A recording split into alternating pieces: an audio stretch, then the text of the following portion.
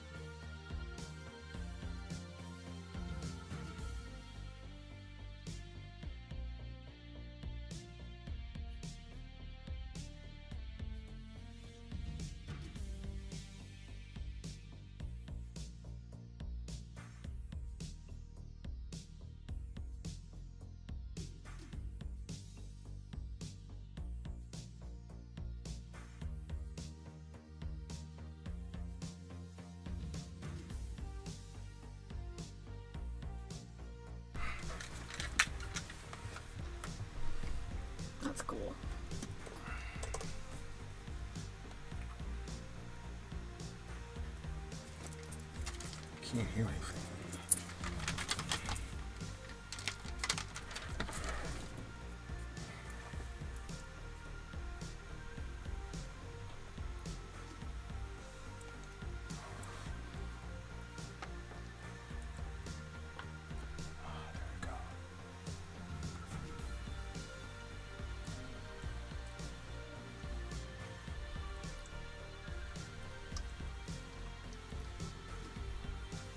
Pull them up.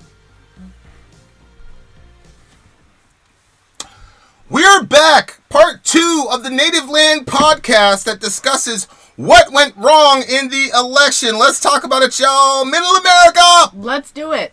And you ain't black. I don't know what I said. The first time ever any... What are you people? We're Americans. That's it.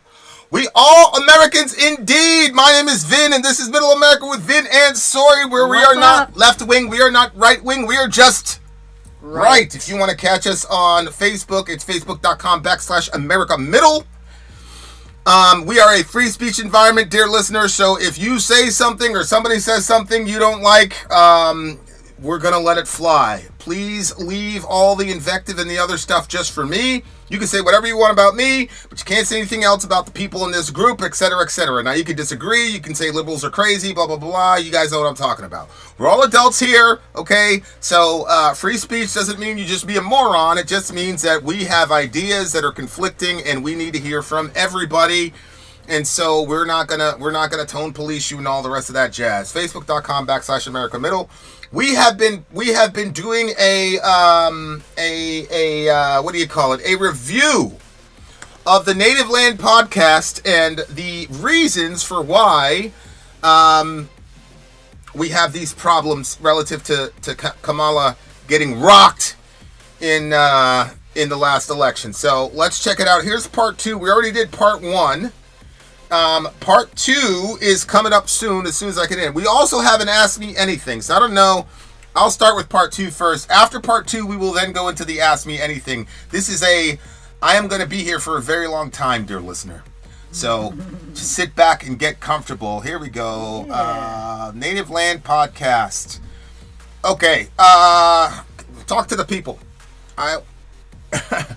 Talk to the people. Yeah, guys. So, random Ask Me Anything. You may ask anything. This happens ask all away. The time. It happens all the time. Ask away.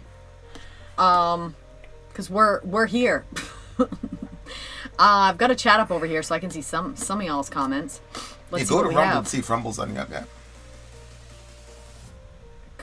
Go to Rumble. Man, FYBJMA. Huh? Go to Rumble. Well, you get the Rumble chat. All right, so we're doing part 2. I had the restream chat too. Doing part 2 of the Native Land podcast. And this should be interesting. Welcome back, Trump. All right. The part 2 is what do you know about Trump's cabinet, and is the Rainbow Coalition dead? Okay, so that's going to be an interesting discussion. What do we know about the Trump cabinet, and is the Rainbow Coalition dead? This should be a very, very interesting one. Whoa, this is really interesting. I need to save this one. Keep talking to the... let's see. So though, saying keep talking to the people, but we don't even have the chat up. Well. All right, guys. I don't quite believe she's drunk because I feel like her team would see how obvious it was. But damn, she looks... Who looks drunk? Who looks drunk? Somebody looks drunk? I don't know. I'm drunk. You're looking at a drunk. Oh, you knocked over my beer. Yes.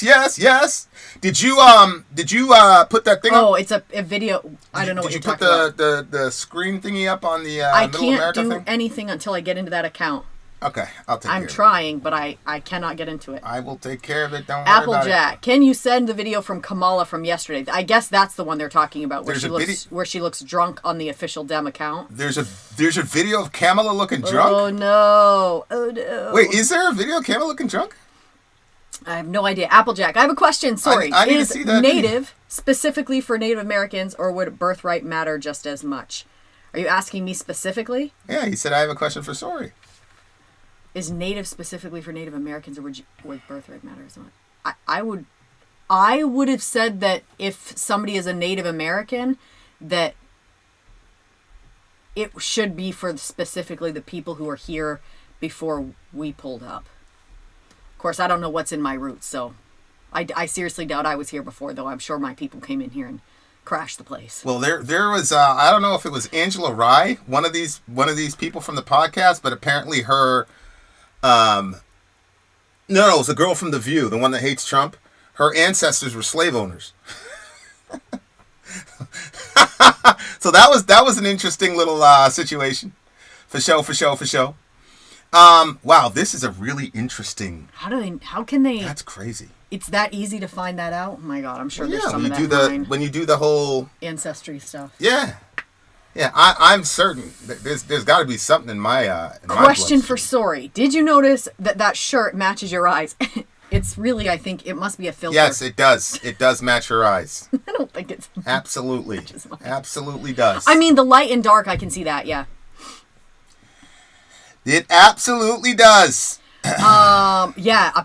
We're gonna need to see that video. What video? I'm gonna. If you don't There's watch a it video here, of her being drunk? Well, I don't know if it's. We don't know. Let's. I think we need to see it for us to know. But Yeah, I need to see this drunk Kamala Kamala Harris. wasted, and a lot of people are saying it and pontificating in the latest video. Whoa. Oh, no. Oh, no. We might have to do that video first, y'all. Where is Okay. that one? Where is it? They said it's up on the Dems page. I don't know what that means. The Dems. Who are you talking to? I'm in the chat. Which chat? Because I don't see it. Oh, is this Restream. So I'm getting. Okay, it's pretty.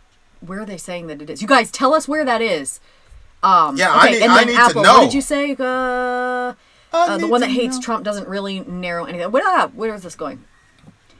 Like if I say my lands that I own and never known anyone else that can, a Native American still be like, but originally. Oh. Okay, are you saying the people that originally were here before we came over? To my understanding, look, guys, I'll be honest. You guys kind of know this about me. I have not been up on the political stuff. To me, it was just a waste of life to just watch everybody just lie. Stuff just get thrown around. It does seem like there's a shift that's happening, and I am getting like more interested in what's happening because it seems like like before it just seemed like that the presidents would come out, make a bunch of promises, and then I would be super excited. I'm talking about when I was a kid, like I'm talking 12, 13 years old, and then realizing that nothing changed at all. And then it would just be like, oh, rah, and then nothing would change. Everything basically, just remained the same. But now it seems like obviously stuff is changing. Some people really hate it. Some people are terrified about it. Some people are excited. Some people are worshiping it. Like there's a lot of different responses. And it seems like I've never seen this much maneuvering. Again, I'm not big into politics, but it seems like Trump is setting stuff up, and you're even hearing the other side saying there's really competent people, like that's a negative thing, but there's very competent people they're saying is getting put in. So whatever Trump is doing and whoever's working with him, it seems like it's kind of spreading out. And, that coupled with some other really interesting things that have been coming out into the public is drawing my interest into the political realm because I'm like, okay, so what is going on over here? But I'm a little bit behind. So from my understanding, again, also the school books that taught us history lied. So there was a lot of stuff that I didn't realize. Stuff was framed in certain ways instead of sticking with our belief that all men are born into sin and then we sin. Like instead of keeping with that mindset and then explaining things from that place, it just seemed like there was a lot of whitewashing and disregarding. And as a matter of fact, I almost want to say that this is not from my parents, but this was from the school books that we were being taught from. To my understanding, we understood that that's how black people became saved Christians, was because they were under the teachings of it's just crazy. Just crazy. Not talking about, what they did, like Washington taking people's teeth, George Washington. We didn't see that side of these people. It was just, their honesty and their, let's, carve them into the side of mountains and stuff. Anyway, that being said, Applejack, to my understanding, there were Native Americans. I don't know if you would call them Americans because that was not what they would call themselves. I don't know. They were here. We came over. We lied to them. We deceived them. We abused them. Gave them, blankets full of disease, everything, and then ended up shipping these people into one specific area where now they're still being oppressed in the sense that girls go missing from these indigenous groups all the time. Nobody does anything. There's nothing said. They're not found. They just disappear without a trace, and nobody cares. People hardly care. Most people don't even know about it. Yeah. And so if you're saying those people can trace their lineage back and they find that exactly the place where Vinny and I have camped our home is their land, to be honest with you, I think that there's so much money flying around going in all kinds of crazy directions. Again, I don't know this side of politics. It seems to me that if you can prove that the land was yours or whatever, I don't think these people should be given one small plot of land or whatever it is where there's no real help and that people are going missing. Like, I think all those things need to be taken care of, and there's plenty of land for us all to have space. Like, we're all stacked on top of each other in all different ways, but I don't think it needs to be like that. Like, so I don't know how you could prove that the land was theirs in that sense, but I do think if it could be proved that, yeah, people should just move stuff around, I'd be fine. I love where we live. But I would go somewhere else if this was somebody else's place and this was going to get those girls from getting missing to a safer place. But, so I'm not sure if I really even answered your question, but can I, as an American, born and raised here, never known anywhere else, hold the same level of claim as a native as, say, Native Americans? I mean, I do. I think that we're part of this place now, but I think that there's enough. I came from Maine. There is tons of area in Maine that's just completely just left. There's no homes there. There's no space. There's places to build. And I know that those things cost money, but we're wasting. There's so much unaccounted for money, and let anybody with a small business do that. The IRS is going to go after you, but the government loses billions. They have so much. What is it? The Pentagon has so much missing. $28 billion. Okay, that's unacceptable. So when they have like Elon is coming in and he's going to be like cutting all these things. I understand people are like leery of that and like, I don't know about this. At the same time, they should. I agree. At the same time, billions of dollars is just getting wasted. I don't know. Can it be worse? It can always get worse, but it could also get better. So I'm just a little bit hopeful that maybe stuff is going to start turning, because there's a lot of taxpayer money that is unaccounted for, and the government is paid by us. We are the ones that are feeding this giant machine, and yet it's consuming us. And it's, all of our money's getting. Come on, man. Nobody would accept this from a church. If a church had so much money coming in and billions of dollars was unaccounted for, I mean, what's his face? If he opened up his church for one thing but not another, and people crucified the man, Come on now. We gotta be across the board with stuff. All right, guys. I was gonna run the part 2 to the podcast, but apparently Kamala Harris has released a video to talk to us, which is great. So we're going to watch it and analyze that. Then we're going to go right into the Native Land podcast. Okay, I'm trying to split this up so that we have timestamps for everything. We're at 2:06 for the Kamala Harris stuff. Okay, guys, here we go. This one should be interesting. Kamala Harris released a video on X, guys, so let's check it out. And welcome back, everyone, here to Live Now from Fox You are not Media. Kamala Harris. Okay, there she is. All right, so Kamala is going to be speaking to us. I want to hear what she has to say. I'm going to mute this here. We're going right in. Let's see, Kamala. A brief video message, but I want to play that out for everyone right here on Live Now from Fox, and then we'll discuss. I just have to remind you, don't you ever let anybody take your power from you. You have the same power that you did before November 5th. And you have the same purpose that you did.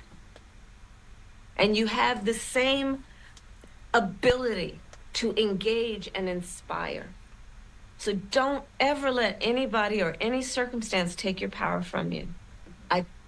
All right, so that was the very brief. It's only 26 seconds. So Kamala Harris putting out that video. The full video is 9 minutes. Yeah. All right. Benny Johnson posted the full vid. All right. Keep talking to people. I'm going to look for the... Look, we're doing this live, dear listener. Yeah. We got breaking news. Back to the questions. Oh, I see what you're saying. So in 2024, why are we still calling them Native Americans when we are natives too? To be honest with you, I am not sure if that is...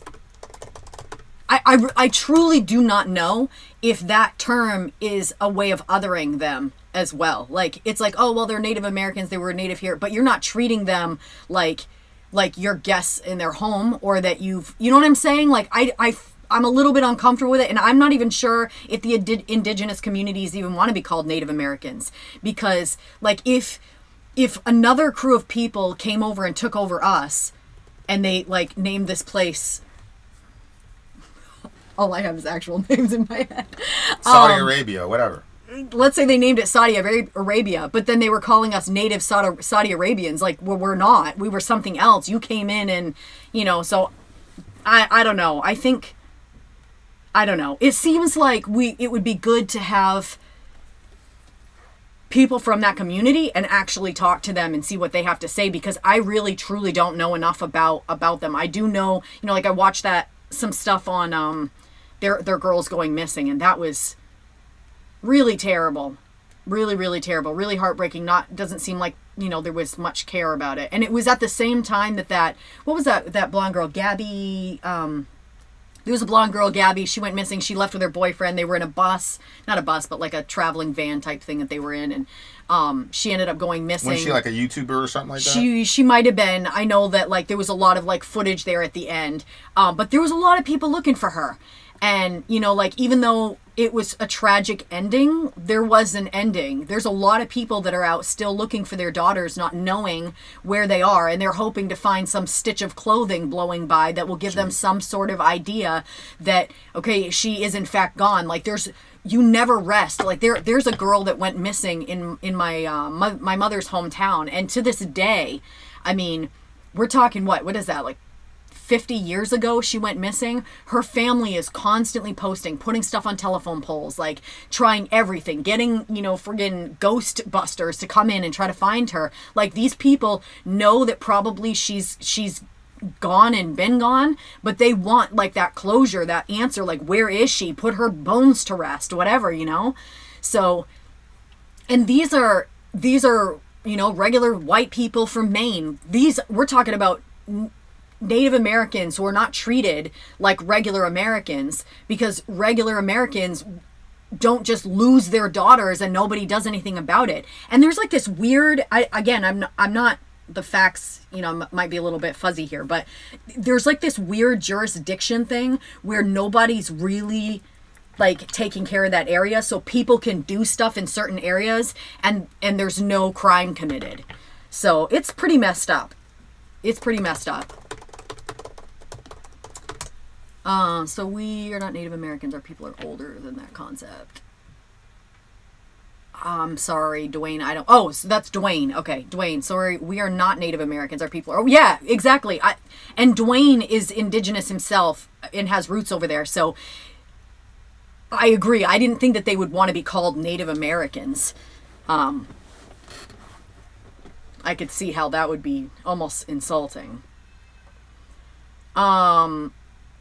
He's going to pull up that video, so we're going to get the full one. We're doing the full breakdown of the Kamala video. Yeah, so because it's like 9 minutes, but I don't know. Okay, so Hunter, let's say that another ethnicity came here and conquered America from white Caucasians, and white people became the minority now, just like the indigenous. Would white people be considered natives now?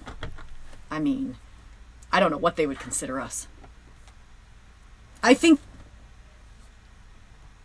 You think what? I think that I'm thinking about this stuff like right now, like, oh no, that's AI. You're thinking about it what? Well, I'm just like thinking about it on the spot, and I like, for me, like, need time to like sit and really like process through it. But I mean, the Native Americans, they're native, but they don't want to be called Americans, and that makes sense to me. So I don't know if you would say the Native Indigenous. I don't really know. Again, I think that it's really important to talk to people from that area, because we can, you know, pontificate on this topic all we want, but at the end of the day, like, I don't know their pain, and I don't know the history that they have and the stories that they have passed down generationally to this generation of everything that happened. I know what happened based on those history books that I studied, but again, those history books that I studied were completely different than, you know, having a conversation with Vinny and hearing like how things actually really are. And I think that sets us at a disadvantage, because, well, I mean, look at those missing girls. Nobody's looking for them, and a lot of people don't even know. I didn't know until like a couple years ago when Pony brought attention to it. And then even then it took me like probably a year to look into it, and I don't know if I was like avoiding it for like the pain that it might, because I never liked unsolved mysteries. I want to know like what's the ending, what became of it, whatever. And that to me is like just another version of that. It's like you've got, you know, hundreds, I don't know what the numbers are, maybe thousands of girls that have gone missing. And all right, guys, here we go. I got the full clip now. This is no, Kai, I haven't. I guess 9 minutes. Write that down somewhere. That timestamp 2:13. We've got a 9-minute video of Kamala Harris, and she addressed the nation, which I think is really cool because honestly, like, I've been waiting to hear from her. I mean, she is the vice president still, so she still's got, you know, work to do. Here we go. VP Kamala Harris addresses election loss, urges supporters to hold power. Okay, that's a hopeful message. Thank you, Tim. Thank you. Back at you, brother. You are such an extraordinary leader, and we have become lifelong friends. I just, in front of everyone, I want to thank. Yeah, she does look kind of inebriated a little bit. But she's obviously forcing a smile. See, that's the thing about her. Like, everything seems so scripted. Like, that smile doesn't look like a genuine smile to me, but whatever. We continue. Thank you, Tim. You lead with courage. You lead with heart. You see the people. You care about the people. You believe in uplifting the dignity to which all people are entitled, and you do it with. Why are all people entitled to dignity? Why? And you have a sense of fun when you're doing it. But you are an extraordinary leader, and obviously the people of Minnesota are very, very lucky to have you there. But you are a national leader and a dear friend, and thank you. Noel, thank you for your work in Pennsylvania and all that you did for our campaign. And let me just say to everyone on this call, I am so grateful for you, and I'm so thankful to you. I'm thankful for your love of our country and your willingness to put the work into it. I'm thankful for the faith that you put in me and Governor Walz and our team.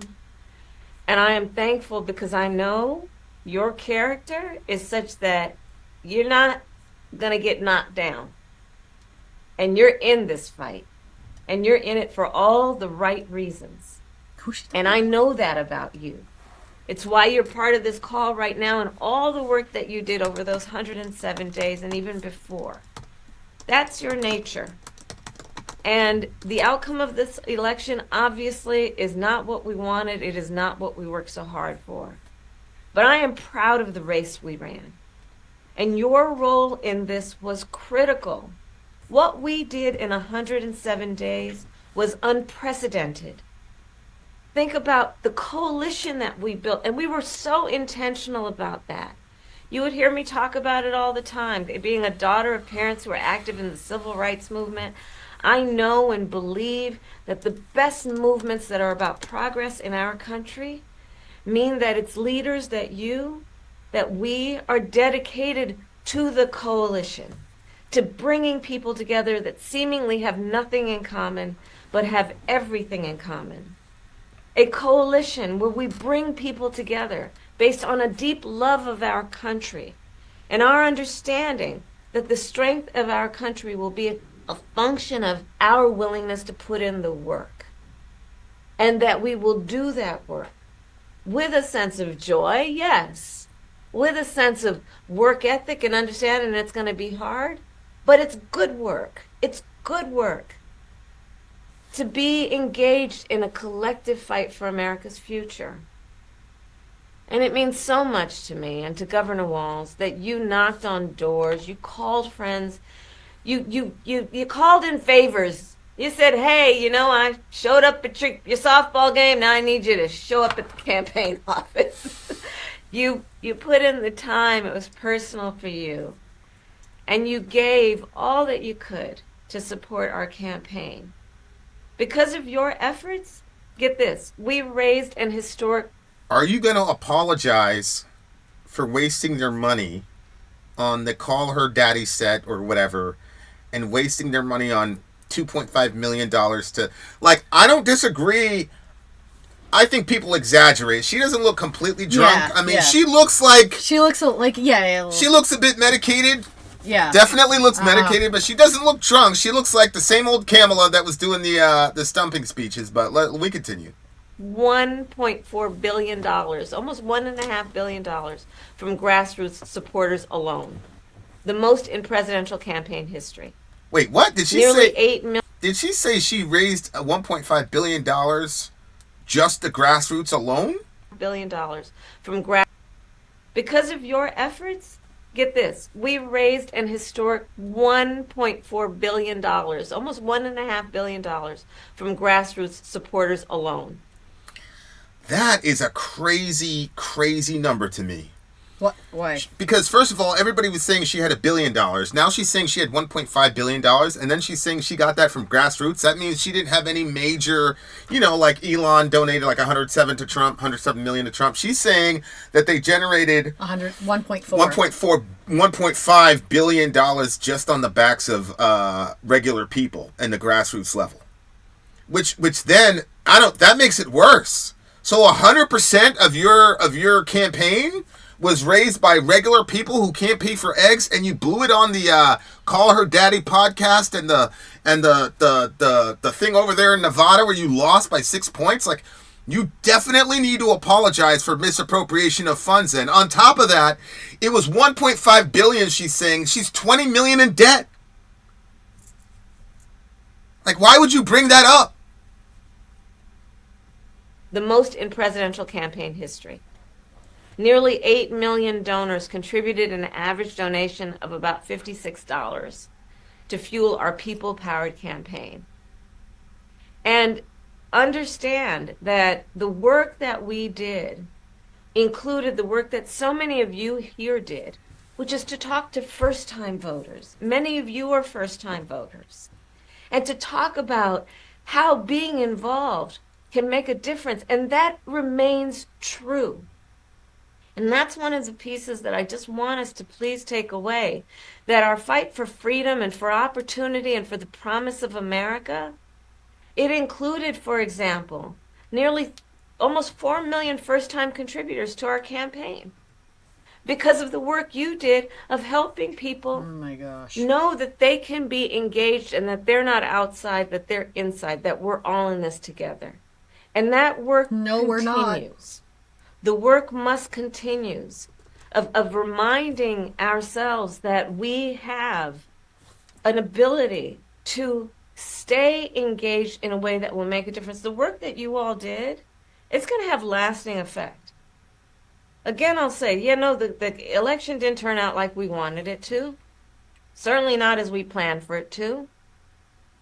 But understand that the work we put into it was about empowering people. That's the spirit with the work we did.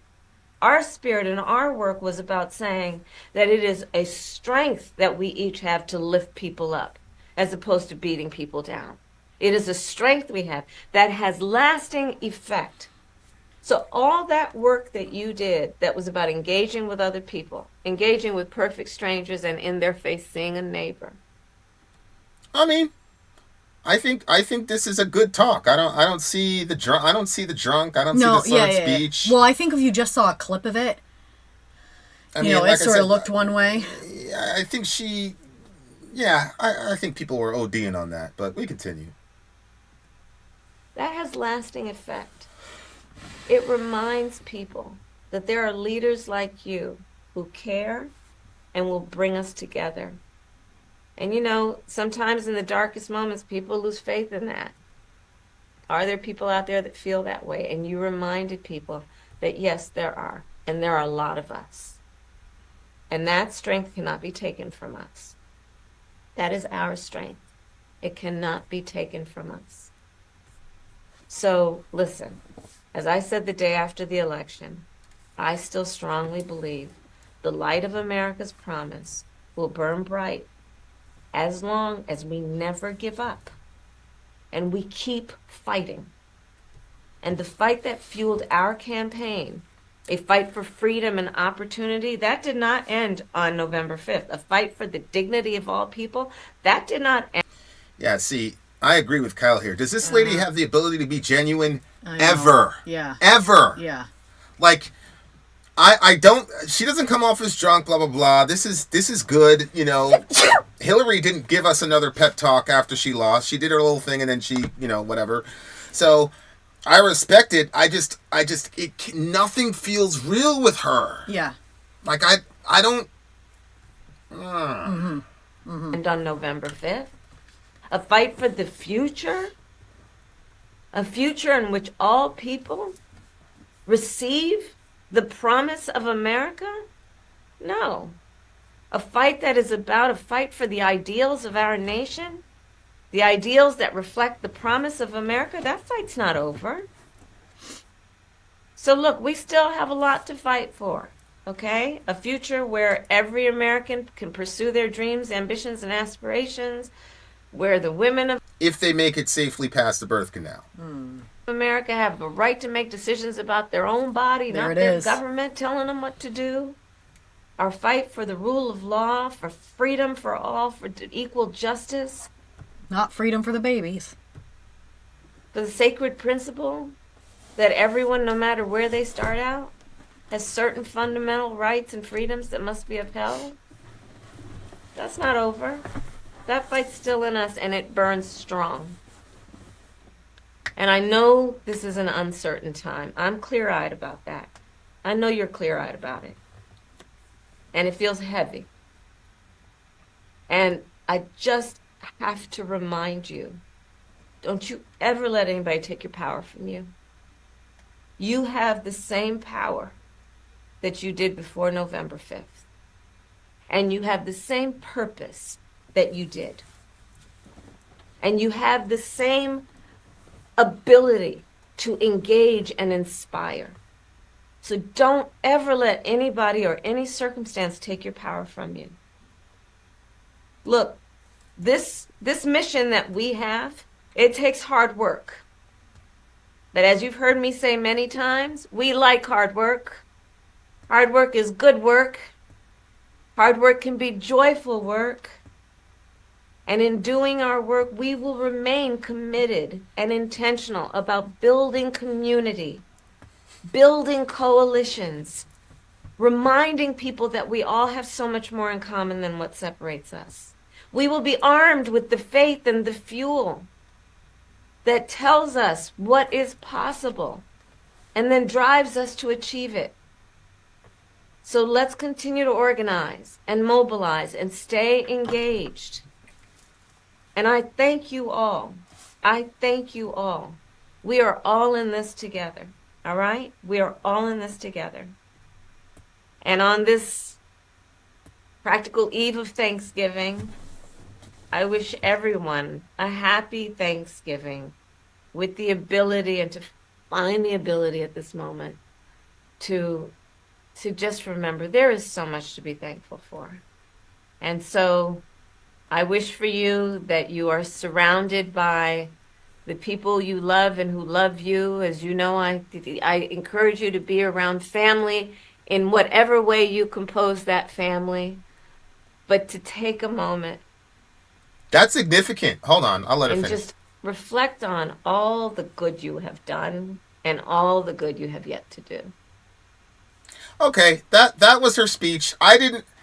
she looked a little bit medicated, but not so medicated that it was like, yo, you know what I'm saying? Why did she go on camera? Yeah. Yeah, like, and actually that last thing she said was when she said, I encourage you to be with your family is important. Yep. Because a lot of these leftist stations, Joy-Ann Reid, for example, all them people are instructing people to not hang out with their family on Thanksgiving, or even worse, like start a jihad during Thanksgiving. So I thought that was good. I don't think that she was like drunk and, you know, whatever. It looked to me like she was on, you know, medicated to a degree or tired or whatever, but it didn't look to me like she was like completely inebriated or whatever. Not completely. I definitely think that it looked like she was on something, though. I think I would have waited if I was her, but that was a decision that was made, and I agree with. I mean, how much longer could she wait? I mean, she lost 3 weeks ago. Well, I mean, yeah, but how long does it take for it to wear off a little bit? I just would have waited a little bit longer if I was her, but maybe that, you know, I don't know. But I do think that the last bit was important because there was a lot of people saying, I think you just addressed this, don't go see your family. I mean, you said women are putting out stuff of how to kill your husband if he voted for Trump. Yeah, that's a big thing right now. Yeah. Talking about killing their husbands. Yeah. Crazy. Yeah. So I think her coming out and saying, hey, like, don't, you know, however you construct your families, like, enjoy your families. And I think that it's true because, you know, nobody's guaranteed tomorrow, and everybody's, you know, emotions are high right now because Trump just won and people had certain expectations or, you know, whatever. And so things are, and the language that's been used is so extreme that it's like, if you don't agree or vote for the person that I believe should be in, then you hate us. There's genocide. There's the language is so up there. And I think there is an actual genocide happening. All you weirdos. All right, continue. I'm sorry. No, go ahead. Go ahead. Yeah, Jay Val says, Kamala been on booze, pills, something for the whole term. I agree. She just looks tired in the clip. A political lifetime of phoniness. I think that it's probably impossible to run a campaign like the presidential campaign without some Adderall. You know what I'm saying? It is. You've got to be on 24/7, yada, yada, yada. I'm sure there's probably a big crash, you know, at the end of that stuff. And it probably takes you 3 weeks to recover. But they're doing something. It's an unnatural, grueling type of, grueling type of gay. Yeah. Hey! Yeah, it's on YouTube. It's on Middle America with Vinit Sori. Okay, guys. So that Applejack says, I get why you think she didn't even look drunk, but if you think about it, Epstein didn't kill himself. True. Very true. Okay, we're going to come right back with part 2 of the Native Land podcast. I am doing intros for each so that we could chop it up later and set these up in little bite-sized, you know, pieces. bite-sized thingamajiggies, so you don't have to listen to a 5 or 9 hour stream and like mine through all of them. So we're gonna go back to the thingamajiggy, and then we're gonna come right back with more goodness for you, beautiful people. Love your neighbor. Take care of each other. Middle America. We are the media. Till next time, guys. Oh, I was supposed to say. Till next time, guys. Yeah, but it's okay. Here we are. Hey! We're back! Part 2 of the Native Land podcast, in which we discuss what happened with the Kamala Harris election. Part 2, guys. Here we go. Let's talk about it, y'all. Middle America. And you ain't black. I don't know what I said. The first time ever any... What are you people? We're Americans. We are Americans indeed. We're not left wing. We're not right wing. But we are just right. My goodness gracious. Welcome to Middle America. This is Vin. I'm Soraya. And we've got a lot of interesting stuff to discuss and do today. One of the things that we're discussing right now is obviously this podcast. Native Land podcast. Yes. Seems to be more on the left. And it is... is it specific? What did you say? This is like hip hop cultures, like Yeah. Angela Rye is kind of like the hip hop sort of surrogate for the Democratic Party. Okay. She's the one that communicates politics to guys like Charlemagne the God, Breakfast Club, that type of thing. And so she's a strategist. And then there's Andrew Gillum, I think his name is. And he was running for governorship of Florida and pretty much almost won. He almost won the governorship of Florida. So he's pretty knowledgeable about his stuff. What's up, Kai? Here's my question. Why haven't we pushed a startup? We still don't have a client list movement. That's a good point. Where is the Epstein client list? I need to know. I need to know. Tell me, baby girl, because I need to know. I don't think we're going to find that list until this generation of political operatives die. But anyway. Yeah. All right, guys, here we go. Part 2 of the Native Land podcast. Here we go. Is the Rainbow Coalition dead, they said. That was the question. Let's check it out. All right, ladies. I know confirmations, appointments are in the process. I would love to just do a quick and dirty on... Guys, once again, I'm going to ask, do you want us big and the screen little, or do you want it like this? If you want it flipped, just say flip. Yeah. If you want it to remain the same, just say the same. We continue. Leave it. What are recess appointments? How do they happen? And what power does the Congress have in the face of threats from Donald Trump? What you got, Tiff? The idea of this biblical curriculum being taught in schools, is in the news this week, but there are a lot of other states that are trying to push this as well. Yeah. Hey, Rod, what's on your mind? We kind of left hanging in our last episode if it was even necessary to continue the podcast. Should we continue? And I think it's important for us to address what we're thinking. So that's what I want to talk about today. I appreciate that, y'all. Well, listen, let's get to it. Native Land Pod is a production of iHeartRadio in partnership with Reasoned Choice Media. Welcome home, y'all. This is Guess It, episode 54 of Native Land Pod, where we break down all things, politics, culture, you name it, we got it. We are your hosts. I'm Andrew Gillum. I'm joined by my two favorites, Tiffany Cross and Angela Rye. What's up, everybody? I hope we're doing well. I can't wait to get into the show. On the topic of where we go from here, I appreciate you bringing that up, Angela, because I'm sure as you all were, really just overwhelmed by our community. I know that we've all known, and we brag about it all the time, how incredible the listeners and viewers are of this show and how much of a family we feel we have cultivated up to this point. Their responses have been quite incredible. And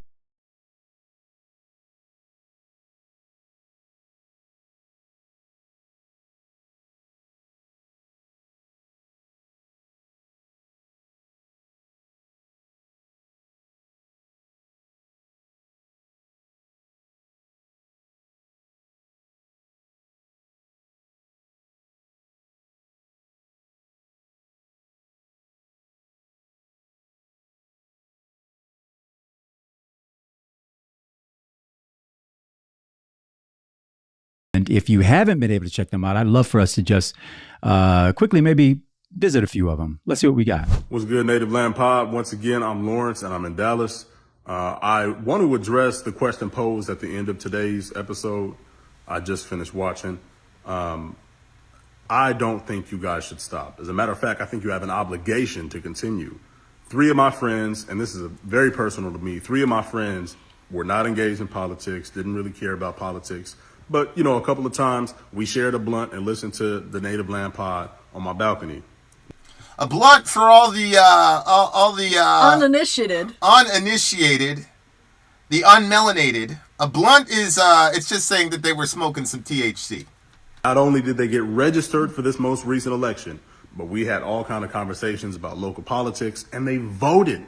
They actually voted, and you guys were instrumental in that.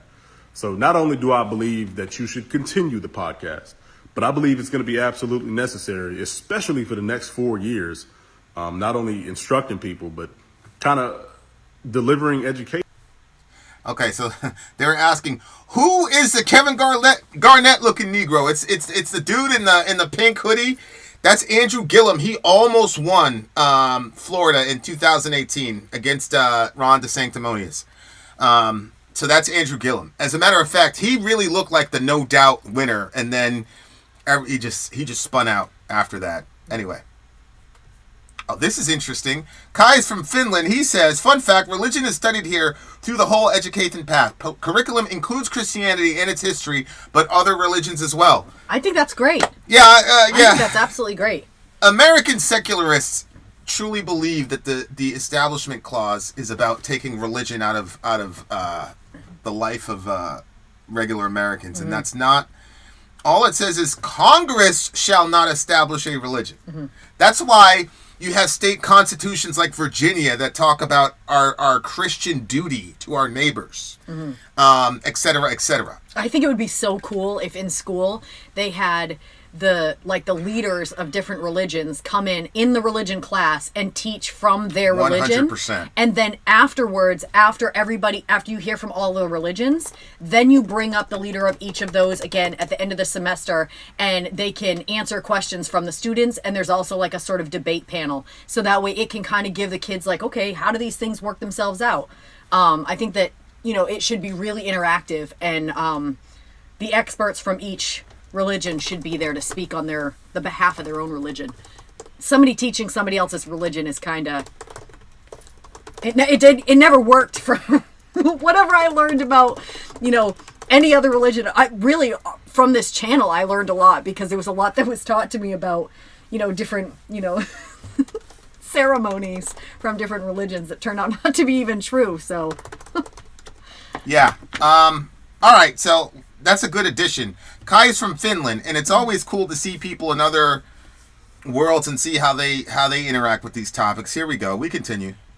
When it is obviously much needed. I want to hang out with him and his friends. I'm telling you, on that other day. Were you running another clip, AG, or that was the one you wanted to see? I thought you said run a few of them. I thought that they had put together a few of them, but let's hear from some more. Do y'all want to hear from some more? I was fine with hearing the diversity. I love that. Okay, Nick, let's hear another one. Hey guys, it's Dawn from Houston, Texas. So that's a cute idea. They were saying like we're gonna stop. They were like, should we keep going? Yeah. What's the point of the show? I was like, that's so ridiculous. And Obviously, their fans are gonna on whether or not you guys should continue the podcast. To put it bluntly, because I've already made 2 videos that are too long. Absolutely, hell yes. We need you. We need the information. We need the sensitivity to us, to our culture, to our people. She means black people. And your work that you've done even before this podcast and that you continue to do through it is going to be instrumental for those of us who are not interested in watching cable news, who don't trust the mainstream media anymore, who want to know the truth about what is happening. Does anyone trust the mainstream media anymore?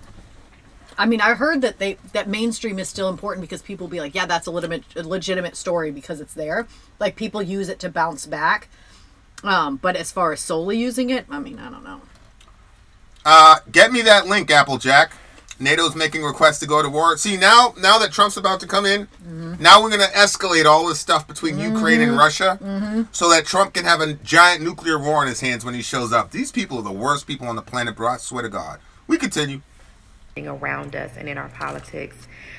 I have shared you guys with so many people, so many young people who just don't have any interest in politics, and they've gotten hooked.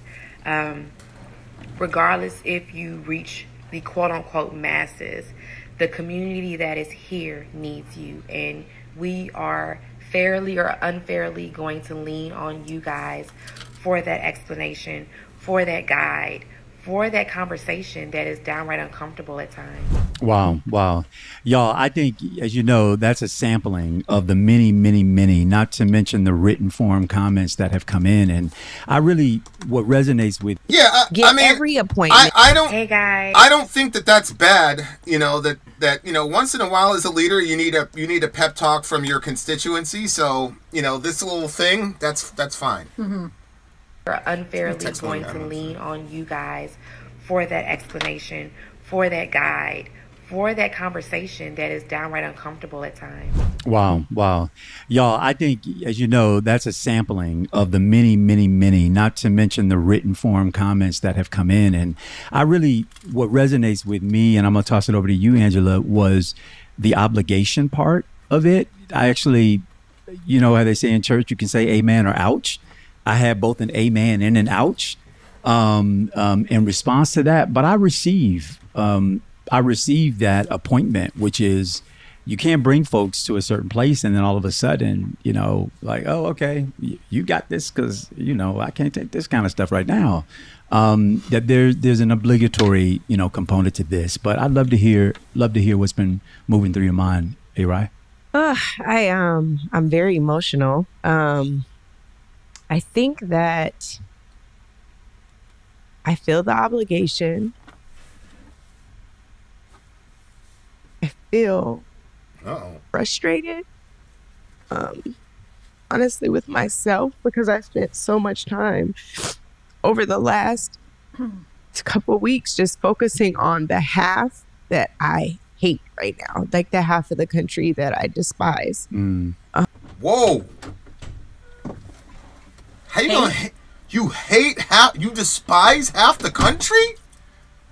Ma'am, there are 300 million people in America. You hate 150 million people? What is going on here? She said hate and despise. Hold on, let me rewind that. Yikes. Yikes. I'm very emotional. I think that I feel the obligation. I feel frustrated, honestly, with myself, because I spent so much time over the last couple of weeks just focusing on the half that I hate right now, like the half of the country that I despise. And I'm frustrated about that. Okay, so I guess this Andrew Gillum guy is never going to run for office again, because all you got to do is play that clip and then watch him go, You cannot affirm that. Yeah. You cannot affirm. Can you imagine a white podcast with some sort of traction where you have this white woman, she says, I just don't know how to deal with all these people I hate. Like, Are you kidding me? That would be all over the place. You cannot hate half the country for voting for a candidate that you don't like. Holy hell, we're Americans here at the end of the day. Ma'am, it was more than half the country that voted for him, so... What are we doing right now? Your hate goes deeper than half. But, like, that's crazy to me, bro. Like, what do you mean you despise half of your country? Your countrymen? Are you kidding me? Holy moly, you hate, man. But, see, this is, like, you know when you're in a family and you might not agree... Well, you know, maybe you might not agree with a certain way that something is going to happen, but not everybody is going to get their way all the time. You just decide, okay, this didn't go my way, but this is still my family. I'm all in on this, and you go all in. So if we have a democracy, and these people are always complaining about us not having a democracy, and so if you don't have if you have a democracy, then if the people chose, then you should get in line and help run this thing forward in the best way that we can, instead of hating your own countrymen. Like, what? What the hell? Everybody should just be on board once it, like, even our side. Then like, they talk about Trump using inflammatory language. Like, he's the only one that uses inflammatory language. But the thing is that, I mean, the election is over. You talking about hating half of your countrymen. That's crazy. I'm with D.C. That word should never be thrown around so nonchalantly. You can't hate half your countrymen. What in the world? Because you don't get understanding through frustration and hate. And I think that what I feel guilty about is knowing that there's an obligation to a whole other half, you know, of the country, and feeling like there has to be a conversation, you know, a come to Jesus, as they say, with so many people, because we are really not on the same page. And I am at a loss at this point for how to get there. And so I think you guys know I'm fiercely competitive over all kinds of ridiculous things.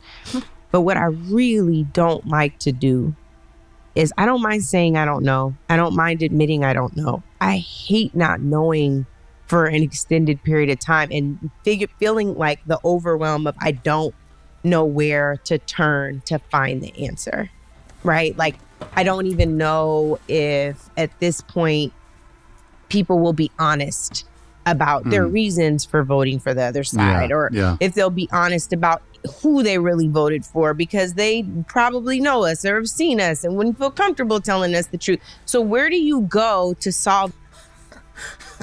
I'm assuming she's talking about telling the truth about who they voted for. That's what she said, yeah. Ma'am, it may have to do with you declaring that you hate them.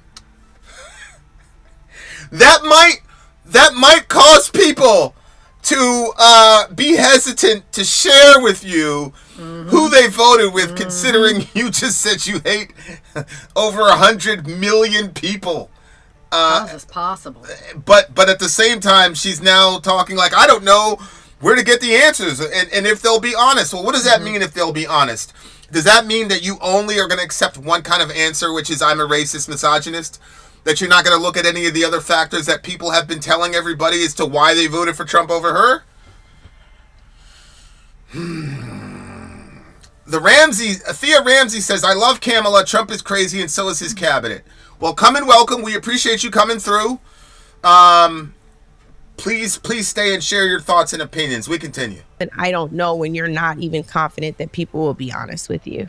You know what I mean? And it's like the weight of that. We were in our group chat earlier, and I'm sorry if I'm flailing. I'm trying to make sense. We were in our group chat earlier. And by the way, group chats are now triggering to me because I feel like, when are we just another echo chamber where we're in our own bubble? Because now we're all getting off Twitter, because now Twitter is going to be the hellscape. And now who are we going to talk to beyond our bubbles? Because we all think at least similar, maybe not the same, but similar. Anyway, I digress. That's 100% true. All these people over there on Blue Sky. Look, man, shout out to Blue Sky, bro. I don't understand, like, that is such a bad move strategically. Like, people have no idea how bad of a move This is like the opposite of the Trojan horse. the Blue Sky thing is. Like, Blue Sky is supposed to be an alternative to Twitter. And from what I can gather, they've got, like, just basically all the famous left-wing people. But those people truly believe that they have, like, so much influence that if they leave, everybody will leave with them. They don't understand. And the irony is, part of the reason why celebrities are not important anymore is because of Twitter. It's because of Twitter. Because, by the way, shout out to everybody watching us on Twitter. We got, like, 37 people on Twitter right now. Like, right now, people are watching us more on Twitter than they are on YouTube. Okay? So, to leave Twitter is crazy to me. It's just crazy to me. But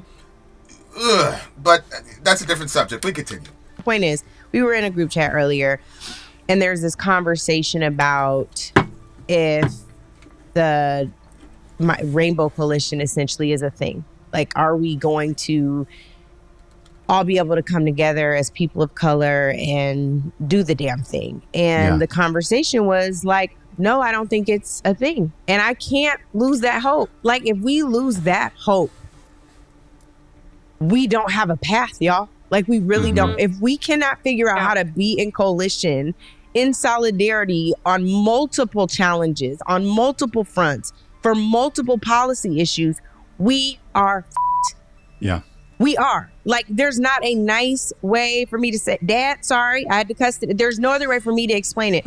We are f***ed if there's no coalition, if there is no coming together for a larger group. There is no path to victory. And I don't want to lose. Yeah, I mean, I agree with you. But the funny thing is that it seemed to me that Trump was the one that did a really good job of coalition building this time around. I'm sorry, but it wasn't the typical person that pushed Trump over the top. Once again, we had a 10-point plus up on we had a 10-point plus up for Mr. Trump with the Latinos and all the rest of it. So I'm with you, Angela, but it looked to me like Mr. Trump created a coalition that many of us haven't seen before. Go ahead. I think you have to define too, or I don't know what her understanding of is winning. You know what I mean? like what she's talking about, the coming Well, together for what purpose, to what end? To win the election. It's so that way winning is being defined as the candidate that you want wins. Well, yeah. Or is winning if we can actually come together. No, she would define it as, because we did come together. The country came together and voted for Trump. That's, yeah. And she hates half of them. That's so what winning, I'm saying. winning for her is people vote for her candidate. Okay, but if the majority has picked a certain thing, isn't it time to just come on board with it and Not try to necess- steer the thing now? No, Hitler. While at the same time Hitler- still prepping for the next 4 years? I'm sure Hitler was voted in democratically to a degree, right? So, like, if you're dealing with an existential threat, like a leader that threatens the actual existence of the world, then you should not get in line with that. Yeah, but what is Trump saying that's threatening? That's my problem. My problem is that Trump is not Hitler.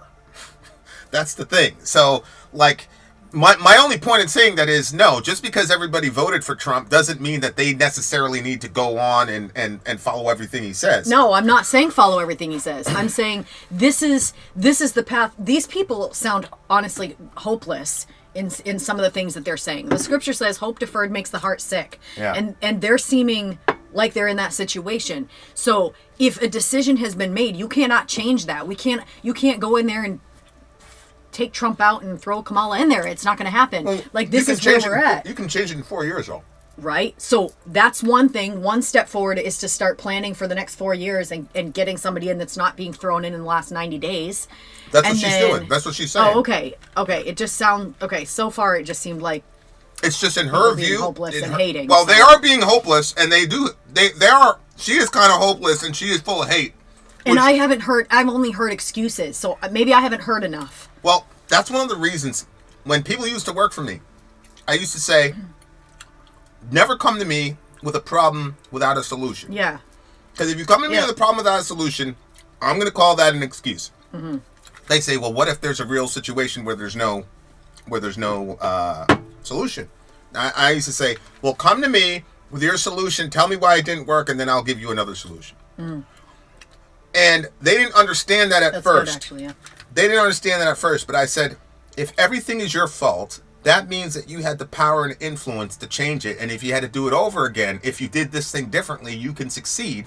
So the next time you run into a problem, you're now empowered. Mm-hmm. People look at taking responsibility, saying it's my fault, all the rest of it is some horrible condemnation. Mm-hmm. It's not. It's saying, I could have done something that could have changed the trajectory of X or Y situation, mm-hmm. and I didn't do it, but here's why I didn't do it, and next time I'll be more prepared. Mm-hmm. If you don't take any accountability for yourself, or you don't hold your candidate accountable, that actually gives you powerlessness. Mm-hmm. Because earlier, one of these girls said, there's nothing she could have done to save herself from this election. Mm-hmm. Well, if that's the case, then you're completely and totally disempowered and there's no hope. So you can't have both. You can't get let off the hook and have power at the same time. Mm-hmm. If you have power, then you can't get let off the hook. Mm-hmm. If you get let off the hook, then you have no power. Mm-hmm. Okay? If my 2-year-old pees in the middle of the living room, okay, nothing's gonna happen to him. He's 2 years old. He doesn't really know what he's doing. If my 8-year-old does it, or my 5-year-old does it, that's different because you've got more influence over your body, bro. Mm-hmm. So, like, that all works for babies and whatever. But when we're talking about people who are trying to lead and run a country, man, you got to hold them accountable for being losers. That's mm-hmm. all. I think that sometimes people feel like you've already lost, so you're like already face down in the dirt, and then to take all the responsibility, you're just like grinding them into the ground when it's actually, you know, like you just explained, like if we had a wheelbarrow, or if we had a wagon that we were pulling and the wheels fell off and you try to stick the wheel back on, but instead you stuck it on the top instead of putting, you accept responsibility for that you did it wrong, you can get that thing fixed. Correct. But if you're just going around saying it wasn't my fault, then you can't fix the problem. So we have to, all of us, I mean, it's and these are the same thing in every area of life. It's not just in politics, but just in our day-to-day lives. So that's when you know, like, okay, this is something that's very important. If in regular life, we all have to take responsibility for the things that we do. Yeah, responsibility is all about being empowered. Mm-hmm. It's empowerment. It's not about blame. I don't want to lose. That's real. Well, Tiff, where you at? Well, I just want to say this about the the coalition building, because as you all know, I've talked about it on this show and in everything I've done, I have believed in the multiracial coalition. I've always said I have the Fred Hampton approach, like bring everybody along and let's, we align, we can win. I want to caution us because exit polling data is not the most reliable. And we were cautioned in our group chat by that. But what I saw was jarring to me, to see so many people of color align with oppressive policies and oppressive issues. Which and it policies? Quite frankly broke my heart. And Which policies and what issues is she talking about? People of color aligning themselves with oppressive policies. Maybe she's going to elucidate what those oppressive policies are.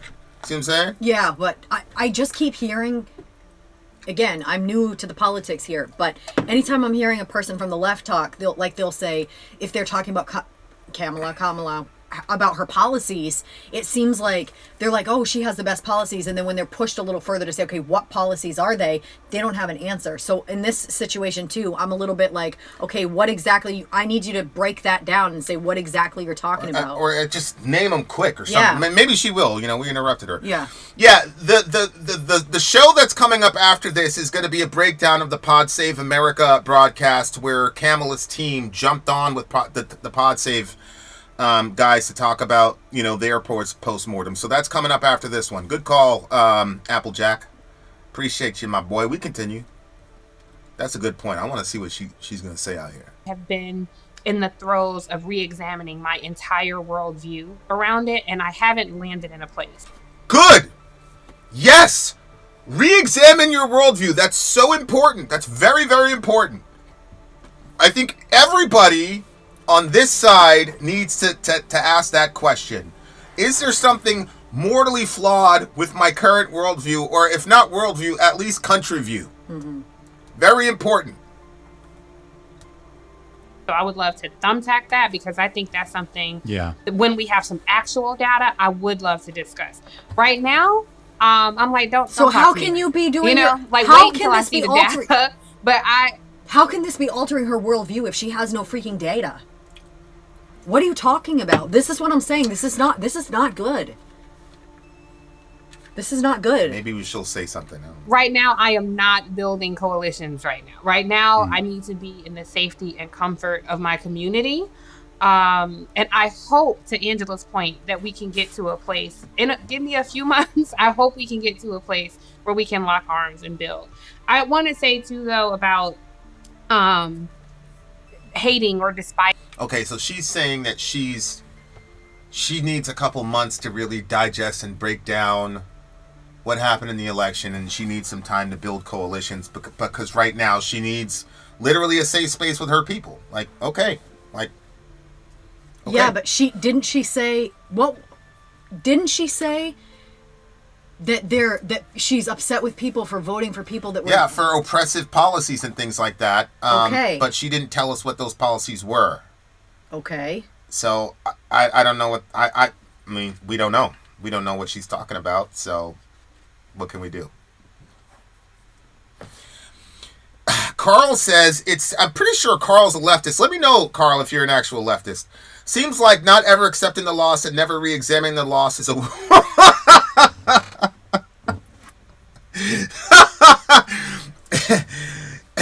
It seems like never accepting the loss and never re-examining the loss is a winning strategy. Yeah, I agree with you, bro. But it's okay. If you want to be emotional, shorty, I'm here for it. It's cool, but...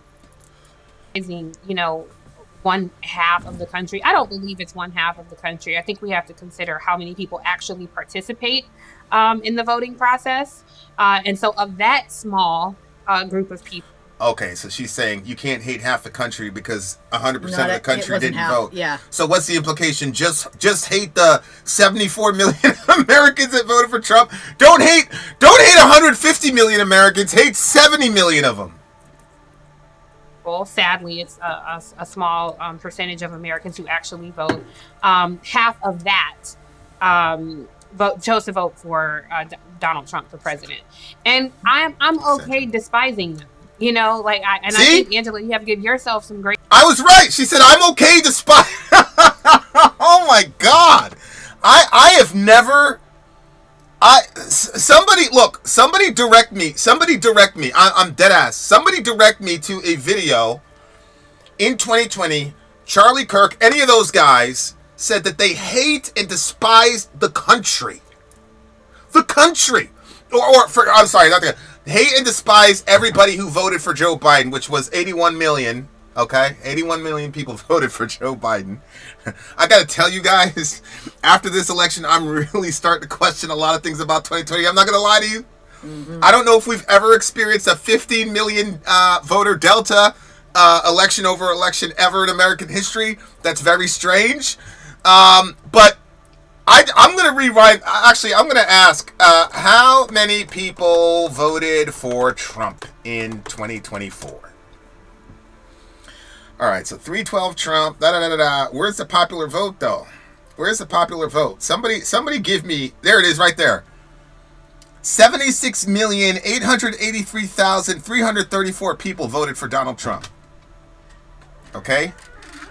That's the last one I have. So this woman hates 77 million people. Eccentric. 77 million people, essentially. Good night. She hates 77 million people. That's okay. Don't hate half the country. Just hate 77 million Americans. My God. Thea, thank you for participating. Thea, can you tell me, do you hate and despise everybody who voted for Trump as well? It's a serious question, and everybody in the comment section, be good to her. There's going to be a zero tolerance policy for anybody that messes with Thea Ramsey. But it just let me know if you hate half the country or I'm sorry, 78 million people. We continue.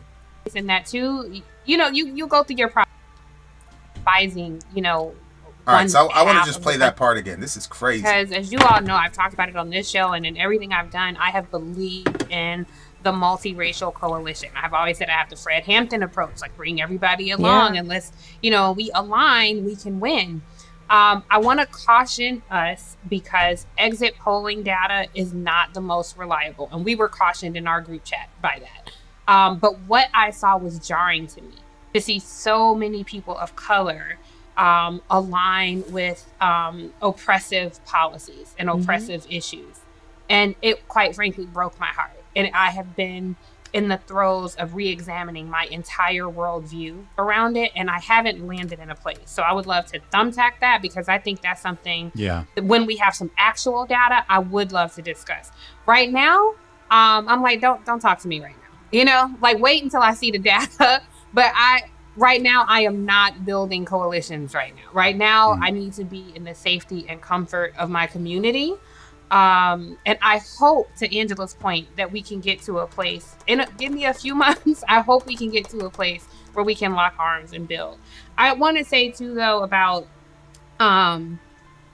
hating or despising, one half of the country. I don't believe it's one half of the country. I think we have to consider how many people actually participate in the voting process. And so of that small group of people, sadly, it's a small percentage of Americans who actually vote. Half of that chose to vote for Donald Trump for president. And I'm okay despising them. And I think, Angela, you have to give yourself some grace. But you have no facts. That's what she said. You're okay despising them. She said she has to wait until the facts come in before they can discuss it, which means there are assumptions at this point and rumors at this point that are changing her worldview and breaking her heart. This does not seem very healthy. You should get the facts before you make these types of calls and hate people. Yeah. I don't know what. I mean, it's just hard for me because it's like, how are we going to find a way to find each other as Americans? Like, if we have language like this, and I don't have a problem with the language because it's like, okay, if that's how you really feel, then, who could be mad at that? Like, she's at least being honest. I'm just saying, like, yo, like, how can you say you hate all these people and then simultaneously truly believe in your heart that that you're on the side of righteousness. Especially, I could say with black people, we have a very, we're very religious people. Black people are extremely religious. So I don't understand how, as a professing believer in Christ, that you could say, I'm gonna make way for hatred. Mm-hmm. And I'm gonna give myself grace for hatred. No, I'm not gonna do that. Mm-hmm. I felt hatred, man. That's the thing. Like, I felt hatred. When 9/11 happened, I had real and genuine hatred, man. I really did. And I, unfortunately, you act that stuff out in the world if you're in certain situations to be able to do that. But I don't know, man. I don't know. For me, this Gaza stuff. I heard a lot of things about Trump and Trump supporters and how hateful they were and all the rest of it. But this sounds like, your process, your process of grief and emotion and everything you're going through.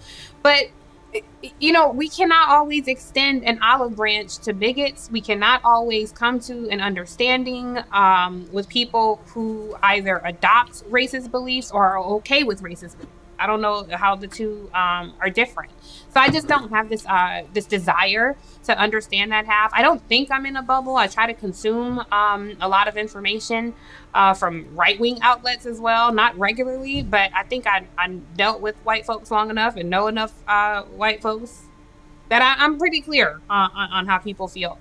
The people of color piece is something that I have curiosity about. So I just am so grateful that people do respect and have happily and joyfully joined the community that we built here. Like I said, it's not a podcast. We built community. I think that's reflected, and I think it will be reflected in this. Would I be accepted in your community? Because I don't. We already know about you. You definitely wouldn't be. Well, sometimes you're not accepted in your community because of me as well. Well, yeah. I mean, that's why I leaned in. There are more options than Trump or Kamala. I'm not going to tell you guys who I voted for, but what I did do is tell people who I didn't vote for. I did not vote for Kamala Harris. So I wonder if I would be able to have a space in this girl's community, because we're talking about community, right? I'm black. That should be enough to qualify, right? That's a dead ass question. I'm going to email these people and be like, yo, get me on the show. I want to talk. Let's see. Mm-hmm. And again, black people. Why did black people vote for Trump? Because black people are suffering economic hardship. Shit. So the material conditions on the ground for black people are bad. So the metaphysical idea of electing the first female black woman president doesn't mean anything to anyone when they're in a bad material situation. But she was saying that there's like hatred and racism and stuff that are in the policies. If you're white and you voted for Trump, you are automatically a racist and a bigot. But we're not the only people that voted for Trump. White people are not the only people that voted for Trump. I know, and that's why she said, white folks, I already know about them. She looked up. She already knows about them. Okay. But the piece of black people who voted for Trump, that's what she's concerned about. Oh. See what I'm saying? Oh. Okay, I missed that. Political cycle. I think we will see, we saw a huge spike in people tuning in to this episode. We saw a huge spike in people who watched our mini pod on what happened. I think those numbers will continue to grow exponentially because the news media has painfully failed everybody. And so people are going to different sources. And so I'm on. I don't see the correlation between the news media, quote, failing everybody and Trump winning the election. Like, what's the correlation? What else what do you believe the news media is supposed to do that they haven't done? Especially if you're talking about left-wing media. MSNBC was every day calling Trump a fascist, calling him Hitler. CNN was doing the same thing. What else is the media supposed to do relative to this election? Mm-hmm. I don't understand what they're talking about here. To share a space with you guys, and I take the responsibility very seriously. Mm-hmm. And so when we are here, I want to be sure that we are presenting the most clear, accurate information, that you guys get to hear a diverse perspective. Y'all see we don't agree on a lot. This here I do not think is an echo chamber. I think we have very different opinions, perspectives, things that we bring. And so I just want us to continue to grow. personally, professionally, and grow our audience in this space. And I'm thankful for the thousands, literally thousands of you who reached out to us over the past week to let us know what you meant. And I think it was heard from here to iHeart executives and all across what a value this show is. Well, I'm glad that they got some affirmation. You know, they were pretty discouraged. You know what I'm saying? They were pretty hurt. So I think that's cool that they got that affirmation. I just don't know if... I don't know, man. It's just tough. I remember after 9/11, everybody loved everybody for like 4 minutes and 38 seconds. That was so glorious. Like, it's just so disheartening sometimes to hear this, man. Like, damn, and like, you, these people are leaders. Like, that's the thing that's killing me. It's like, you're a person of influence. You said thousands of people reached out to you guys and said, hey, we need to do this, blah, blah, blah. And y'all just came out and said hating and despising your own countrymen, your neighbors, your teachers, your softball coaches, your football coaches, your doctor, the dude that took care of you when your wife had to do the C-section. Like, all those people, they're okay to hate. You're saying that as a leader. Yeah. I don't care if you're in your feelings. We do not need more hate. This is literal hate. This is the thing that kills me about YouTube. You say something, whatever, they'll call it hate speech. When you literally have somebody saying with their speech, saying they hate people. Now look, I don't believe she should be penalized by YouTube for that. YouTube should stay out of it. What I'm saying is, y'all know what I'm saying if you're in the industry. Good night. But most importantly, our conversations with you, the audience, is what we value the most. Yeah, I'll just quickly say, because I know we didn't bright line this as a major topic, but both of what you said, both of your perspectives resonated with me. And to dive in just real quick with you, Angela, this whole idea of not knowing, I've really wrestled with. So Andrew Gillum, who came this close to being the governor of Florida, just said that that both of those girls resonated with him. Yep. So their hatred of their fellow countrymen, 75 million deep, it's like, wow, man, wow. This, like, can I be so disconnected from a set of people, perspective, lived experiences that things still stun me in the political space, which I thought, and I think probably for the three of us, we have had at different points in our lives pretty strong commands of and on. The other thing that has really vexed me is this, data that's showing that, we had 2 million fewer Democrats turn out to vote. Independents outperformed Democrats. There were first more Republicans who voted, second more independents who voted, and third Democrats.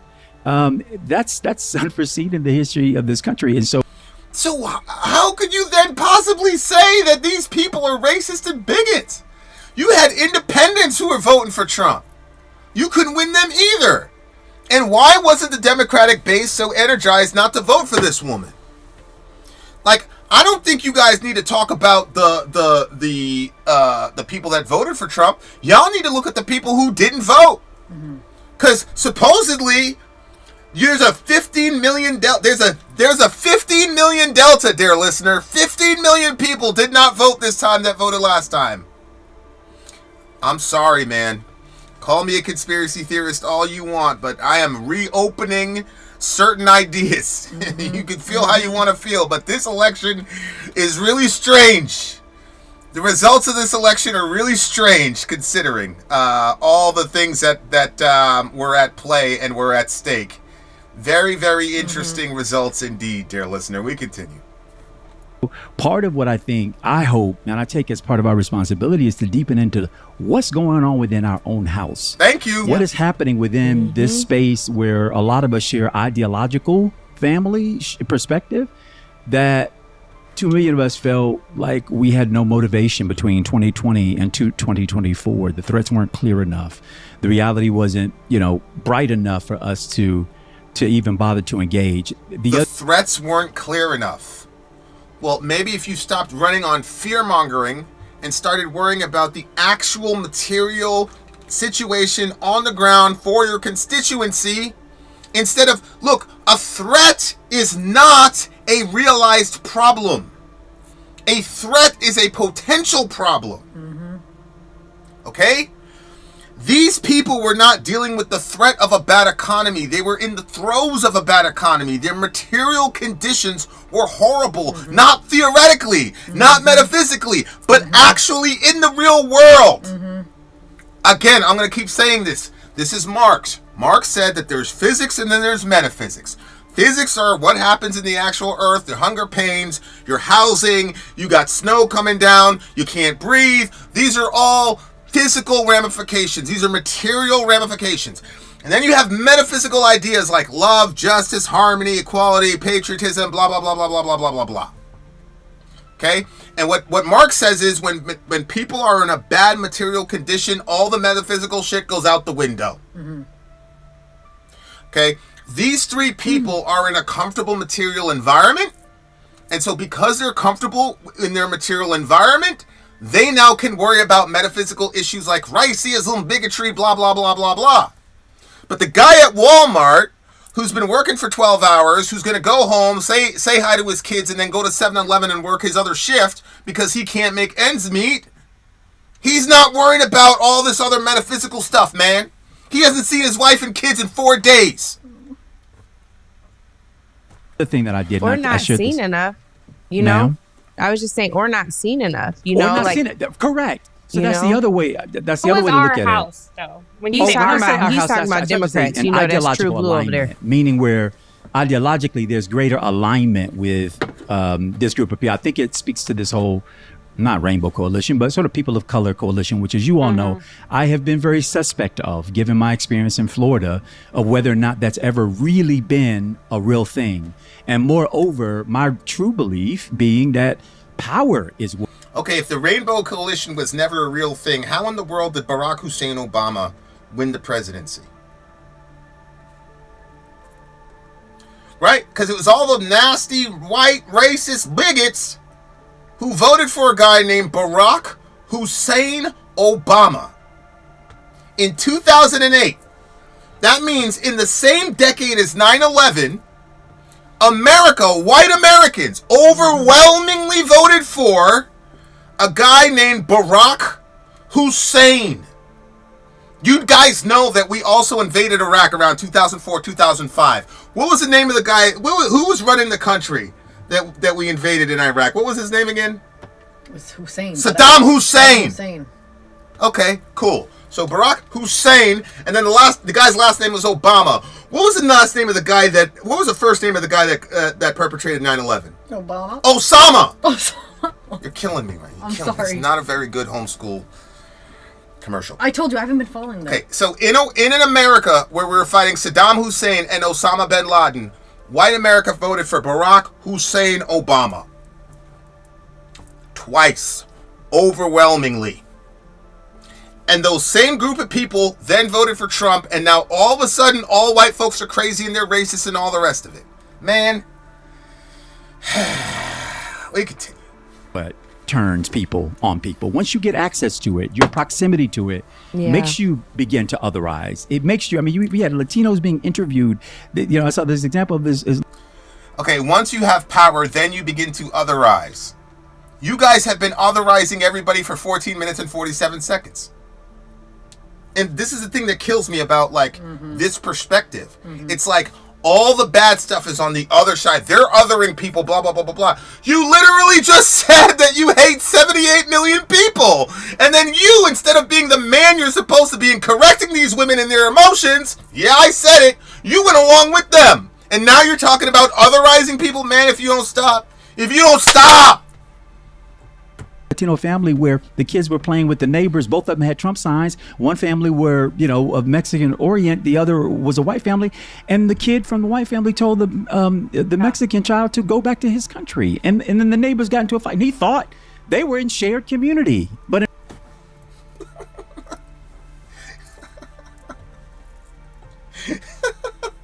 Wait, why are you laughing? I mean, okay, so there's a Latin family with a Trump sign in the yard, and then a white family with a Trump sign in the yard, and the kids are playing together, and I guess the Latin kid beat up the other kid, and the kid tells the other kid, Go back to your country.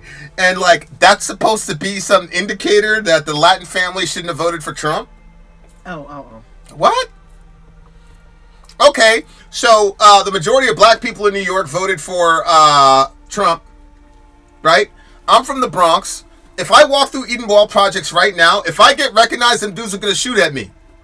Even though they voted for Trump. So does that mean they should have, even though they voted for Kamala. So does that mean then that they should have voted for Kamala because we got black on black crime? This is such stupid logic.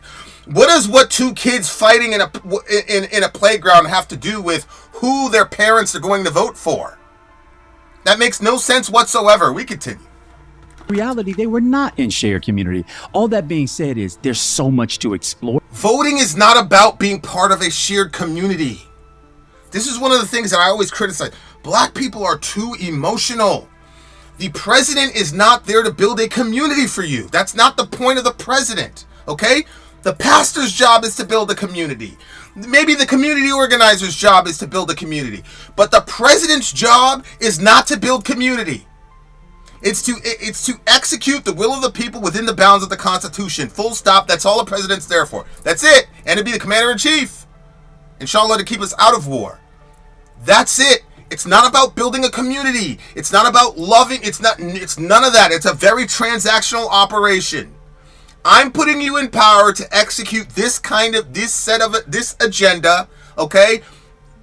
Figure it out within the bounds of the Constitution and make my life better, full stop. That's it. I don't need to be in community with anybody relative to my vote. I don't care about that. And again, he cares about that because community is a metaphysical idea. Mm-hmm. Right? Yeah. But that Latin family had certain conditions materially on the ground, Mr. Gillum. That's what you're missing. Yeah, but at the same time, don't you think he's saying, look, both parents put out signs saying they were voting for Trump, while one family, you're really not part of it because at the first chance, some racist thing is going to get thrown out at you. That's what he's saying, right? So they're still, again, they still keep building this narrative that Trump and his crew, that there's a lot of racial stuff going on.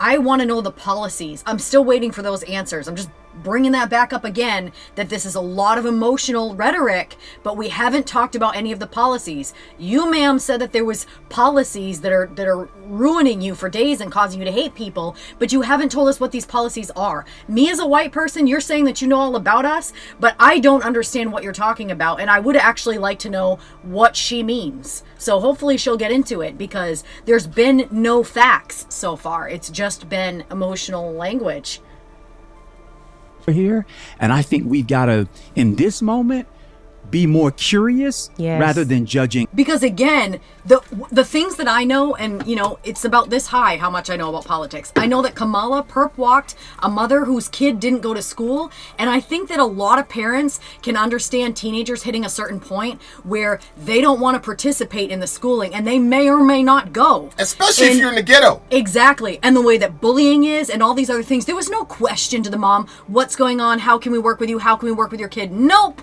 She perp walked her out in her PJs, didn't even give her a chance. That's awful. On top of that, she had that, what's the gentleman's name that was on death row? I don't know what he was on there for. I don't remember his name, but she had a dude. He was on death row, and there was exculpatory evidence that would have freed him, and she refused to review it, and it took a white dude from the Wall Street Journal to fix that problem. And when she showed up to his hearing, she was sitting there smirking. I mean, this man is going to go to his death, but she won't even review the information. On top of that, she kept people in jail so that way they could keep putting out the fires in California. All of this stuff, if it would have been done by a white person, would have been looked at really, really horribly. That's what Kamala did. What I understand that Trump did is that he reversed it, and some of the people that were in jail, some of the black people that were in jail over marijuana charges and different stuff like that, those people got out. So what policies are you talking about? You can't come into spaces where you have a place to speak and a platform and throw things out like racism and hatred and all these things, but come with no facts, because the other emotional people that listen to you are going to follow your rhetoric to their demise. So if we want to change the country, want to change things, I'm open to hearing what there is to be said, but the facts have to come out and the truth has to come out so we can actually weigh the stuff. Just to support my girl, by the way, this article came from the Huffington Post. The Huffington Post is a complete, it's completely neoliberal, right? Here we go. This is the black lady who got perp walked by Kamala Harris. Notice she's still in her pajamas, hasn't had her hair done. She looks completely bewildered. Look at the cops. The cop is looking down. He's ashamed of himself because he knows that this is some bullshit. It is. Okay? Now listen. Look at the name. Look at the title of this article. Again, this is the Huffington Post. Mm-hmm. This is the Huffington Post that said this. Here we go. The human cost of Kamala Harris's war on truancy. And then they showed this black lady getting perp walks. So I had to support my girl because she's 100% right. That's exactly what happened. Shout out to Rocky. New sub Rocky. I appreciate you, brother. I don't care who you voted for. Just glad to have you. So yeah, she's completely right. I'm going to go ahead and bet my firstborn that never gets addressed by these people. We continue. Of what is happening. I'm trying. And that will have to be a choice. You know, it's a choice that any of us can make. But I do think that the way forward is going to be curiosity, asking some tough questions, being willing to be proven wrong or right, or to have a new perspective shown to us. That's where I think we kind of are right now. But I just want to double down on thank you to the listeners. Let's see how open this they is are. a community. We consider us fam and family. And okay, let's see. Bring somebody in your family then who disagrees with you. Don't gotta be me. There's the black conservative perspective. That guy's killing shit right now. Bring somebody in who disagrees with you if you're really family. Because that's a test of family, right? Trust me. I got a very... I'm not gonna get into And on me. top of that, she said that they don't want to be an echo chamber. Right. And that they have all these varying views, so there should be no issue. Right. Should be no issue. Bring them on. Because it looks I'm like looking everybody agrees forward right now. to exploration going forward. If I had a word for it, it would be exploration. Well, Y'all, let's take a quick break, and when we come back, we're gonna hit another topic. All right. So this is what we learned. All right, welcome back, everybody. Listen, I know it's we're all still processing how we feel about this, but something that while we're paying so much. By the way, if I say anything or Soraya says anything that you disagree with, simply type 22 and I will bring you on and we can have a live chat about it. Middle America is not an echo chamber, so if you have any disagreements, dear listener, just type 22 and you can jump on, okay? We continue. Attention to what's happening at the federal level. I do want to point out something happening at the local level, and that is this idea of having biblical curriculum taught in schools. This was in the news this week because in Texas, the Texas State Board of Education advanced a Bible-infused curriculum that will be optional for schools to weigh in, but there is a financial incentive for schools to start teaching biblical-based curriculum. This comes on the heels. I don't want people to think Texas is alone. This comes on the heels of Oklahoma and Louisiana. In Oklahoma, the state superintendent mandated public schools to teach the Bible. This is a clear violation of separation of church and state. And the superintendent in Oklahoma also announced the creation of a new Office of Religious Liberty and Patriotism that will be housed within the state's education department. This Religious liberty and patriotism sounds like something from Orwell. Like what? There's a Council of Religious Liberty and Patriotism. Oh, okay. All three of these people claim to be like God-fearing Christians, by the way. happened on the heels of Louisiana, which is currently litigating a state law requiring public classrooms to display the 10 Commandments. This is a move that they're also pushing in Texas as well. Multiple legal issues here, aside from the violation of separation in church and states. There are also political issues. This is why there is no off-year election cycles. Yeah. Take a listen to the superintendent in Oklahoma. And then on the other side of that, you're going to hear from a woman who is advancing, supporting the bill in Texas. And I'll address what they say on the other side. Every teacher, every classroom in the state will have a Bible in the classroom and will be teaching from the Bible in the classroom. They serve not only as moral guidelines for the individuals and for society, things like do not murder, do not commit adultery. These are things that help to create a thriving community and a thriving nation. All right, so you guys know for years, probably the past 2 or 3 years, all we heard from parents and activists at these school board meetings was about mind your business and let my kids learn what I want them to learn. That's right. So I just want to remind you what we were hearing when it came to issues like CRT. Nick, let's roll that sound. But the DEI program is a Trojan horse that will bring in a slippery slope. A slippery slope that will ultimately end in critical race theory, white repentance, and the McDonaldization of America's students. Please get back to just teaching our children math, science, factual history, equity of opportunity, and teaching them how to think and not what to think. Accurate factual history. Well, the factual history is that your forefathers came in, killed and raped a lot of people, established this country, murdered a bunch of British policemen for collecting taxes, and then you enslaved a whole nation of people for over 100 years, killed almost 1 million of them in the Middle Passage, and then God had to strike your country and kill 600,000 of y'all to let those slaves go free, or over the pond, William Wilberforce got the English to do it without a drop of blood. I mean, that's actual history, bruh. Then we can talk about redlining and all the other bullshit that happened to make sure that white supremacy stayed where it was. Like, this is the thing that kills me about these people. And the police system. This is the thing that kills me about these people. Factual history, he said. There was one point with these Republicans where they were like, teaching that your ancestors were slave raping, man stealing people was discouraging the white kids and made them feel bad, so they had to like remix the education for them. Okay, this though is what makes people groups weaker than they should be. If we had the facts, we have to face the facts of what happened, and then we have to do what's necessary to make that right. Ignoring the facts and pretending that they didn't happen is only going to push it out by another generation, and then the previous generation is going to be looked at like, wow, like what a group of people to have participated in that action by your silence and by your purposeful discrediting of the information and covering it over. And this is what makes our children weak. We have to tell them the truth, and we have to let them make the decisions to bring us toward the right way. We should be leading the way, not making it be the kids of our generation to do that. But you know what? There will be a generation that will stand against it, will actually speak the truth for what it is.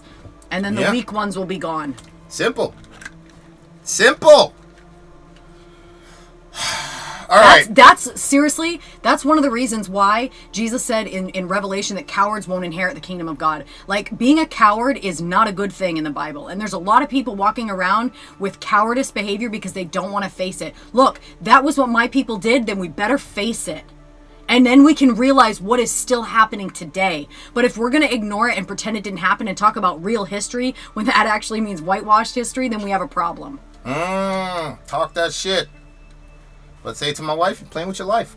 We keep going. Take her to the village. So the hypocrisy of it all. Right, Hypocrite. exactly. Now think about if your child is Muslim or Buddhist or Jewish and they're teaching from a Bible, the part of the Bible that you don't necessarily believe in. Think if the kid was Muslim or Buddhist and they're teaching them a part of the Bible. Well, first of all, if you go to school in Saudi, there's no establishment clause for in Saudi Arabia. Your son is going to learn about Rasulullah sallallahu alaihi wasallam. He's going to learn all that stuff. And you know what? People say, well, what if you had would you send your kids to a school where they're doing the Quran? Absolutely, I would.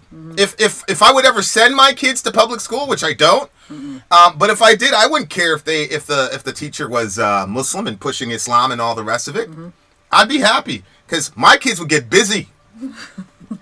My kids would get busy. But I understand. I kind of understand what she's saying, but still. The hypocrisy when it comes to these moral issues. Not after you just elected the pussy grabber and chief. Not after you just... Not after you elected the pussy grabber in chief. I cannot stand when people make a big giant deal out of that when we have laws in our country that do not protect women. I went with my friend to the police station after she was assaulted at work. the man pulled her around where there was no camera, and he grabbed her body and forced it toward his body. But because he grabbed her and did it, she was technically the one that touched him. So then it was just all let off. Nothing. No phone call from them. Nothing. I'm sorry, ladies. That's all we have to say. Good day. This is where the laws are. So when that's why I told the homie, I'm like, yo, let's just go. I know. I'm like, yo, he did that to your girl. Let's go. I know. He didn't want to go. I know. But when you have laws that do not protect women, or there's so much as far as rape goes and assault goes, where there's so little that's done, then everybody wants to be like, oh my gosh, he said this. But it's like, okay, if you really are appalled by what he said X amount of time ago, and we don't know the context and blah, blah, blah, blah, blah, but we're not going to change the policies that affect women every single day in this country, where the only way that they can actually go after their assaulters is to then have to be re-traumatized in the court system, to have to go through rape kits and all these different things. And I understand there's liars out there that put men in positions because it's a lie, blah, blah, blah. But there's a whole hell of a lot of cases that never get looked at. And women that just get assaulted and raped, and it gets forgotten, and they have to get over it and go to work the next day. One of those being Tara Reid, who the pro-woman Me Too people completely excoriated because she was a threat to Biden's election. I Look at News says white people today should not be punished for what white people did in the past. Collective punishment is cruel and wrong. See, this is a very interesting instinct with white people. I never said anything about punishing white people. I Look at News. All I talked about was communicating the history of how we got here accurately. Secondly, white people benefited exponentially from the crimes of their parents to this day. And so it's hypocritical to enjoy the benefits of the crimes of your fathers, but then take no culpability for the crimes of your fathers. Exactly. But I never said anything about punishing white people. I simply said communicate history accurately and communicate how we got to this place and communicate how we got to America being the most powerful country in the world. And it's probably pretty obvious to everybody what he means, but this country was built on the backs of slaves. You had free labor. Anybody that has free labor is going to be able to build a lot faster, and it's going to get a lot deeper because you have free labor. So if you've done that to an entire group of people, and then you freed them and you didn't give them, what, they were supposed to get a plot of land and a mule or something? Supposed to get 40 acres and a mule. Nothing. None of that was given. So if we got the 13th Amendment and then a roving police force to go lock us up so that we could be re-enslaved. We're the most powerful nation, but yet we're not acknowledging where we got, how did we get here? And so if we got here, like you said, we're reaping the benefits of that slave labor. And then a whole group of people was treated poorly like that. Poorly, such a bad word for it. You enslaved them and then everything that went on after that. So something needs to be done. And mark my words, if this generation doesn't do it, one generation will, because one generation is actually going to have repentance in their heart for what happened and for what's still happening. But if we turn our faces from it, then things are going to keep going and things will get worse. I mean, yeah, I mean, I don't think that point can be even argued. Very well done. We continue. Like someone who was accused of sexual assault with teenagers, Matt Gaetz, for Attorney General. Also, maybe focus on the issue. Mr. Biden was accused of sexual assault as well. You didn't care about that? In your own district. In Texas, this year, Texas has the 6th highest rate of bullying and the 8th highest dropout rate in the nation. The state ranked 34 for its median ACT scores and 40 in nationwide ranking of SAT scores. That's according to website Wallet Hub. Oklahoma has been ranked 46th in the nation in overall child care well-being, 49th in education. That's according to the Annie Casey Foundation. Yeah, but all those numbers would reflect the time during the Biden administration, right? Because Trump hasn't taken office yet. So all these numbers about the horrible education stats are under Biden's America, right? So And the pre-institution of putting religion back in there. Yeah, too. I don't understand. I don't understand what she's doing here. But let's let her finish her sentence. Louisiana is in the 50th spot for the second year in a row. In rankings for the state as a whole, it ranked 47th in education, 46th in healthcare, 49th in the environment, and 49th in infrastructure, 44th in the economy. Please don't talk to us about how seriously you take education when you just put up Linda McMahon, former WWE executive, to dismantle the Department of Education. Well, they're using Elon and Vivek to dismantle the Board of Ed. Which I obviously believe in. The Board of Education at the federal level was in 1971. Each state can handle their own education. I don't think we need a Board of Education. I agree. But I'm probably the minority there. But it is going the other way. People need to be treated equally now. If we don't forgive, we will never merge as people. Well, I agree. But I don't think it's relevant for black people to forgive or not, because black people don't have any power in this country. So forgiveness is never the issue with me. The issue for me is that if you're going to teach, if the right wing calls everybody snowflakes who can't handle hard truths, and then your kid comes home and says, "Oh my God, like Andrew Jackson he brutally raped his slaves. Right. He did horrible things to his slaves. He practiced buck breaking," and the white parent goes. And then the kid goes, "And we put that guy on a $20 bill, Dad?" That's what these white parents are worried about. Mm-hmm. They're not worried about. Mm-hmm.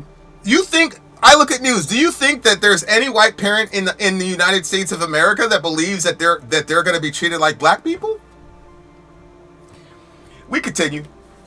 Shit show across the country. Yeah, Tiff, the part that, in addition to obviously the offense to all different faiths that exist, and those of no faith, quite frankly. And I'm a strong believer, go to church. And in fact, side note, all three of my kids joined church on their own, decision making this past Sunday. Mm-hmm. So I'm not anti-religion, but I don't trust these folks. I look at news. Who said anything about punishment, bro? Who said anything about punishment? Nobody's talking about punishing anybody, bruh. We're just talking about communicating accurately as to how we got here. The thing is, if somebody stole from you every single day, and then they told you, "I'm sorry," or they said, "We just need to pretend that didn't happen," but they still had all your belongings in their mansion, you'd have an issue with it.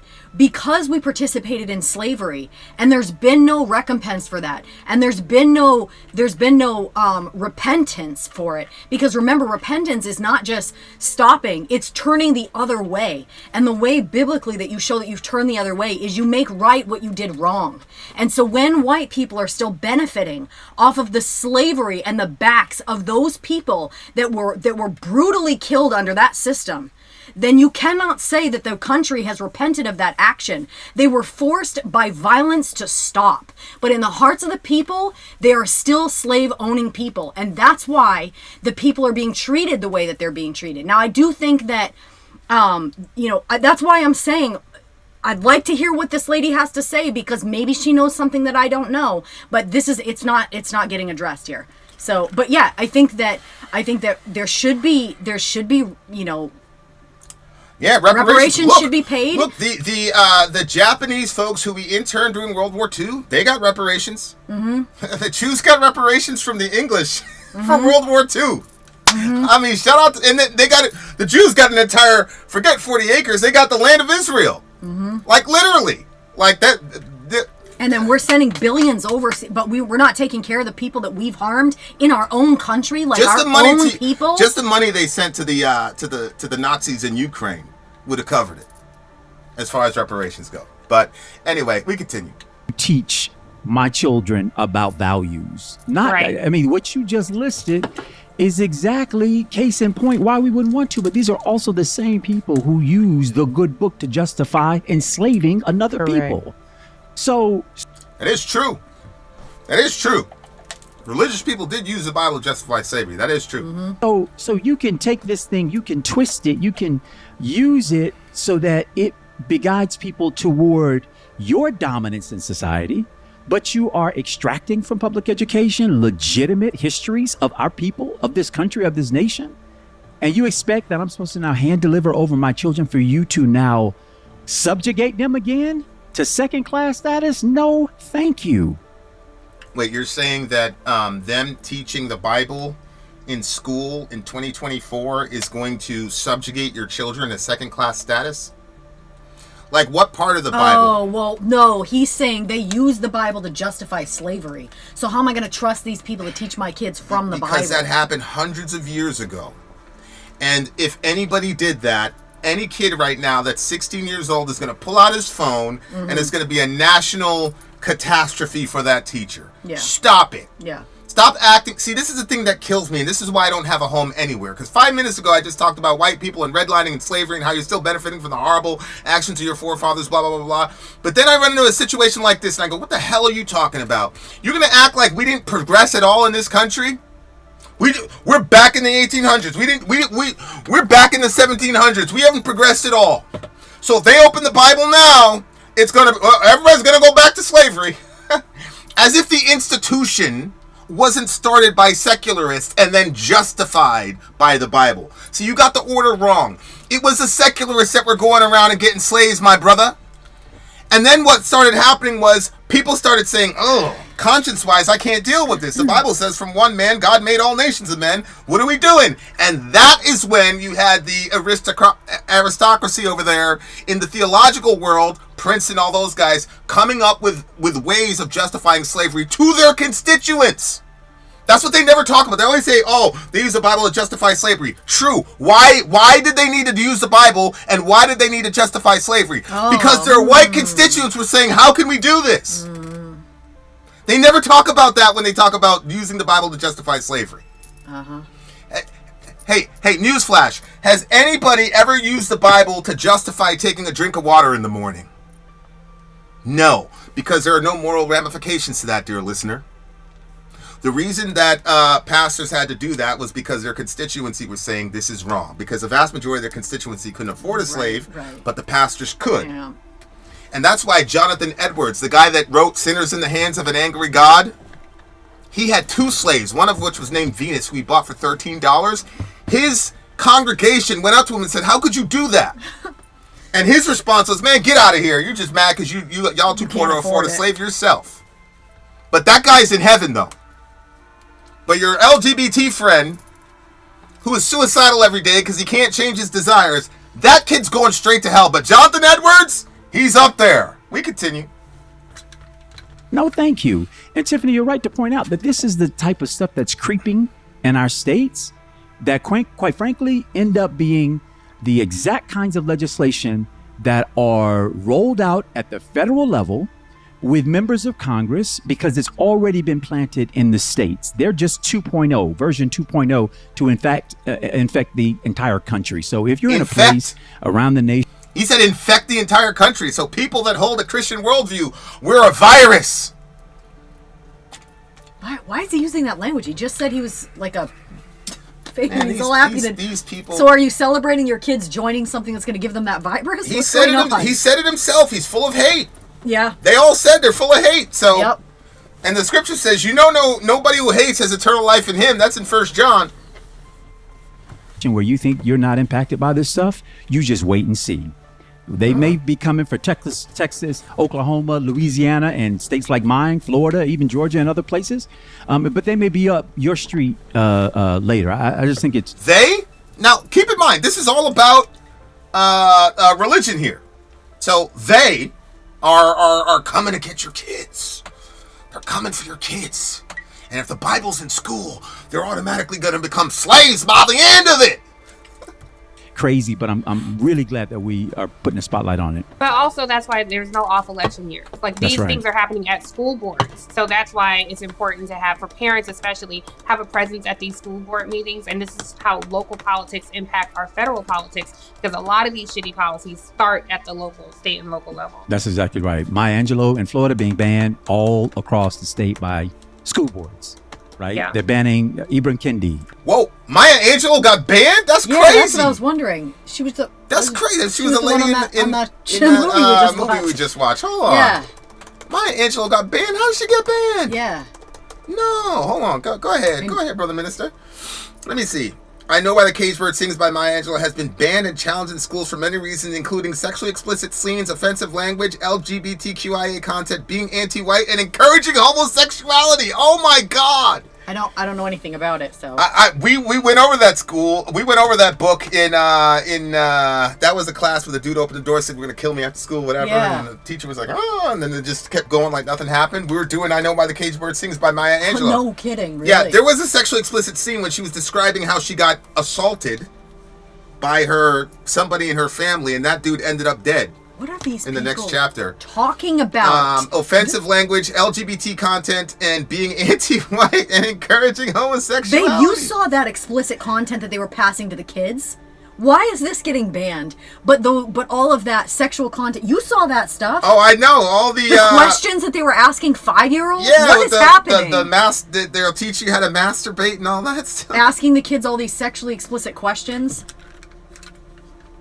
Everybody, number one book banner in this country, yet they want to introduce the Bible. Okay, I got to give him that point. Morals. I got to give him that point. You got a point for that, Gillum. I'll give it to you, bro. I'll give it to you. He's right Gillum? about that. Oh, is that his last name? Yeah. Okay, we'll see. All right, y'all. So we've heard of late a lot of conversation about recess appointments. If Donald Trump doesn't. All right. Okay. The next. You know what? We should probably have a vote. Okay. So we're done. We're done with this part of it. Okay. So here's what we can deal with. We can deal with the people responsible for Kamala's campaign went on Pod Save America to explain what they thought happened. So we can do that, or we could do a 20-minute Ask Me Anything. Hold on. Sorry. Respond to the allegations. You've got some allegations. What are the allegations? So somebody... Look how excited you fun. got. Like, yay, they mentioned me! Yes. No, there's a problem. I like that. Okay, can you find it? No, I would just have the person retweet it. Bye, Ian. Yeah, just re-put your comment in there, your allegation. Yeah, we're going up to hour 4, guys, for the Vintage Story Marathon. Sub! Likes. Like, share, comment, subscribe! Yeah, I'd love to.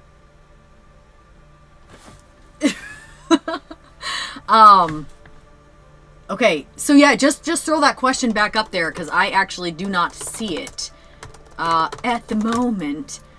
Yeah, what are and these? No, I don't. What are these accusations that Soraya has to deal with? So when I was in like the younger class, it's weird because the school that my parents had sent me to when I was younger was extremely like very, very strict. They had a lot of weird ideas, you know, like toys could get possessed. There was a lot of weird stuff that like their belief system. My parents didn't believe like that, but You don't believe toys did. can get possessed? I do. Well, ahead, in the continue. sense that it was the like Furbies. I know all mine. Furbies were possessed. So anything with a voice box needed to be taken out. Like there was just like a lot of stuff. Anyway, point being, the literature was very like restricted. You got little clips of literature, like you might have read like a stanza from To Kill a Mockingbird or whatever, but you didn't read the entire thing. And I was not really into reading books. I liked to just be outside in nature, exploring, poking at things, helping. I loved finding like bugs struggling in water and help them out and let them fly away. Like that was like my thing. So I really didn't get a lot into reading. I'm actually like kind of like journeying into the literature side of things now. So I don't know if that would be a good one to read, To Kill a Mockingbird or not. But yeah, okay. So what's the BC, nothing can be possessed. How do you define possession? Somebody's asking. Here's a question for Vin. Why do you feel that Kamala Harris is so inauthentic? Sure, Donald Trump's sins are much greater, and I was listening to your podcast on election night or shortly thereafter. So why do you feel Kamala Harris is inauthentic? Yeah. Okay. So that's shout out to Thea Ramsey for having a dissenting opinion. why do you feel that Kamala is so inauthentic? Well, one, she never claimed us for decades. She never walked around calling herself black for decades. Now she's running for office. Now all of a sudden she's black. Kamala got on there and went after Joe Biden and said, I was that girl. Remember that? I was that girl during the debate. That's what she said. And then a month later, she is running with him. The guy who wrote the crime bill. And when she confronted him about the busing thing, you know, the busing thing where he didn't want to integrate the buses because he didn't want, and I quote, his children to be in a racial jungle. Those are the words that he used. So Kamala confronted him about that, and he said, hey, it was a states' rights issue. It had nothing to do with racism. I just didn't want the federal government telling the states about integrating people. That has nothing to do with why you called it a racial jungle, say, but whatever. You phrased it that way. Why? Yeah. Exactly. And then she was confronted about, I think Jon Stewart said, what the hell? Why, you know, and she goes, it was a debate. And the guy goes, well, I know, but you made a very strong stand and blew up the world for a minute. And she goes, it was a debate. And she was laughing like a so lot. she herself told us that she was disingenuous. She herself told us that she was disingenuous. And there's a million other examples I could show, but those are the three right off the top of my head. Listen, Trump has done and said some horrible things, but when Trump does and says horrible things, he stays with it. I want my leaders or my people or my racists or my whatever, I want them to put it all on the table. This is where we're at. Because once again, I do not need the president to be my pastor. I don't need him to be my counselor. I don't need none of that. All I need him to do is execute the agenda that I want him to execute within the bounds of the Constitution and protect us from war. Okay? So that's the difference in my mind between Kamala and Mr. Trump. Good question, though. Very, very good question. Now, Thea, we have a question for you. If you believe in democracy, then why push so hard to elect a person who was picked and denied the base of a primary? Very good point. And then this. She put a lot of black guys in prison for pot, then just giggled when she admitted she smoked it herself. Another one. Yeah, come Correct. on. And then hot HTMOC. On top of that, she also talked about how she was listening to Biggie in college. This woman is 60-something years old. Okay? Big didn't come out when she was in college. That's another thing. Completely disingenuous. Especially when it comes to black people. We continue. Oh, there's nothing to continue because I didn't download the thing. Were they asking you a question? Go ahead. Yeah, so I'm still waiting for my allegations. I was very excited about them too, and I don't see any more. So, hey, look at this guy. Look how sad he looks, babe. Look at him. Look at him. This is the pod safe guy. Oh, they're all depressed. Yeah, he knows it's over with. Okay, you got no answers, boy. Okay. Government's only choice is all or none. When they open up the schools to one particular sect or religion, they open them up to all. Get ready for the schools to have after-school Satan clubs. I don't even think... See, that's the thing. I feel like if there is really a true religion out there, and there really is a true way to do spiritualism and to be spiritual, then why are we afraid of our kids hearing out all of the information on the different ways and letting truth find them?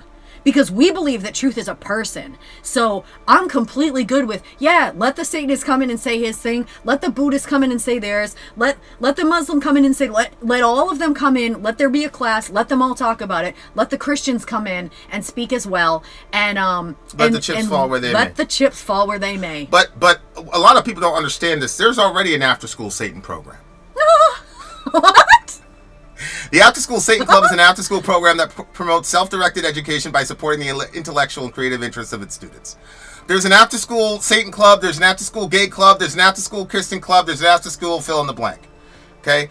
This idea that Christians are going to go crazy when any other religion or worldview gets taught is insane. The religion that kids are being...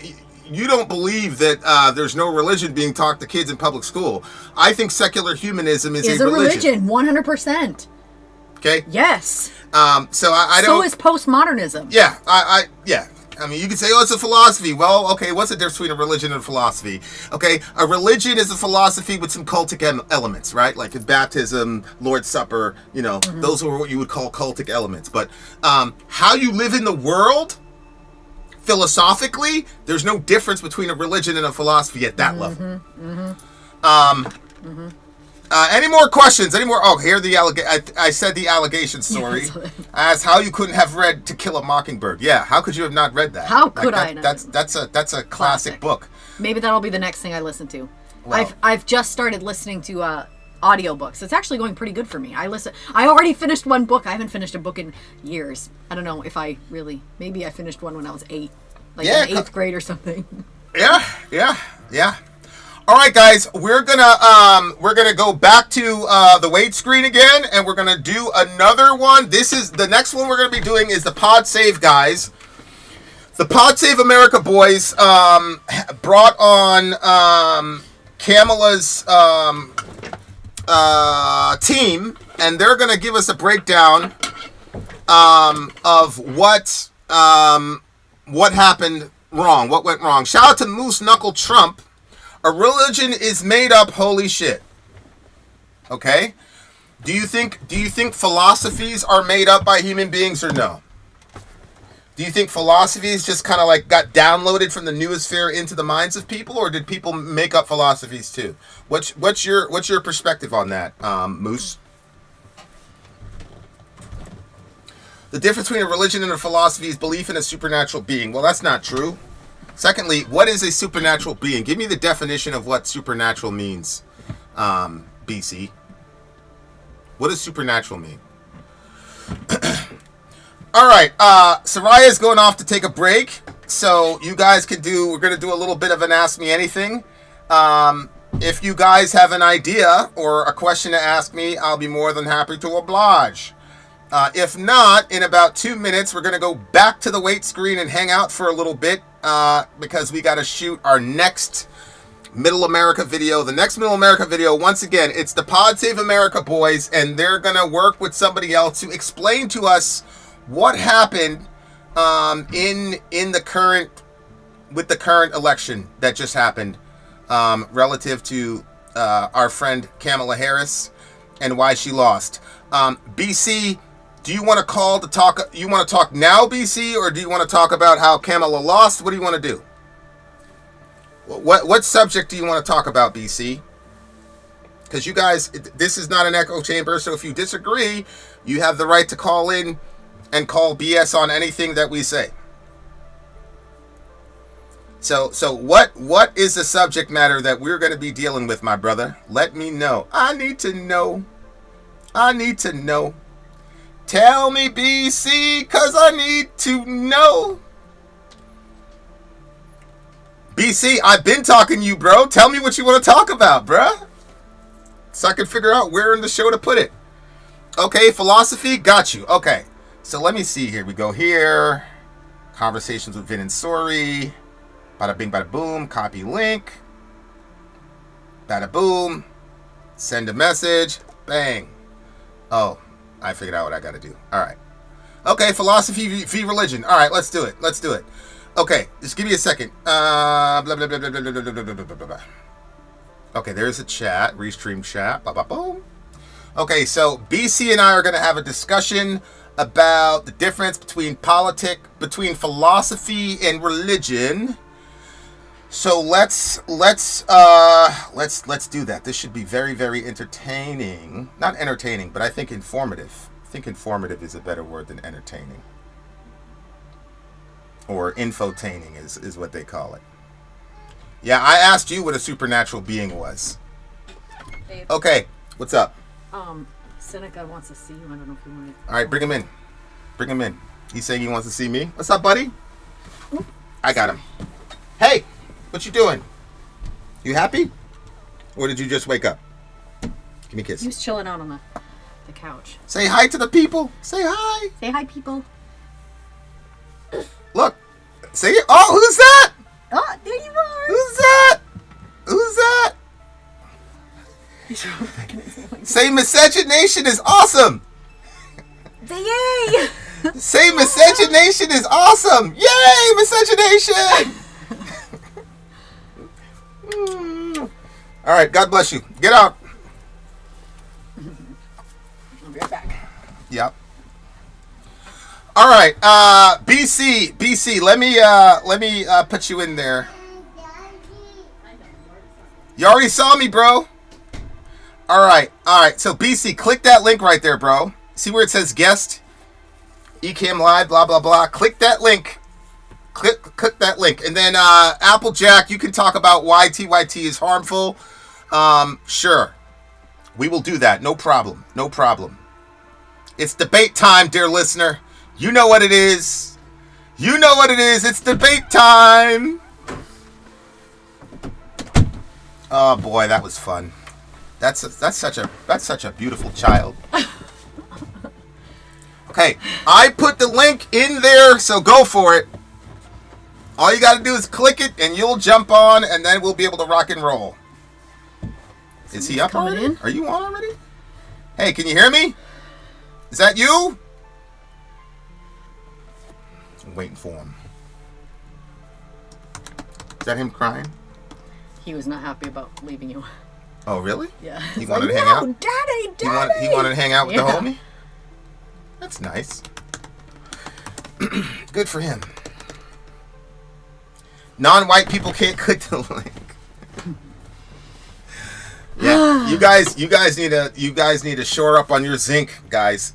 Zinc and vitamin D. Zinc and vitamin D. Okay.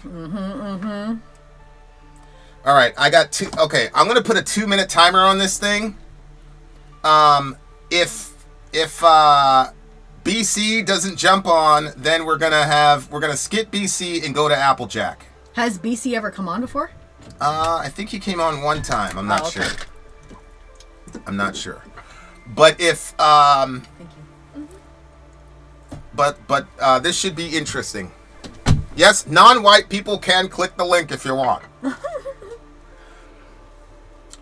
Can we debate on whether or not I blocked Dwayne?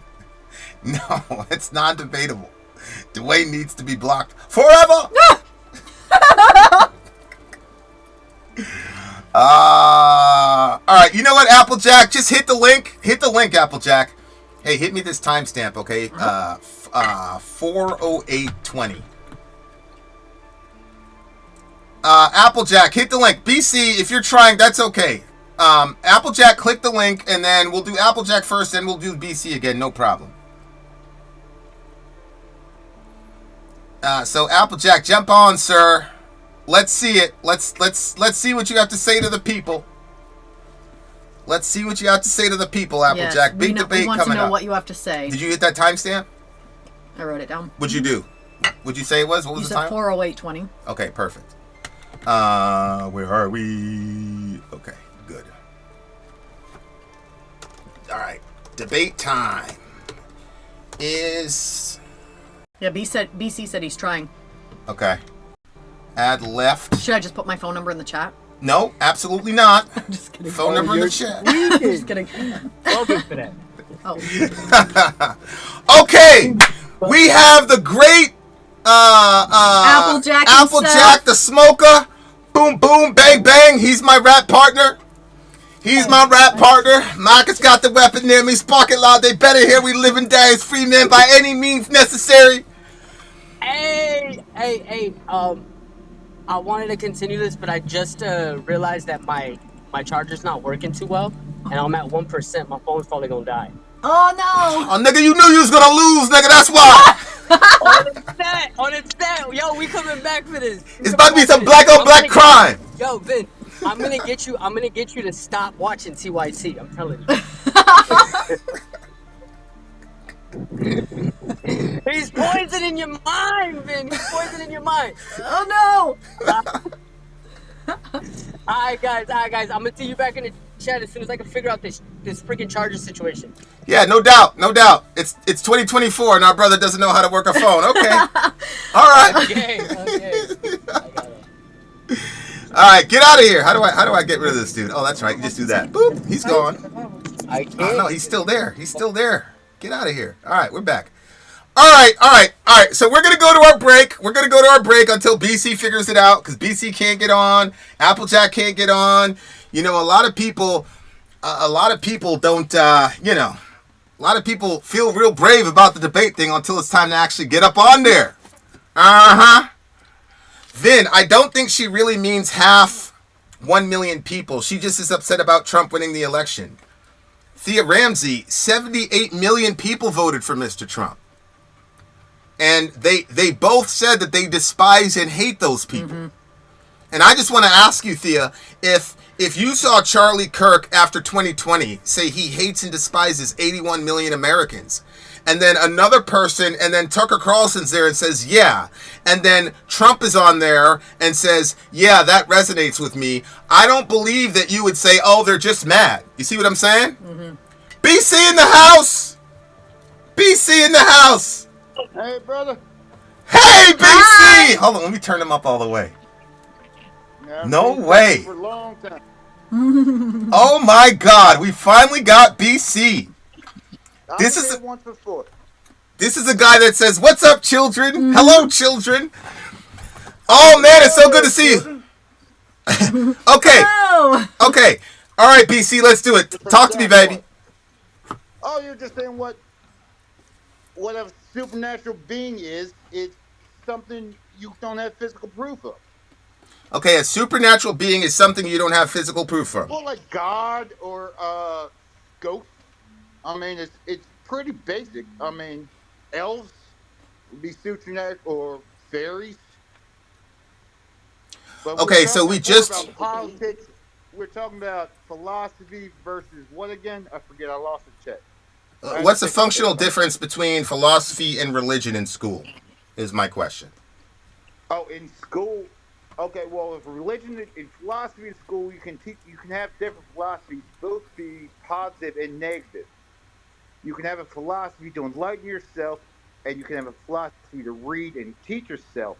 However, you can also have a religion that dictates how your children should live and what your children should believe in. Doesn't I'm an atheist. I don't have any kids, but if you taught my dog about a God, I'd be upset because I'm my dog's only God. Okay, you but taught my kid about some book I don't believe in. I read a lot of books. I read the Bible. I don't know, like you. It was written well. Okay, whatever. I'm not getting that. But yeah, I mean, you can't teach my kid Islam. You can't teach. Because I'm not going to teach your kid atheism. You're going to teach him secular humanism, though. I'm going to teach your kid how to live. I'm going to teach your kid how to read. I'm going to teach your kid not to. I mean, I guess, just to teach himself how to be a better person. That's a philosophy.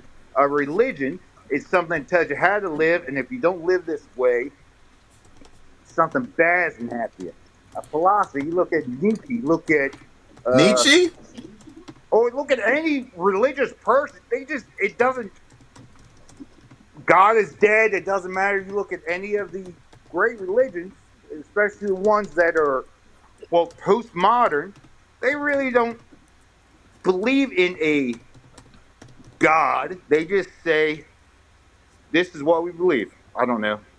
And so you're saying that secularists don't impose a philosophy that tells people how to live? Is that what you're saying? Oh, no. Well, I'm not saying well, they can. I mean, look at my shirt. My shirt says science is not a liberal conspiracy.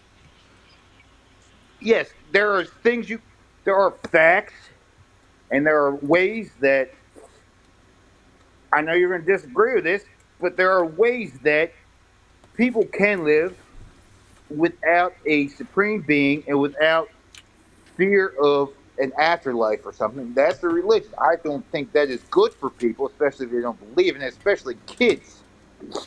However, right, but the philosophical ideology that's taught in school right now is secular humanism, right? No, I went to public school for 8 years and Catholic school for 4, and I have a major and 3 minors in college. And that's not the question I asked you. No, well, you didn't let me finish my answer. Excuse me. I was taught to read all philosophies and pick which one I like. However, I was not chose. If I did not believe in one philosophy, I would be doomed forever in some way, or I would be a less than person. It's just a way to think of your life. Were you taught that all people are equal? I was taught everything is equal. Okay, so you were taught you were taught that everybody was equal. Could you tell your teacher, no, white people are superior to black people? Without a serious consequence? Why did I do that? I went to public school in Baltimore. Please answer my question. Could I tell my teacher that white people are better than black people? Mm-hmm. I could, but I'd probably get my ass kicked. Exactly. And that's what I'm talking. Wait. You got to let me talk now. I understand. Okay, so you said religion is bad because it teaches a worldview that if you disagree with it, you're going to have severe consequences in the afterlife. Wait, you got to let me talk, BC. I never said it was bad. I never said it was bad. Okay. I never said religion was bad. I'm saying BC, don't teach it to my kids. You got to let me finish. You got to let me finish. But you just stated that if you disagreed with the secular humanism that you were taught in school, that you would get your ass kicked. No, I said... You literally just said that! I said I went to school in Baltimore City, and if I told my teacher that a white person was better than a black person, I would have gotten my ass kicked at a public school in Baltimore City. That is the truth. Right. So if a kid stands up right now and says there are only two genders, or marriage is only valid between a man and a woman, what would happen to that kid? If they lived in Alabama, they might be okay. If they lived in Baltimore City, they might get their ass kicked. And it depends what school they went to, and depends on everything else. And that's why it's different. Because if it's a religion, it's automatically there's a list of rules. If you miss those rules, if you don't do this, then you're gonna burn in eternity or whatever you think. Okay, first of all, BC, not every. Have you ever heard of annihilationism? I've heard of a lot of stuff. Okay, so an annihilationist view, which millions of... Yeah, I've heard of what? I've heard of Taoism, I've heard of Jainism. What is annihilationism, BC? Nihilism is you want to destroy yourself and everything else. No, that's nihilism. Please let me talk. Millions of Christians believe in a post-death annihilation, which means they don't believe in an eternal hell where you burn forever and ever. They just believe when you die, if you're not on the team, you just stay dead. That's annihilationism, okay? Millions of Christians believe that. We've believed that for thousands of years. Now, please answer my question. You just said that if a kid is in a liberal environment and he disagrees with the version of secular humanism relative to LGBT people, he would face social consequences almost immediately, right? And it's other way around. Same thing. Okay. So they would face social consequences. And my question is, what is the difference between that and having a consequence because you strayed from religious orthodoxy? If you stray from secular human orthodoxy, there's immediate punishment for that as well, as you just articulated. No, I did not. With religion, it's not immediate punishment. If I was in your church and I disagree with your church, I would get excommunicated from your church. That's untrue. That's not true. Well, it depends on. Oh, okay. You talk to the nuns that raised me. They didn't raise me. I was in high school. Yeah, you said about me. You didn't say about you. You said me. I was talking about religion. Yeah, but I'm a Protestant. Protestants will not kick you out of church because you disagree with one of the standards of the church. I was in a church for years that I completely had a different eschatology than them, and they had me up there teaching people. Matter of fact, there's some reasons they should have kicked people out and didn't do it. Well, then you went to some wiser and talked to some wiser people than I. At the same time, I do not believe that anyone's truth should be forced on anyone. Of course you do. You believe in forcing truth on people, BC. No, this is what I believe. I believe politics and religion should be like your private parts. You should not take them out in public, nor try to shove them down anyone's throat. Then how can we vote for somebody if you don't put politics in public? I don't like either one of them. They suck. No. I'm not talking about Trump or Kamala. I'm saying how can we vote? How can we be informed voters if politics are not supposed to be spoken of in public?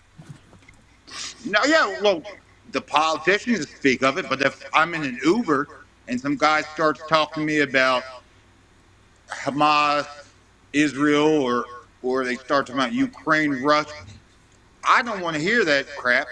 And just keep it to yourself, just like your politics. If you're a Trumper or a Kamala Harris, or if you're a neo-Nazi, keep it to yourself. Okay, but That's what I'm asking you specifically about is, because the context was school, in the context of school, right?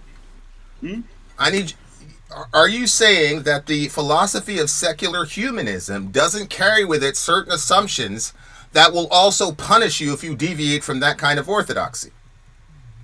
I don't understand why you think I'm a secular humanist. I didn't say anything about you. I'm talking about the philosophy that's prevalent in public schools. It's secular humanism. Yes, I state it's bad on both left and right. So it's bad that secular humanism is taught in school? It's bad to force anyone's belief on anyone else. Yes. You don't believe that? Of course you believe in enforcing. BC, can I give you an example where you don't believe that views shouldn't be forced on people? Let me give you an example. Let me give you an example of a time when you believe that a view should be forced on a person. Brock Turner, his view was that it was okay to rape women for his own sexual pleasure. Okay? And so he's on top of this unconscious girls, and then two guys ride by.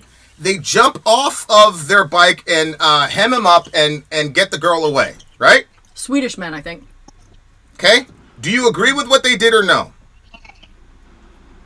Yeah. You agree with it, right? Not the guy raping the girl, but yeah. But you agree with the two guys who jammed him up and took him off the girl. You agree with them, right? Yeah. Okay. Yeah. That is them. If they wanted to, I don't think they should be morally forced to. If they didn't, I mean, what, they're going to burn in hell? But anyway, go ahead. I ain't saying anything about hell, but let's just stay with me. Is not that them imposing their non-rape ideology onto Brock Turner? Okay. Okay, so was that right or wrong for them to do?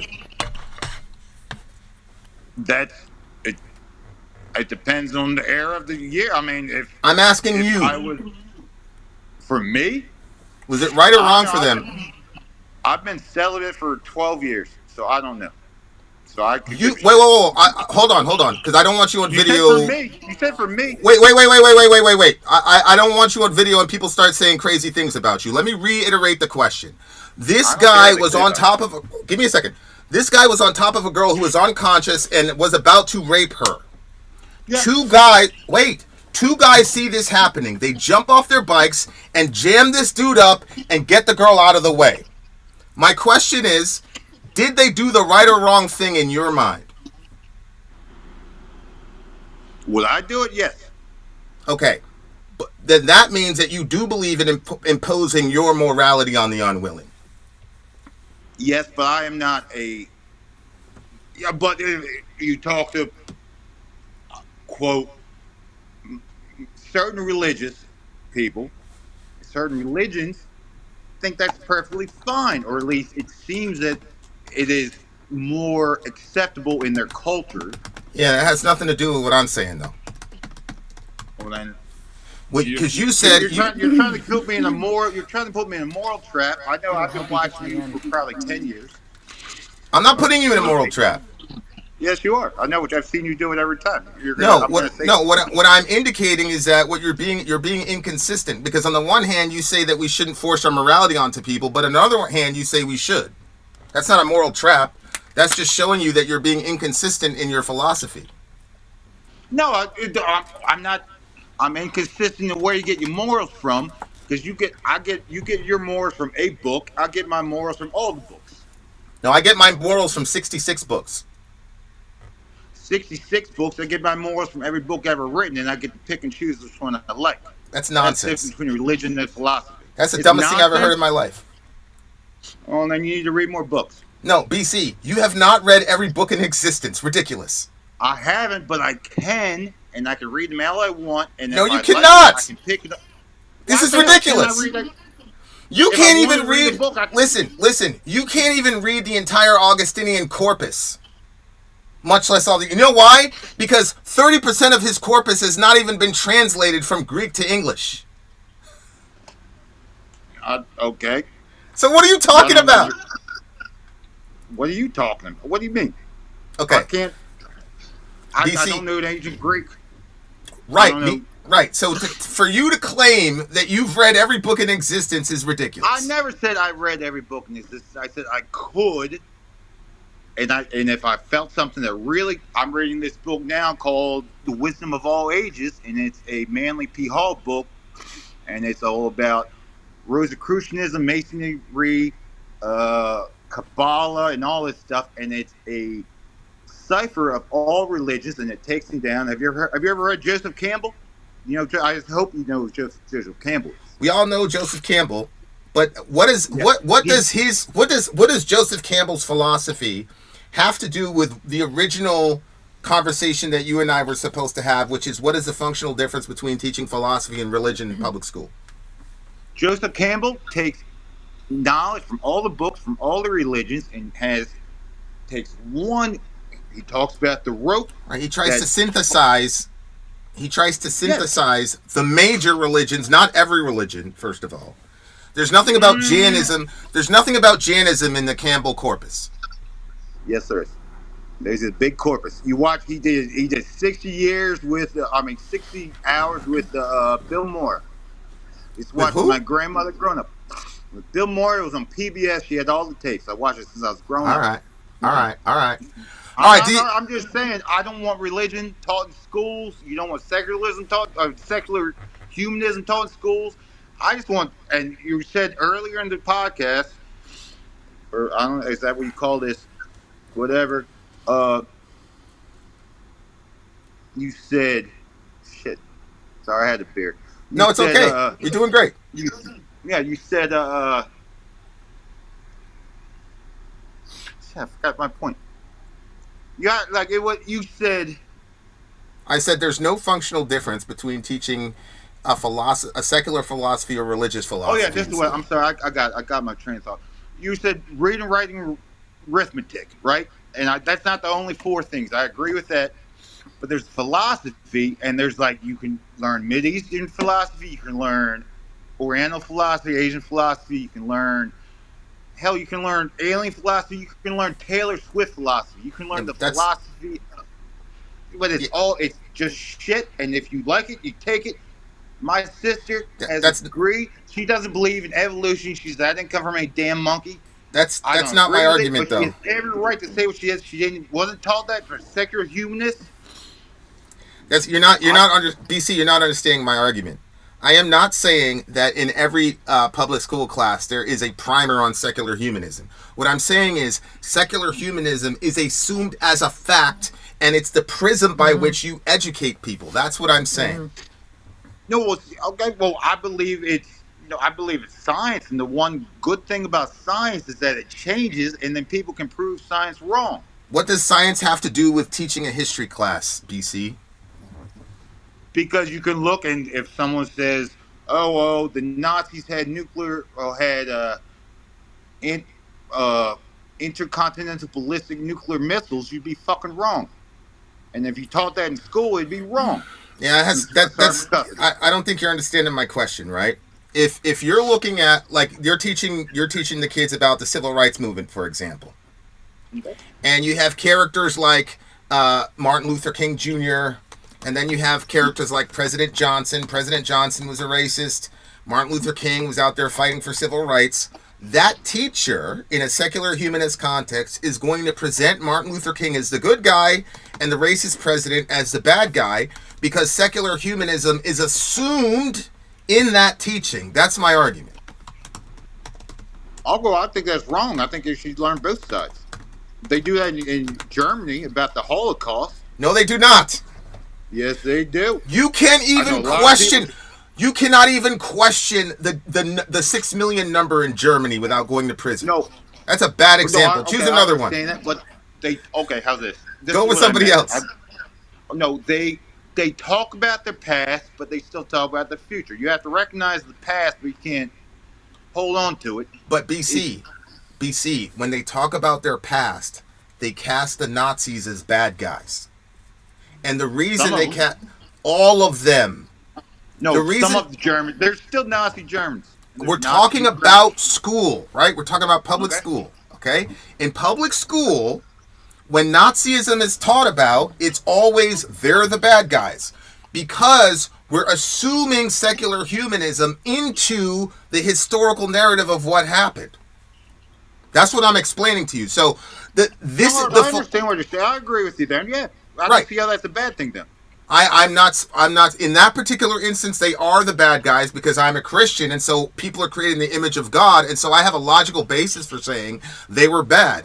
In secular humanism, you're trying to establish some sort of moral standard without a moral lawgiver, and I think that's where the wheels fall off with secular humanism. Okay, I just don't believe there's any. I haven't seen no facts that there is a God or a moral lawgiver from anywhere else but humans. So therefore, humans evolve, and I guess where we get secular humanism from, and their beliefs and their knowledge evolve. Well, you said you haven't seen any evidence of God. Is that what you just said? Yeah, 100%. What constitutes evidence to you?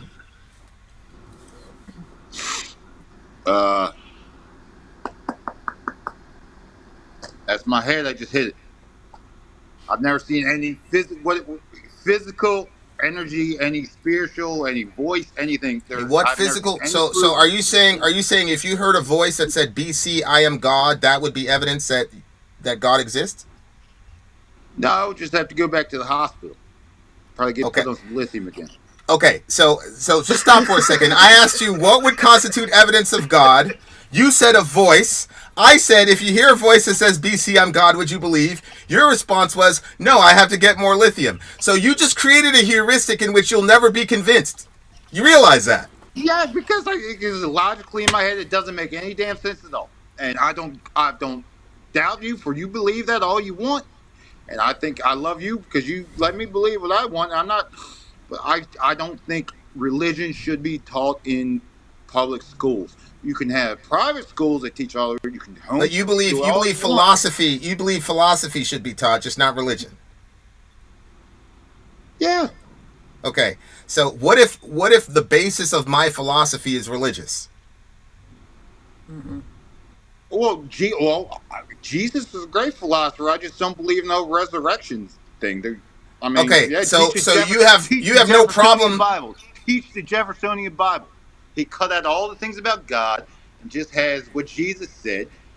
I don't mind that. It'd be like reading like Buddhist philosophy or Taoist philosophy. Well, no, the Jeffersonian Bible didn't cut out all references to God. For example, if you look at the Jeffersonian Bible, the Our Father prayer is still there. Our Father who art in heaven, that's still there. That's still in the Jeffersonian Bible.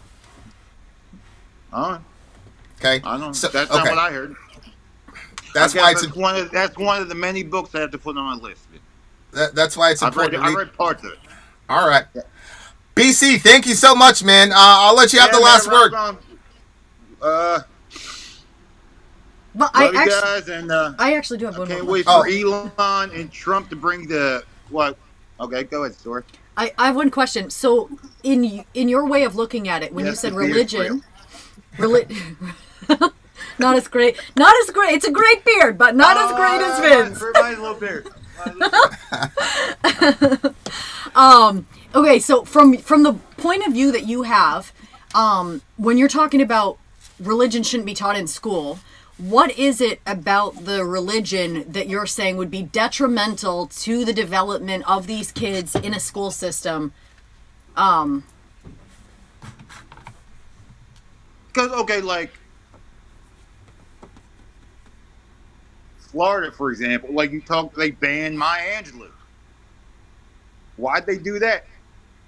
Because it had anti-white. They're Christian white conservatives, maybe Christian nationalists. They're probably on the line, and they don't want to hear that because, as Vin said, they're going to explain to their kids, "Oh yeah, by the way, yeah, we did enslave people." Oh, talk to someone from Mobile's family's been there for 400 years. They don't want to talk about how many slave ships, Mobile, Alabama. I used to live there. They don't want to talk about how many slave ships their family brought by, so they want to cut that out. They don't want to talk about all this stuff. Yeah, no, specifically That's though, you bad. said that the Bible shouldn't be taught. So what specifically about the Bible are I you never worried said the about being Bible taught? it shouldn't be taught as fact. I guess I didn't clarify. Religion should be taught, but it should be all. I like what the Satanic Temple does. Is if you're going to say put the Ten Commandments up, you got to put a statue of Satan. Baphomet. I mean, teach them I all. agree. Baphomet. I Teach them agree. all. That's all I I'm agree. saying. Teach I them all. agree. And then I guess, and I believe, since I don't believe in a spiritual higher power, I look at all religions as philosophy. So yes, I think you should teach them all, and I think the world would be a lot better place if all religions are taught and all religions, were respected. So I agree with you there 100%, but I don't want it to be 10 Commandments, Bible in school. But yeah, put the Bible in school. I want to have the Bhagavad Gita. I want to have the Vedas. I want to have just a primer on everything. I mean, the Vedas are a pretty large. The Vedas are a pretty large library of documents, man. Yeah, they're really cool. And then you can't just teach Quran. You have to also teach Hadith along with it.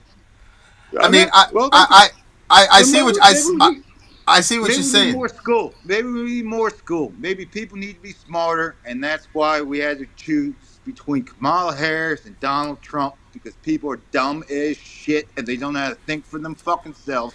And that's why people allow themselves to be grouped into this damn shit where, excuse me, LBG2Q, or you're white or you're black or you're Hispanic or whatever.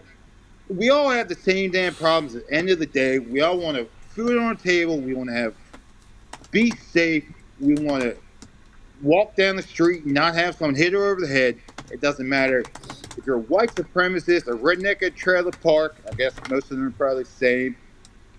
Black dude, Hispanic dude in Harlem, white guy in the suburbs, rich guy in the mansion. Well, they really don't care because they don't have to worry about anything. Yes, we all want the same thing. We need to focus on that, is what I'm saying. And not what separates us.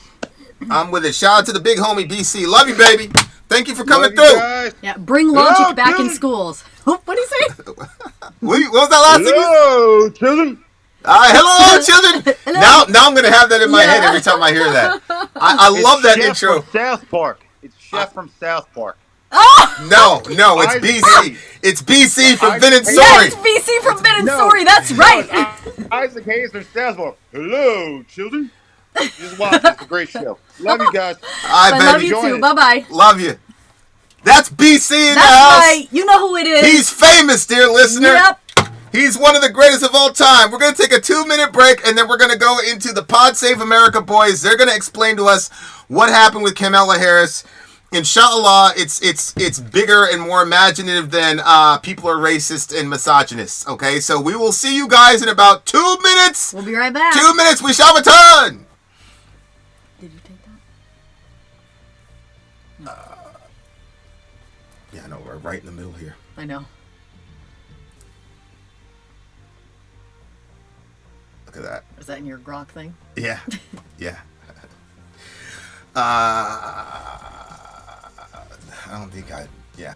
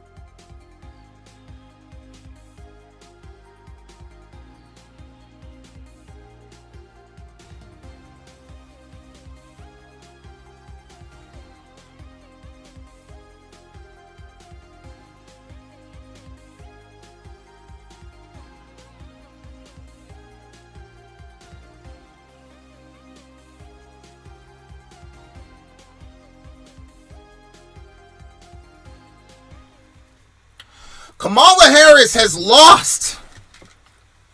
Wait till you hear about it.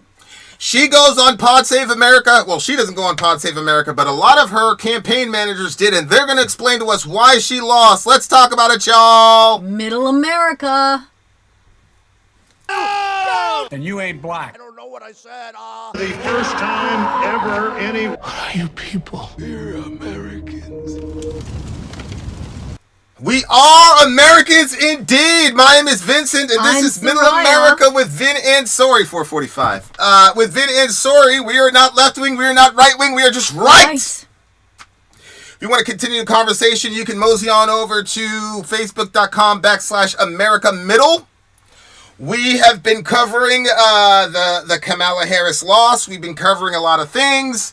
And now we are going to be covering the Kamala Harris loss from the inside, from the Pod Save America boys.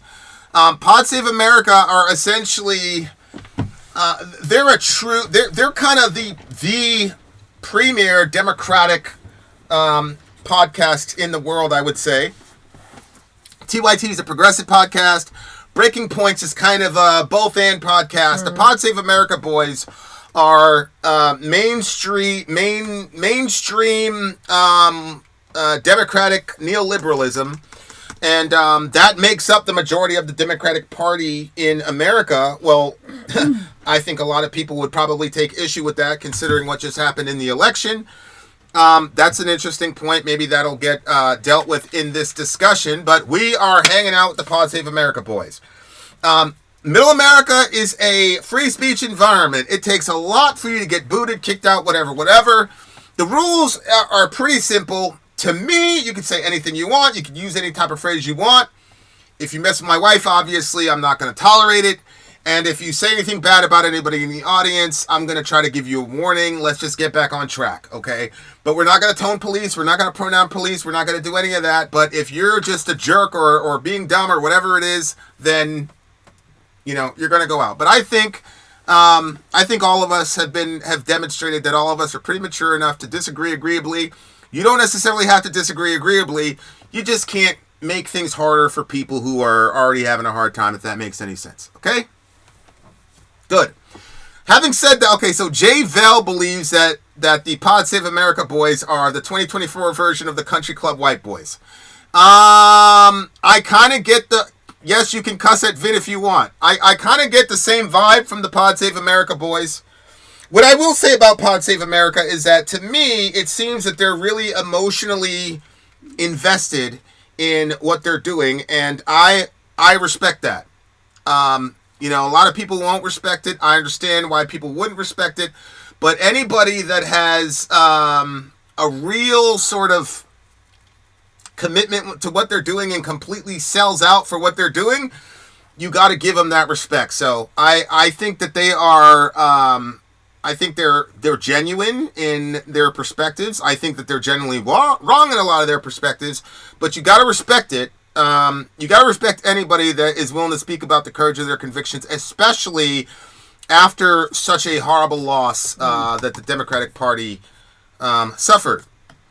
So, without further ado, here go the Pod Save America boys talking about what happened to Kamala in this election. Let's do it. Welcome to Pod Save America. I'm Dan Pfeiffer. We have a special show for you today. I am here in Washington, D.C., where I'm about... of all the people that look like broken by this election, the Pod Save boys are kind of like the main guys. I mean, like... Okay. Sit down with the leadership of the Harris Walls campaign for their first... it's just not a very good affect, man. It's not a very good affect. I worked as a caddy, and some of those cats were my homies. You mean the Pod Save boys or the people at the country club? I don't believe in demonizing everybody at the country club, man. Like, look, if you make money and you can afford a country club, have at it. A lot of the money we spend on to the rest of the world is country club living. So I got no hatred in my heart for a person in a country club, man. Y'all go out there and enjoy it. You only have one life. for most of y'all. So you should enjoy it. If you really knew me, you'd know what I mean when I say that. We continue. Interview about what happened in the election. Last week, Michael Tyler, who's the communications director for the campaign, called me. Yo, that is such a good point. White guys save America. That's true. There are no black people on Pod Save America. Shit. Oh no! Good one, Dwayne. Good. That's true. There are no brothers on Pod Save America. There's a gay dude. I think there's 2 gay dudes on Pod Save America. They're about 8 to 4% of the population. There are no brothers on Pod Save America. That's a really interesting. That tells observation. That tells you everything you need to know. Oh boy. Oh boy. We continue. And said that they were ready to speak and that they wanted to have that conversation on Pod Save America. This is the first time that any of them have done an interview since the election. They don't pretend to have all the answers here. There's way more to cover than we could possibly cover in one podcast. This is the beginning of a conversation about understanding what happened in 2024 and learning the lessons that Democrats are going to need going forward. Joining me here in a studio in Washington were Jen O'Malley Dillon, who ran the Harris Walz campaign, Quentin Folks, who was the deputy campaign manager and oversaw paid advertising, Stephanie Cutter, who oversaw messaging and communications, and joining by Zoom was David Pluff, who consulted on all of it. Thank you for doing this. Very much appreciate you having this conversation with us here on Pod Save America. Just a level set. It's interesting because Angela Rye and the rest of them, the people that we just watched earlier, were saying we need to get rid of the white consultant class. And they were mad. They were like, what was happening with the where was the ROI on the advertisements and things like that? Well, I don't know if Angela Rye understood, but one of them was black, right? Because the guy's name is Quentin. That's a black name. I don't know. Maybe it's a white guy. We'll see. But it was very interesting because in the previous show, Angela Rye was complaining about where's the ROI and we have to disrupt and destroy the consultant class. But one of the people in the consulting class is black, I think. Hold on. And I'll start with you. How did you feel going into Election Day? And at what point did you have a sense that things were beginning to break Trump's way? Was there a county result, something about the turnout? Like, was there a moment when you sort of understood that how it was going to end? Well, the truth is that we really thought this was a very close race. We talked about the entire time we saw it as a margin of error race, almost the entire time the vice president was in the race. And we knew we had to have strong turnout on Election Day. We saw early vote really ending strong for us and saw, the types of voters we wanted to see turn out. But, we expected this to be close. We also expected that Florida was going to come in a bit redder.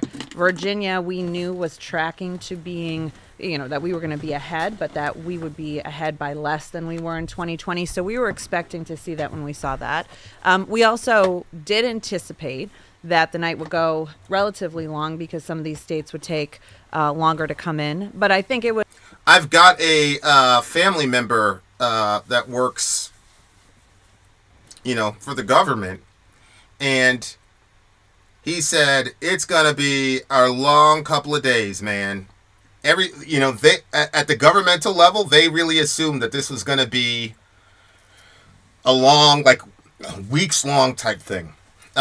So yeah, that's very logical for her to have had that thought process for sure. Really after polls closed, there was nothing that we saw throughout the day. There was nothing that we saw that told us there was overwhelming turnout or anything out of complete expectations on Trump's side. But it really took us into the hours of, polls closing for us to know for sure that things were not tightening. They were tight, but they weren't tightening in the direction we needed them to be. And is that just because Trump's turnout was so high? Well, honestly, I think it's a little bit mixed. I mean, Trump had a monster turnout, y'all. Again, let me pull up this it was 78 million. This electoral map here. Oh. Because it talks about the popular vote and all that stuff. It was an incredible. I'm starting to see some people on the blue side saying that it wasn't really that big of a deal and it was a very close race and all the rest of it. Okay. Well, that's what the map looks like. And then if you look here, And I literally just copied and pasted this right from this is from the AP, I think. Trump got 76,883,000. So that's essentially 77 million. That's 50% of the votes in the country, right?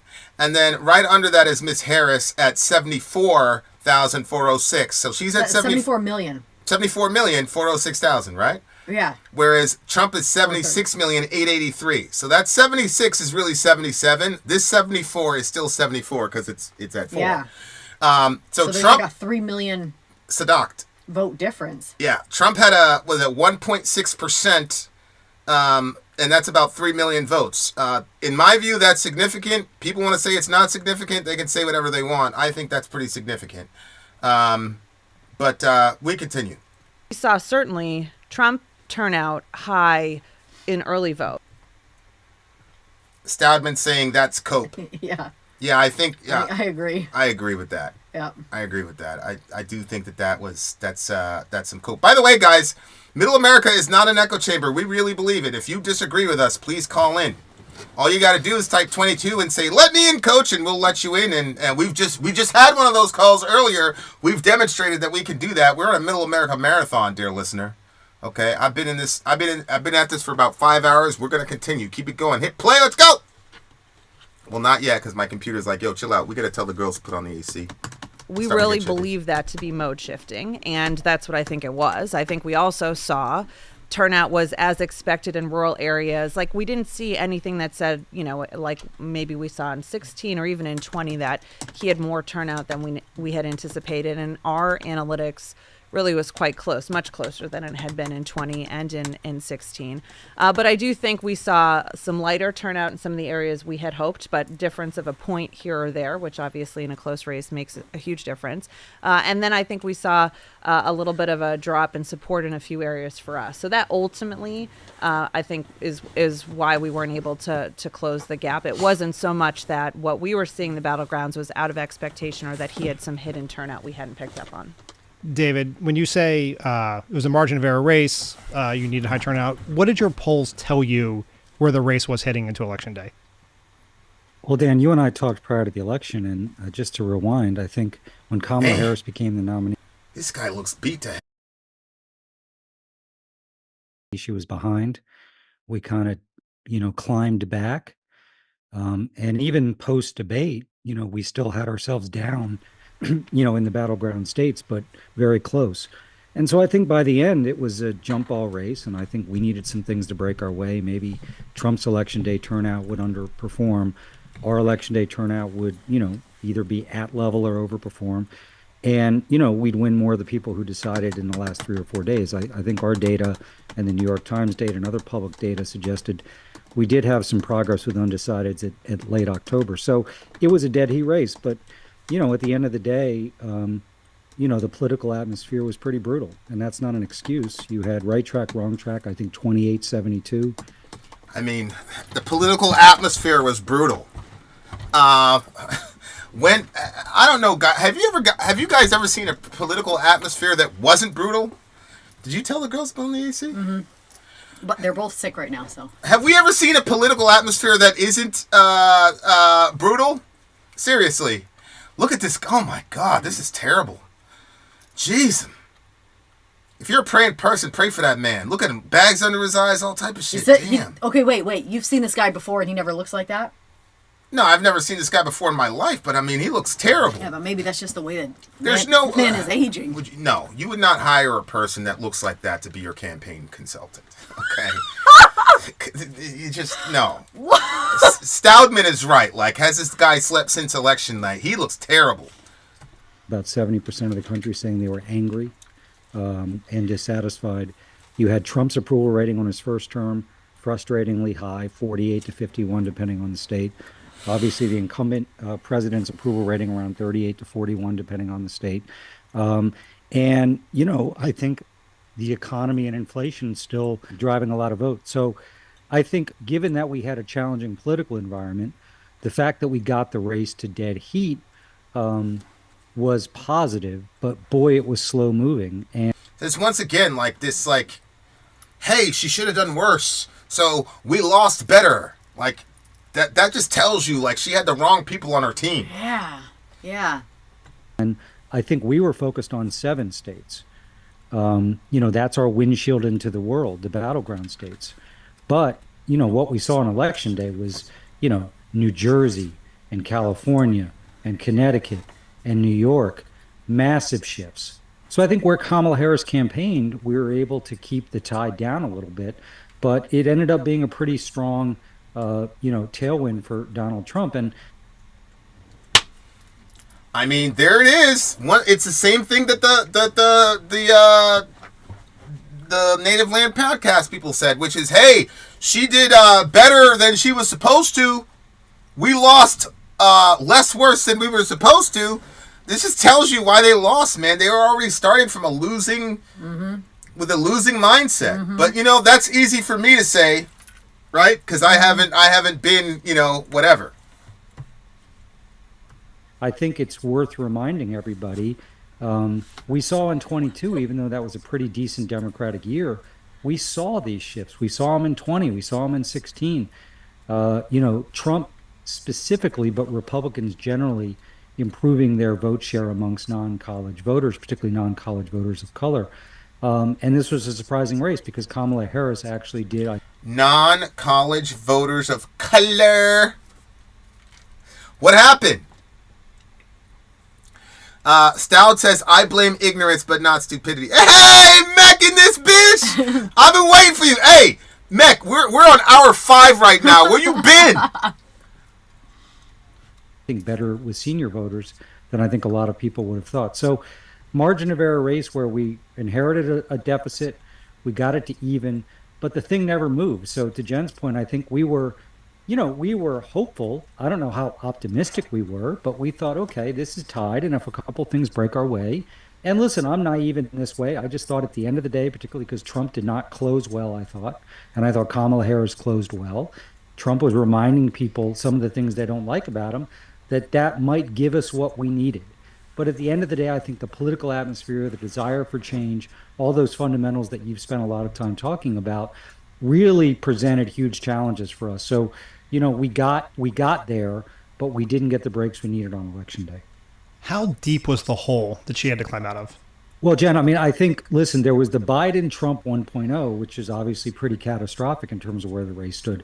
When we got in, my recollection is some of that snapped back, but, we were behind. I think it surprised people because there was these public polls that came out in late September, early October, showing us with leads that we never saw.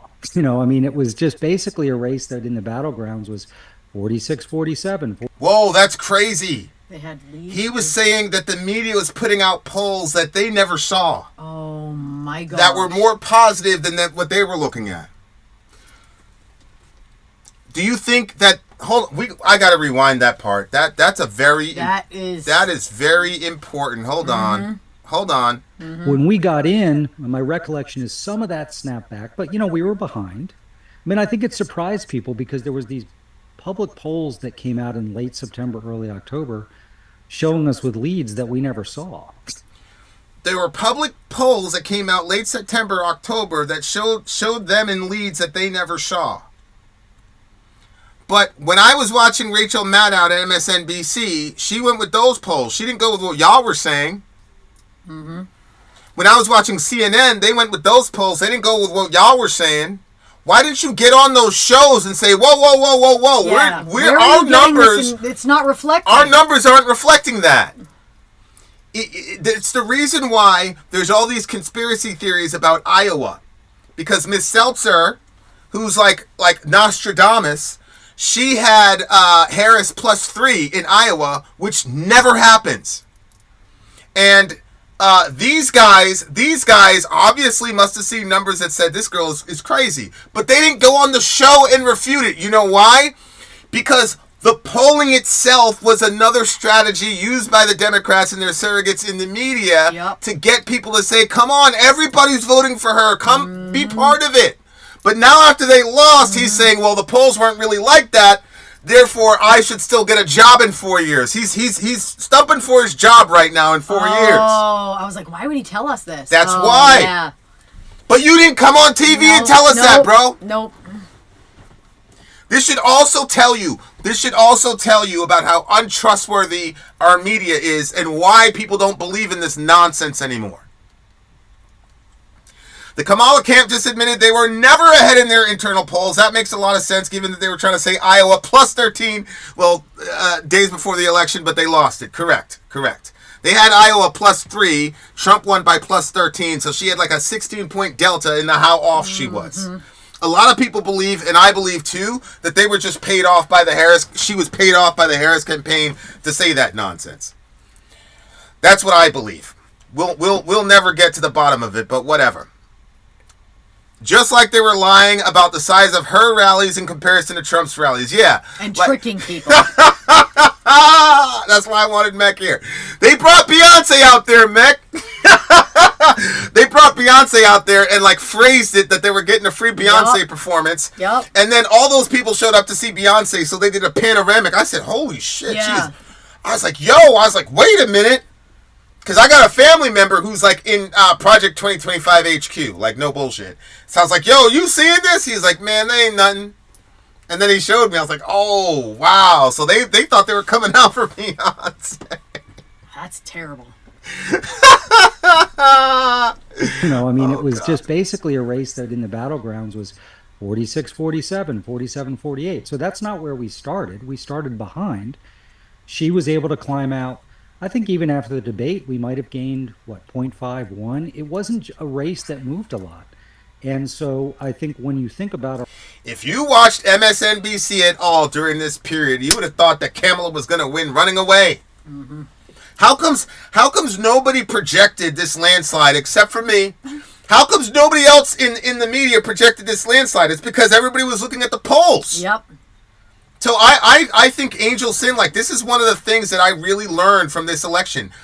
That's not too surprising. Watch what he said. Polls are essentially a kind of propaganda that sells their opponent with saying, yes, that's something I did not know until this election. That the polling and then all the things that happen in polling was just strictly propaganda. Not strictly propaganda, but it's designed to create some sort of peer pressure. Mm-hmm.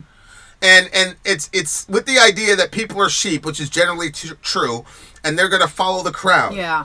And I think if we were not in the economic conditions that we were in, that probably might have helped her, but it did not really help her because of the material conditions on the ground. Mm-hmm. That's what I believe. Call in if you disagree, dear listener. Type 22 if you want to have a conversation about it. We continue.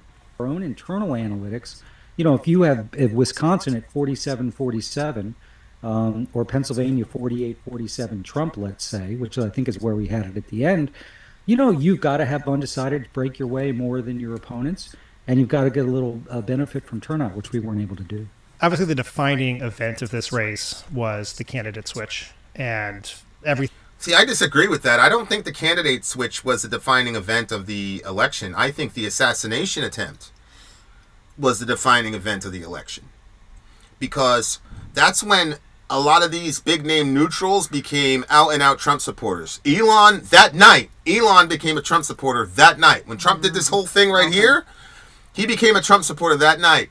And then he went on to endorse them. Same thing with Joe Rogan. Same thing with 50 Cent. 50 Cent was reposting that and putting many men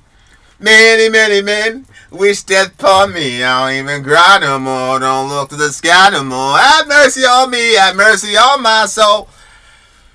Every decision you guys had to make, everything you had to do was defined also by the compressed calendar in which you were operating in. Quentin, you were there when that switch happened. How were you able, there was a 1 month period between the debate and when the president actually dropped out. Obviously, it seemed like dropping out could be a possibility. Were you able to do any thinking or planning in that 1 month period about what a race with the vice president would look like, or did you have to sort of start cold on that first day, the moment? You are so pretty. My God.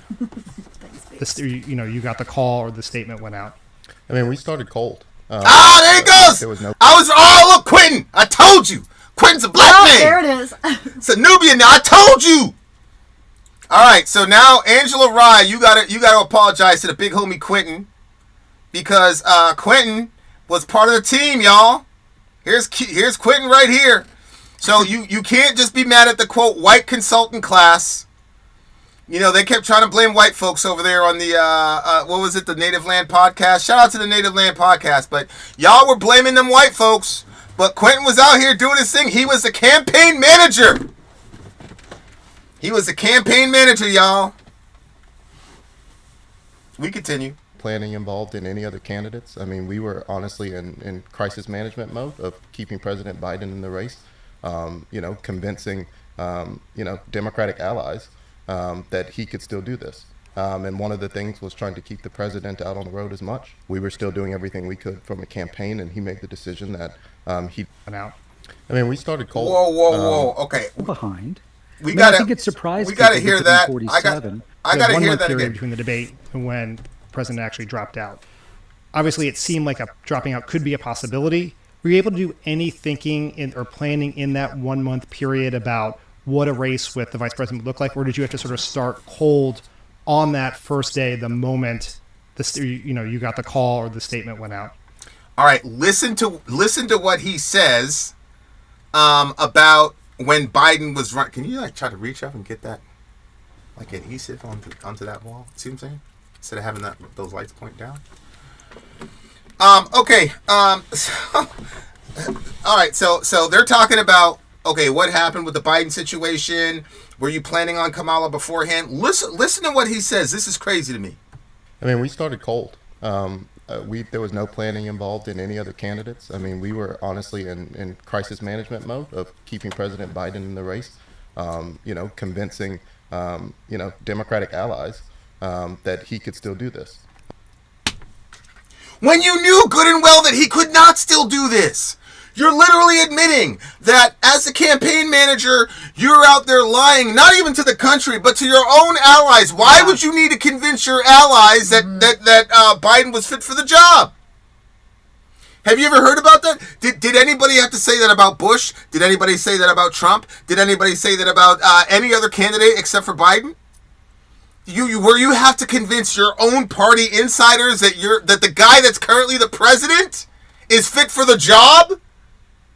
But you and everybody else in the media were telling us he was fine. And why would they want to stick with a candidate that was not able to do it? Is this because however it was getting run behind the scenes was actually working to their benefit? Like what? Well, what's the win in doing that? Well, there's no win for them. Obviously, they lost, but you still have to deal with Biden, who, for whatever reason, believed that he was still capable of doing it. So if you're a DNC operative, what are you going to do? You can't push another candidate when the president is saying, no, I'm going to run again. You have to support him. You see what I'm saying? So they were doing that because Biden was saying he was still going to run. So that's why they were trying to convince the people that were supporting them. Yeah, they were saying, look, we want a Democrat to win, but Biden put them in a situation where they basically had to lie to their own constituents, not even constituency, but the big, when they talk, yeah, exactly. They're talking about the donors and all the rest of it. The girl from Disney, she said, I'm not giving you any of my billions until you get rid of Biden. She literally said that. They literally did that. So he's out there, and if you need to fight to convince your big name donors that this dude is lucid, that means you were lying to all of us. Good night. And one of the things was trying to keep the president out on the road as much. We were still doing everything we could from a campaign, and he made the decision that he did not want to continue on. And he pulled some of the senior leadership together and said that he was going to be with the vice president. It also wasn't anything that our team took for granted to just say, okay, she is the nominee. We knew that there was still a situation where we had to shore up delegates, and that's where we started from. And then after that point, that is when we begin to say, okay, how can we define her? Also, Trump's favorabilities numbers were creeping up, as Pluff said, and we had to do something about that as well. And so it was a lot of walking and chewing gum at the same time, but there really was. We had to do something about Trump's numbers creeping up. We had to do something about that. Well, what did you do to stymie Trump's favorability from going up? They tried to just eliminate him completely. That is strange. They refused to believe that Biden couldn't do it, and they're Biden loyalists. Correct. Talking people with dementia out of trying to do things is incredibly difficult. You have to basically hide their keys. No, it's That's true. 100% true. It's true, but did it come out that he had dementia? I always thought that's what it looked like. Look, I'm not gonna lie. Whatever he has, it's clearly affecting his cognitive ability. He's not the same guy. And look, he put them in a terrible situation. Biden put them in a terrible situation when he said he was going to run again. But this is what happens. It's like, look, the Russians over there screwing with the Afghans. Let's support the Mujahideen. Let's give them all this money. And then the Mujahideen turn to Al-Qaeda. And then you know all the rest of the story, right? So, like, this is what happens when you start making these gambles, man. God almighty. There's no sort of contingency planning to turn the race over to her right after that debate or at any point until President Biden definitively said he wasn't going to continue on. Stephanie, I think what probably surprised a lot of people in politics was the vice president was a largely unknown quantity to much of the electorate. Mm-hmm. So you guys, under a very short time frame, had to do two things, as Quinn said. You had to teach people about her and also make a case against Donald Trump, who had just come off, he was at an all-time high, come off the assassination attempt. Okay, you were going to mention the assassination. In terms of messaging, how did you think about the balance between the two? Well, the first thing we had to do is put on a convention. This is amazing to me how they're just talking about the assassination attempt in passing. Mm-hmm. It's like, what are we doing here? We're talking about an assassination attempt of a...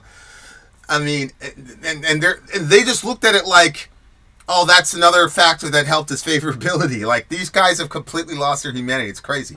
You probably want to slide this way. Like, you get a nice little window. And we had about 3 weeks to flip a convention that was being built around Joe Biden. So we were able to flip it, to fit this very new character of a different generation, different experience, different background. This is mind-boggling to me that we're acting like she popped out of nowhere. You have a guy like Joe Biden that's clearly on the down end of his thing. Like, it was very possible that he might not survive the office, and it's still possible. And y'all don't have a contingency plan? You had no contingency plan? A lot of people are saying Biden lied to us because he was supposed to be a transitional president, meaning a president that goes for one term and then gets out of there just to protect us against Trump. That was the idea. He didn't do that. He never did that, which again, you can't. You can't hold him accountable. We continue. And looking at the data at the time, which Jen and Pluff and Quentin involved. But the other thing is they keep talking about like how difficult it was that they had to introduce this person. She was the VP, and prior to that, you said that she was in California or something like that. Yeah, she ran for some Senator office in California. Right. She was the AG in California. Those people voted against her. So what? Do you see what I'm saying? Like, as far as the people that knew her long term, they were like, yeah, we don't want her. And then now you're talking about having to introduce her to the people. The people that were already introduced to her said, no way. 100%. So I feel like what they're actually saying is we had to try to revamp this and get people to see it differently than it was. Bring out the polls that didn't exist. Bring out you know what I'm saying? Yeah. And they're trying to act like she was some unknown quantity. I'm sorry, but during the 2020 primaries, she was clearly the anointed one. She got all of the soft peddling news stuff happening on liberal media, all the rest of it. It's not like Kamala was just some unknown person from like Yugoslavia. Yeah, exactly. Ridiculous. We continue. Talked about she had a huge deficit in favorability because either people didn't know about her or what they did know about her was based off of negative media. Okay, that's very smart. What they did know about her was based on negative media. So she's not saying it's a lie, but I don't think she ever recovered from the Tulsi Gabbard takedown when Tulsi exposed her for keeping all those people in prison so that she could have her have a cheap workforce. Yeah, have a cheap slave labor workforce to risk their lives putting out those Los Angeles fires, etc. So that's horrible. She is not saying that the negative media was false. She's just saying all the horrible shit she did to people caught up with her, and there was no way to defend her. That's what she's saying. My God. So our first priority was to define her in that convention, fill in her bio. As part of that, we already knew how to do the negative on Trump, and we knew that there was a lot of Trump-nesia out there. People didn't remember. Trump-nesia. Okay, I'm with that. Smart. They pick a lot of words. 4 years of the Trump administration that badly because they had been through hell. They had been through COVID, both under his watch and under President Biden's. I'm putting aside a lot of the details of who's at fault and what Biden did to dig us out and all of that. And then they had to deal with inflation. So they had been through hell. So looking back, you remember a previous time much more fondly because you've now think that you've gone through the worst. This is one of the things that is so frustrating about these group of people. She's saying that people were saying my life was a lot better under Trump than under Biden because the American electorate is so dumb that we had Trumpnesia. We were living horrible, just as horrible as we were in the Biden administration. We just forgot. Or actually, it was worse during Trump than the Biden administration. Trump got us in the hole. Biden drug us out, and it was their job to remind everybody about how bad things were under the Trump administration. My dear listener, if you've been on this podcast with us for the last 5 hours, I keep bringing up Mr. Karl Marx. Mr. Karl Marx said, long story short, that the material issues relative to a people or a group of people or a person will always trump the metaphysical issues that they have. What I mean by that is to say Trump is a racist, misogynist, blah, xenophobic, blah, blah, blah, blah, blah, blah. Those are all metaphysics. Those are all your philosophy in the world. You being at Walmart and not being able to afford eggs is a material condition. And Marx said the material condition of the people will always trump the metaphysics. So when this woman who is set for life and has to be a millionaire, when she sits down and explains that we had to teach these peasants that things were horrible under Trump and great under Biden, we had to remind them because they had Trumpnesia. Ridiculous! Trump did not do anything that negatively affected my material life. Trump gave Mr. Biden a 1.4% inflation rate, which he got us to 9.2 in 2 years. God almighty. I'm not upset about, I'm upset at the condescension, the assumption of the American electorate that we don't know what we're talking about. These are people who are shopping on the ground, ma'am. Jesus. It's sickening. So we had to remind people what life was like. That was our second. What was life like? Were we paying $20 for eggs under Trump? Did we have two wars, one of which can go nuclear under Trump? Did we have a genocide happening under Trump? Did we have a country that we were fighting a proxy war with that we sent hundreds of billions of dollars to under Trump in a 2-year period? While an impending recession was going on? What are we talking about here? So frustrating. Imperative. And then the third imperative as part of the convention and leading into the remaining days of the campaign is what's that choice? What are the... Yeah, here's Stoudman. They simply do not understand the perspective of other classes in their country. It's more than not understanding. These people actively despise the average American. They despise them. That's why Hillary was so basket of deplorables, Biden, they're garbage, blah, blah, blah. They despise the average American. What are the two very different visions between Trump and Kamala Harris? So, well, to be fair, one of Kamala's problems is that she had no vision. She was a chameleon. What was Kamala's main thing? Tell me. Like, we saw that Jubilee debate thing, right? Where you had university students, and there's this black girl really passionate. Yeah. And was it Shapiro? I forgot who it was, but he said, tell me the what she's gonna do. Policies, yeah. Yeah. The girl couldn't say anything. I saw that multiple times. This is a university educated student. Now, if you're a Bernie fan, you know exactly Medicare for all. Yeah. Right? If you're a Biden fan, you're gonna say, I'm not Trump. That's what he was running on. If you're a Trump person, you're going to say the wall, America first, blah, blah, blah. Right? Everybody had something you could immediately identify with. Kamala had nothing. Nothing.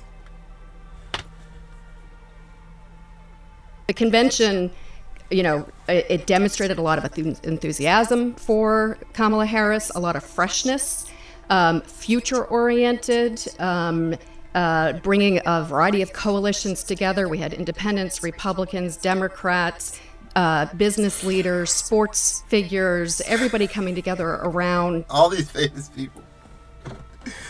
Okay, you had a coalition. All right. A new way forward and finally turning the page. Through the rest of that campaign, our next thing was the debate just a few weeks later, and it was boom, boom, boom, all the way through probably early October after the Walz debate, that we had to move through these things so quickly.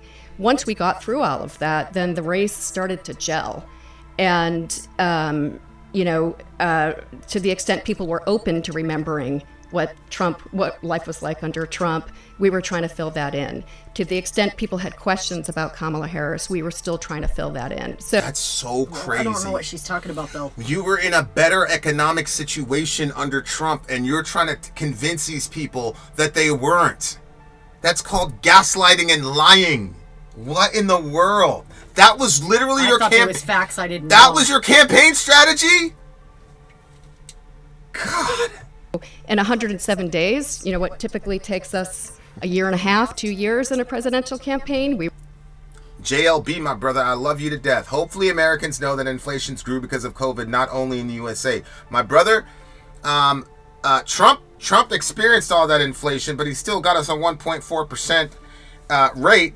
What happened was Mr. Biden sent was it $250 billion in 2 years to for the fascists over in Ukraine to fight their proxy war with Russia. That also contributed to the inflation rate. We continue. We're defining someone who was wholly undefined from the start, trying to remind people about she wasn't wholly undefined. Opponent. What do you mean? Go ahead, expand. I already said this before. They're trying to make it look like she came out of nowhere and that they had to put everything out there and explain who she was in 3 months.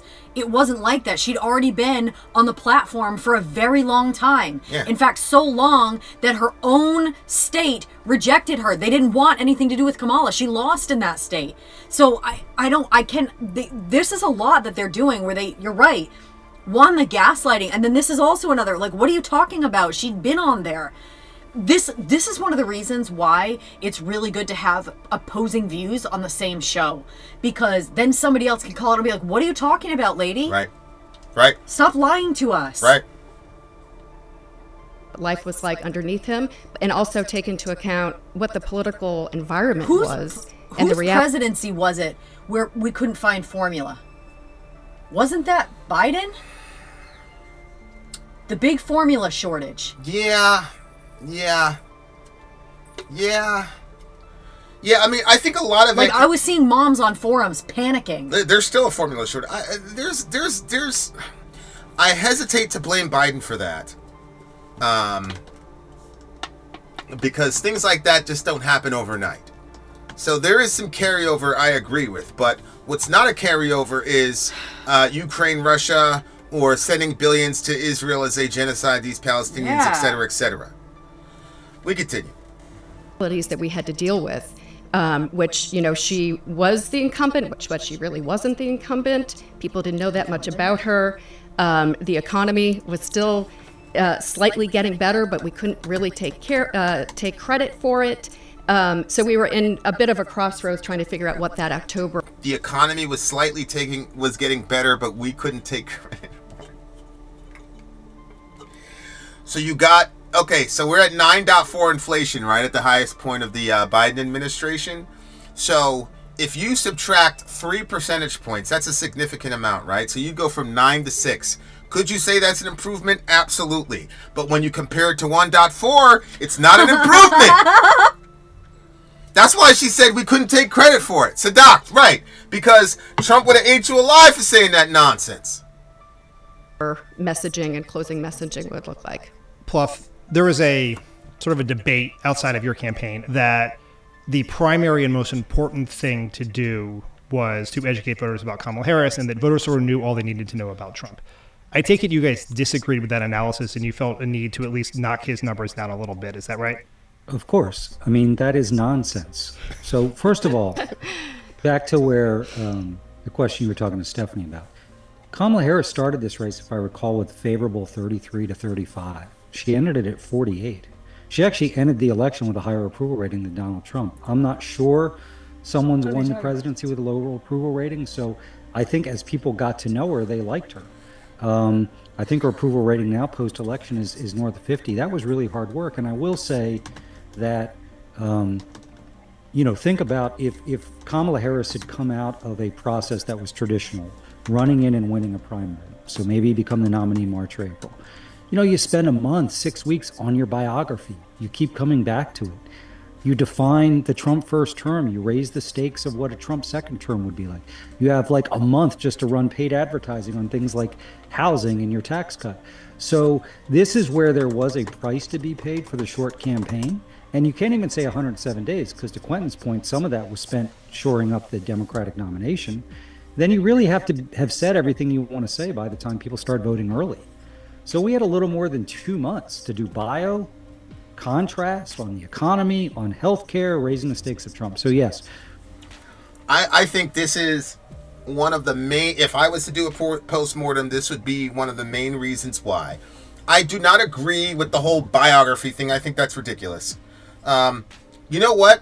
AOC doesn't spend a lot of money on her biography or none of that stuff. She's on social media every day. She tweets every day. She does live streams on Instagram where she's doing her hair and all this other stuff. Okay, right-wingers don't like it. They make fun of her, but it makes her accessible to people. So she doesn't have to spend millions of dollars to tell everybody who she is.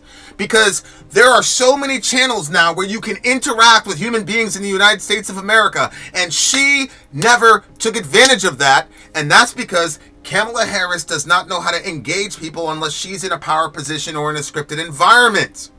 And it's the same reason she wouldn't go on the Joe Rogan show.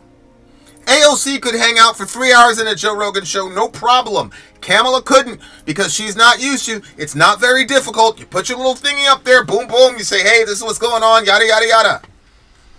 She would not engage with the electorate.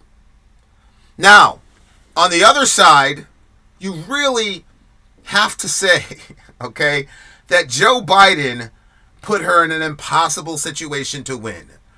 Miss Harris was not selected by the people. There was no personality cult around her.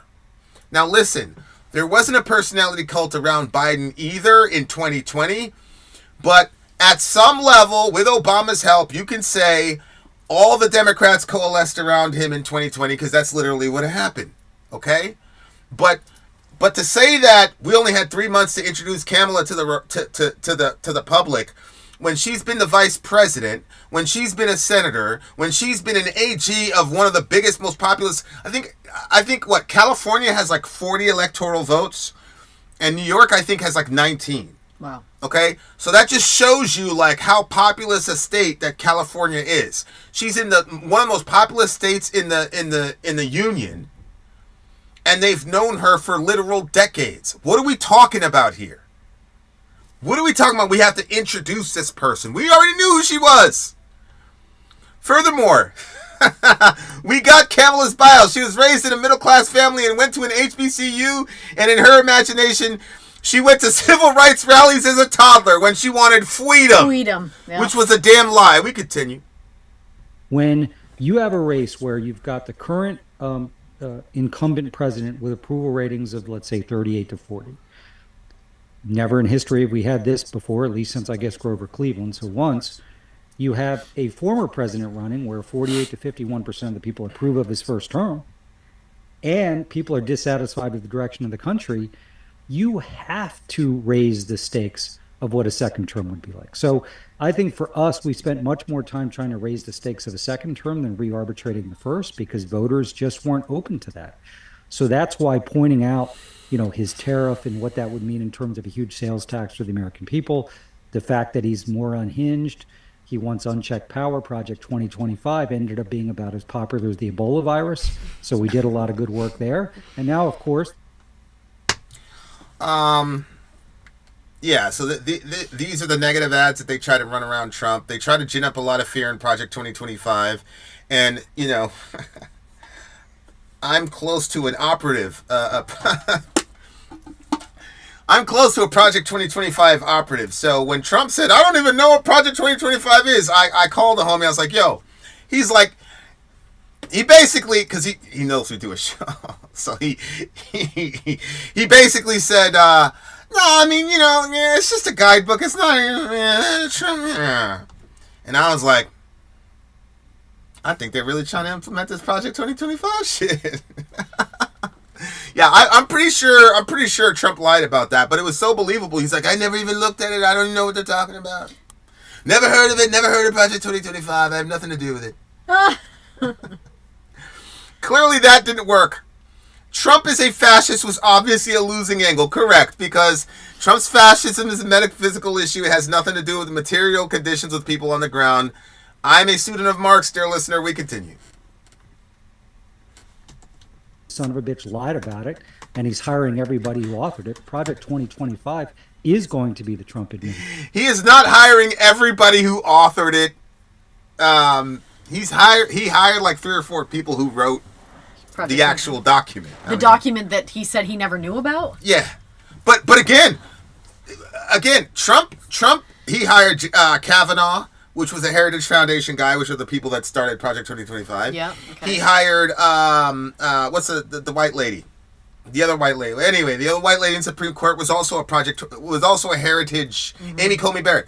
She's also a Heritage Foundation person. So Trump hiring all these people doesn't mean that he believes in it. It just means that they're the Heritage Foundation is in his ear, and they have lists of people, and so he goes, yeah, go for it. Mm-hmm. I don't believe that Trump believes in Project 2025, but is there going to be an attempt from the Republicans to initiate that? Absolutely, I do believe that, but I don't believe that Trump is like masterminding the whole thing. I don't know what it is. Project 2025 is basically, it's a playbook. It's 900 pages. That's the other thing. Okay. It's a playbook for how they want to reshape America. Like banning pornography, obviously banning abortion, all these types of things. Oh, wow. Vance wrote, according to BC, Vance wrote the intro to Project 2025. That's crazy. We continue. Administration agenda, as we point. Oh, my God. I lost a friend over her hysteria over Project 2025. She felt that since she was so dramatic about it, she should be able to emotionally blackmail into voting for Harris to stop it.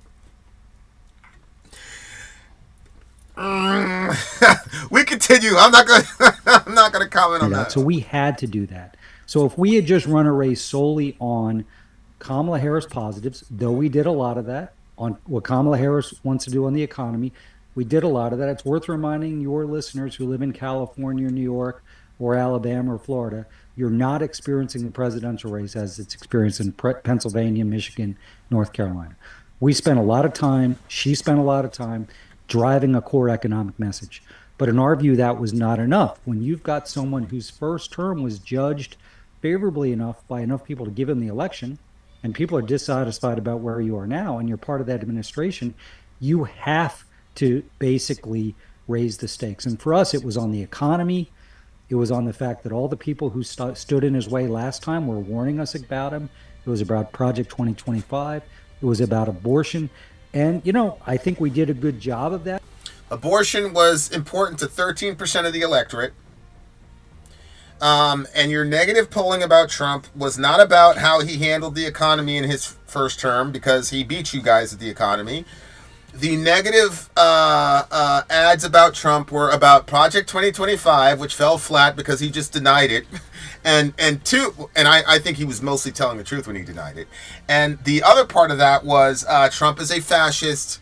And then the third part about that was democracy is over if more people choose to vote for Trump than Kamala, which is in itself a self-stultifying statement. How can the people coming together to vote for democracy then signal the end of democracy? Based on our data, but we had to stay on that. So I think that is an incredibly faulty reading, that what we should have done is just lift up Kamala Harris. We clearly did. Her favorability rating increased by, I believe, 15 points. If you look at who do you trust more to look out for people like your family, who do you think is going to fight for the middle class? Huge progress for Kamala Harris. Even on crime and immigration, we were able to make double-digit progress. So we were very focused on lifting her up. But to win a race like this, given the political atmospherics, which were quite challenging, we had to raise the risk of a Trump second term. Jen, you guys are obviously operating in a very, very tough political environment. Yeah, see, he didn't bring up the fascism stuff. And we heard about Project 2025, but all the other little detailed, nuanced things that he just talked about, all we heard was Trump is a fascist, Trump is a fascist, Trump is a fascist. Mm-hmm. And no, I don't believe that Trump is a fascist. I think that that's one of the stupidest things I've ever heard. I've heard a lot of dumb things in my life. But Trump being a fascist, honestly, I promise you, before the Lord Jesus, is one of the dumbest things I've ever heard. Dear listener, if Mr. Trump was really a fascist, Kathy Griffin would be dead. Kathy Griffin, when Trump got elected, sent out a picture where she was holding his severed head full of all this blood everywhere. I'm not going to talk about Mussolini. Yeah, exactly. Here's the thing. For all you, Stoudman, here's what I want you to do, bro. I want you to take a trip to Ukraine, okay? Get a picture of the commander of the Azov battalion and walk around with a shirt with the severed head, the bloodied severed head of the head of the Azov battalion in Ukraine. Walk around for 5 days. If you come back to the United States of America, I will personally write you $1 million check. I promise you. I promise you. If you won't do that in Ukraine, but you would do it in America, you've just explained to us who you truly believe the fascists are. We continue. Incumbent president.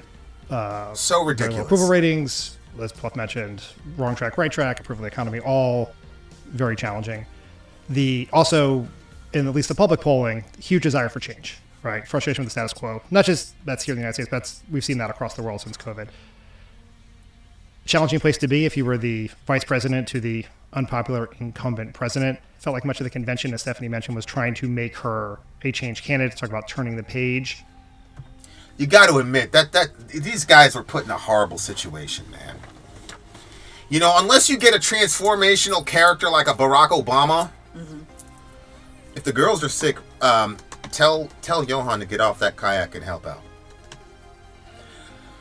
I mean, if they're sick, they should be in bed. He should be out there running the shop. Okay. But on a real note, though, I mean, they got put in a really unfair, impossible situation. Now, on the other hand, I don't feel bad for them because they collected that check. I'm sure all of them knew there's no way we're going to win this race with either this guy or this girl, but they still collected the check.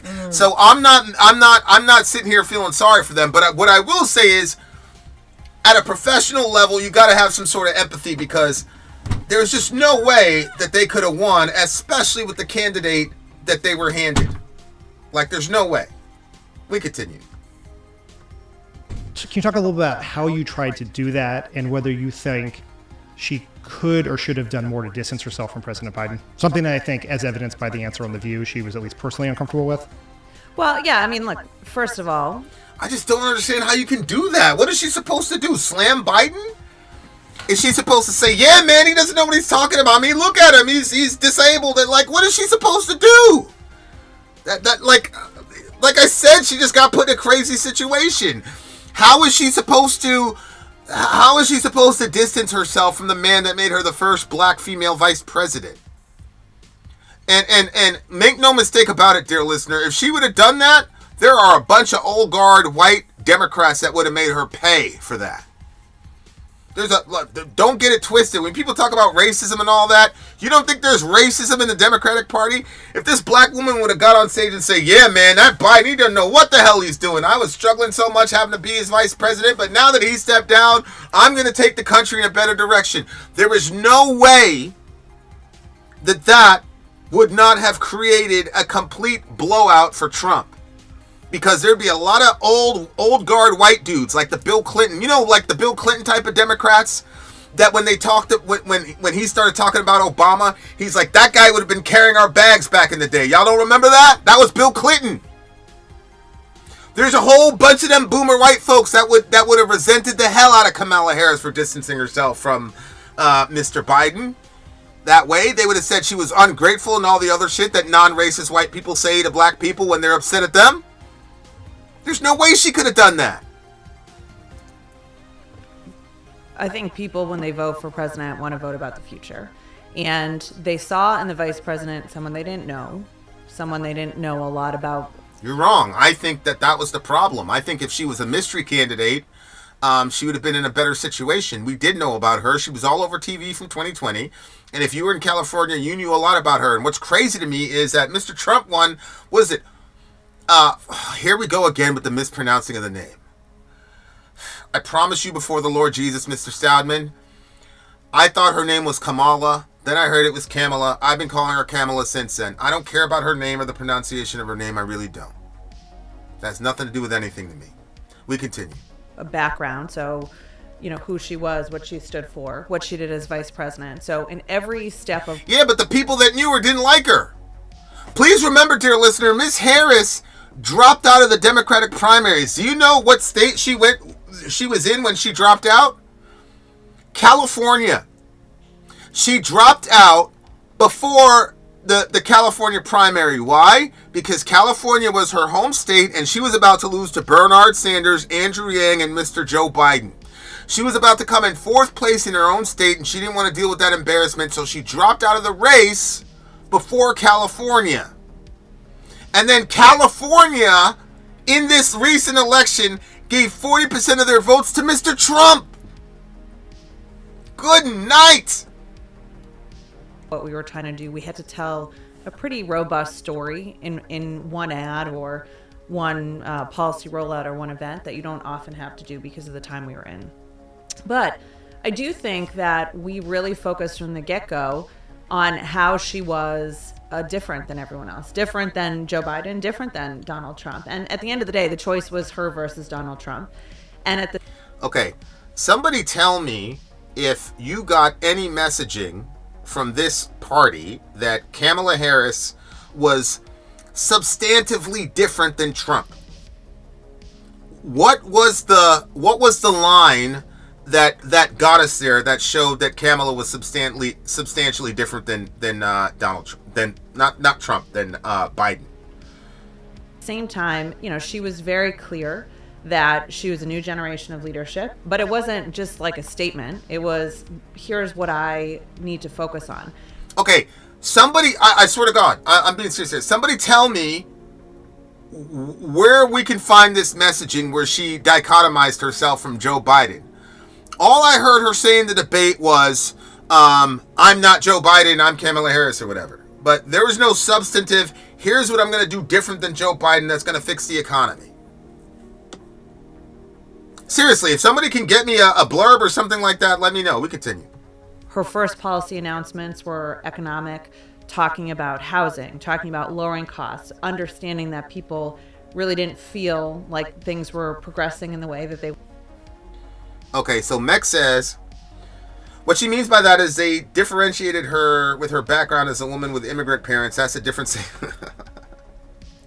All right, so more metaphysics, more identity politics. Marx would not be happy with this strategy. Marx's theory was that the material conditions are always going to trump the metaphysics. We continue. To me, I like she mentioned $25,000 for new homeowners. $25K for new homeowners. That was a good one, Stout. But as other people already said, the eggs were more of an immediate crisis for those people. We continue. wanted to, a la the right track, wrong track data. Okay, here's BAME Time. Shout out to BAME Time. Never seen you before. She went on The View and said she couldn't think of one thing she would have done different from Biden. So if they did any of that messaging, Kamala erased that with her statement. Correct! She went on The View and she couldn't say anything that she would have done different. Look how the pod save dude is looking at her like, come on. Look at it. Look at this. Oh, guys. I got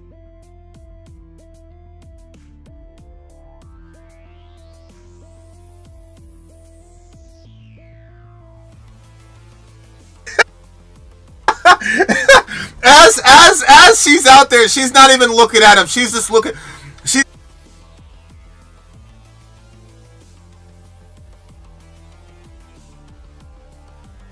Look what they did to her. Look how he's looking at her. Look how he's looking at her. 1,000-yard stare. I mean, these people are I mean, if you ever want, this is like the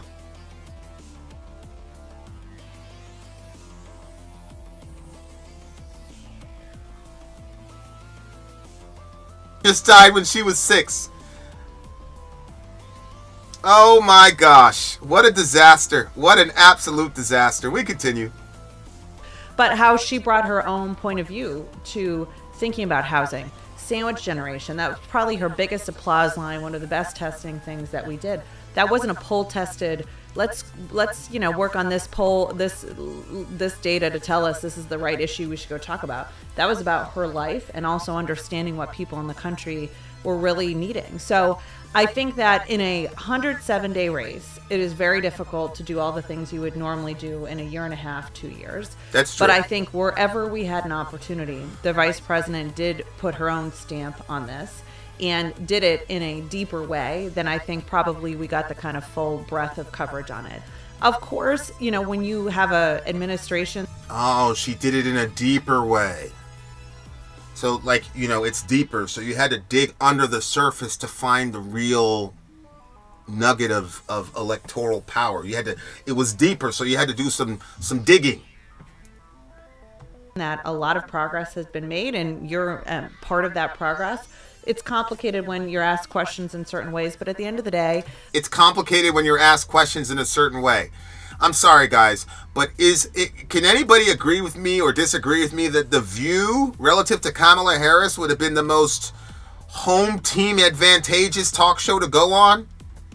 With the softest of softball interview questions to go on? Is anybody going to say that The View is hostile territory for Kamala Harris? What do you mean if people ask questions a certain way? Good night. I think she really, every time she turned, talked to a voter, every time she was out on the stump, she really leaned into her own vision. But the headwinds were tough. I will also, though, add, of course, we lost. So I'm not here to say that didn't happen. We would much rather not have that happen. But where she campaigned, we did way better than the rest of the country. And Donald Trump did. We keep hearing this loser talk, man. Where she campaigned, they did better. This happened with the Native Land podcast, where it was like, well, she was down by 8 and she only lost by 3. She improved. If I was a woman and hearing all these people continuously say this stuff, I would be so infuriated. Because they're basically saying, good job, you only lost by 3 instead of 8. Meanwhile, Trump is having 20-point flips in this demographic, 10-point flips in that demographic. You're supposed to convert those people, bro. Or sis, whatever. Worse, to the point that you were just talking about with Pluff. The idea that people have just a well-constructed, already baked-in idea about Trump and they don't need to learn anymore, it's just complete fallacy. I mean, his numbers are stronger today than they have ever been. Yeah. And that was critical for us. And we also believe this race was not just about Kamala Harris. It was Kamala Harris versus Donald Trump, and we had to set that choice and that frame up. And I think that we were able to anywhere. Yeah, I don't think that that's a bad strategy. I mean, you have to. Look, if Kamala, this was one of the problems with Bernie. Because Bernie was like, my friend Joe Biden is a great guy, blah blah blah blah blah, and he was saying that before he even conceded the race. Well, if Joe Biden's such a great guy, Bernie, why should I vote for you instead of him? That was a big criticism that a lot of progressives had for Bernie, in the way that he engaged with Hillary and in the way that he engaged with Biden. Was he never went after Biden, and that was the problem. So I do think that you have to go after your opponent to show the differentiation. If your opponent was generally decent and good and had good ideas, then why are you in the race? You're in the race because you think your ideas are best for the country. That means that the other person's ideas are not best for the country. You have to display that. So there's nothing wrong with negative ads relative to Trump. The problem is that you guys were gambling on us caring about identity politics. You guys were gambling on Puerto Ricans caring about identity politics. You were banking on women caring about identity politics, and you lost. That's what happened. You gambled on identity politics. And this fascism stuff, okay, which nobody believes anymore. Nobody ever believed it. Only a small group of progressives believed that Trump was ever a fascist. And let me tell you a little secret. Come closer, dear listener. Those people don't believe he's a fascist either. Because if they did, they would never say it publicly. Because if we were truly under a fascist regime, they would be dead before they sent the tweet. We campaigned in all 7 of these states, where Donald Trump, by the way, campaigned too. He did worse and we did better. And we did make real progress against these. But he beat you! There are no participation trophies in an election. It doesn't matter if she did better. You lost by an average of 3 points in all of these swing states that you were supposed to win. Good night! National headwinds. If in every other state. They were banking that women would rather have cheap abortions and have enough money to have babies whenever we want. You know what would have been really good for Kamala to run on? Would have been paid medical leave. Right? Something that could directly affect their economic condition. She could have said, listen, we don't know what the hell these Republicans are going to do relative to your choices, your bodily autonomy, blah, blah, blah, blah, blah, whatever you say to justify abortion, cool. But here's what I will do for you. We're going to have paid family medical leave for a year for you if you end up getting pregnant. And we're going to make these Republicans fit the bill for forcing you to carry your child. Yay! That's something that can directly affect their material conditions in the moment. But you didn't do that because Kamala and the rest of y'all in the consultant class are not in a situation where you have to decide between medicine and food. Aborting that baby is not going to solve the problem as to whether or not you're going to have eggs tonight. But the battlegrounds, there was a negative 8-point shift to the right. In the battlegrounds, there was only 3. So we needed it to be better than that. And perhaps if we had more time, we could have done that. But I think that's fundamental, that when people learned more about her, understood what she stood for, where she came from, and what her vision was, they responded well to that. And I didn't. I got to tell you, I was never a Kamala Harris fan.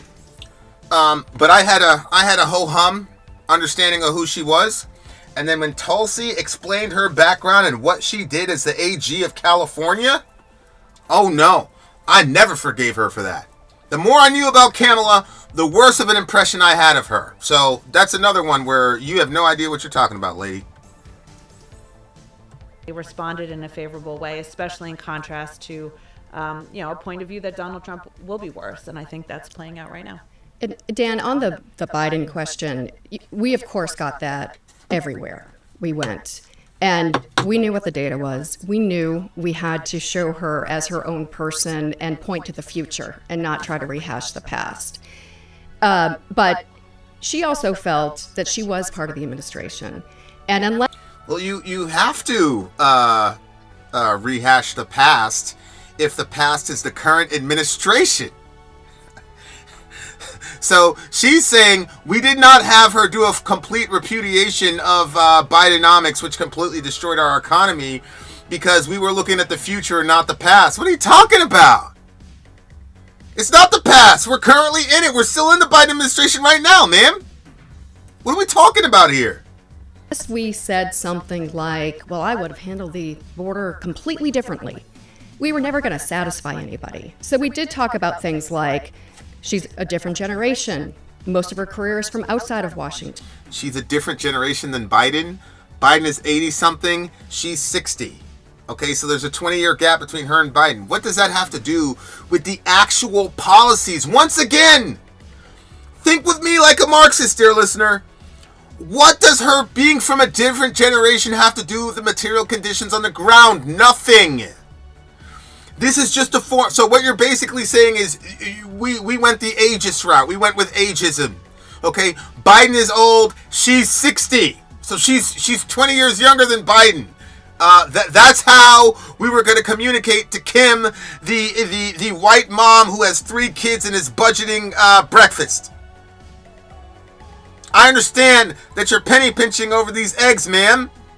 But do you know that Kamala Harris came from a generation different from Mr. Biden? First of all, did you guys actually spend money telling us that? You don't think we could tell just by visual who was the 80-year-old and who was the 60-year-old? Dear listener, if I brought you a side-by-side and I said, okay, one of these people is 80 and one of these people is 60, I guarantee you I send that to 10 out of 10 Americans, Germans, Lebanese, everybody would get 10 out of 10 correctly. Did we actually spend money trying to convince people that Kamala Harris was a different generation than Joe Biden? What are we doing out here? Good night. not inside Washington. So she knows a lot of the best ideas are from across the country. Her career has been about reaching across the aisle, finding common sense ways to get things done. It's not been based in ideological politics. All of these things, we were trying to tell a story and give the impression that she was different without pointing to a specific issue.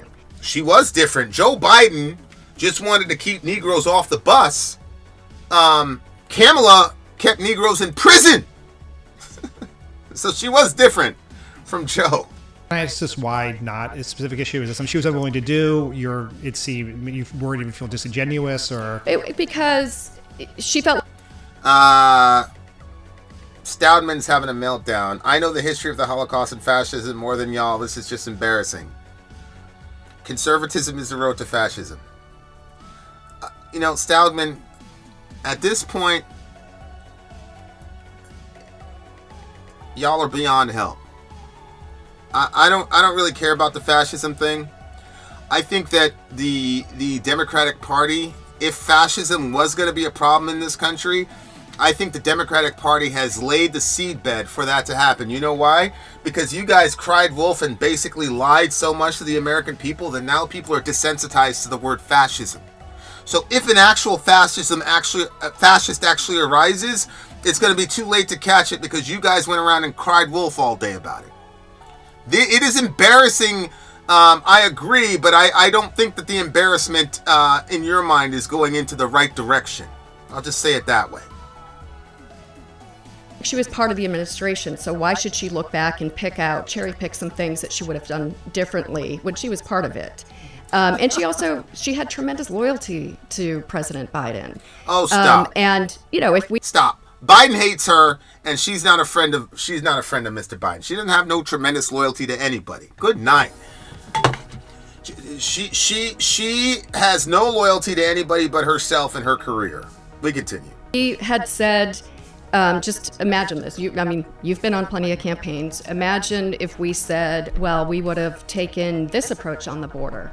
Imagine the round of stories coming out after that of people saying, well, she never said that in a meeting, or what meeting when she said this, or I remember when she did that. And it wasn't going to give us what we needed because it wouldn't be a clean break. It would be, days upon days in a limited time window that we had of dealing of who, what, when, where. So the best we could do, and the most that she felt comfortable with, was saying, look, vice presidents never break with their presidents. The only time in recent memories when Pence broke with Trump after Trump stormed the Capitol. So Biden's not... They call that the murder exception. If the president tries to murder you, you can break, yes. If you are, No, the president did not try to murder him. But the president was fine with him getting murdered, I agree. But that happened because he broke with him, not after. We continue. Overturn an election, people die, then you could break with your president. But absent that, vice presidents stick by their presidents.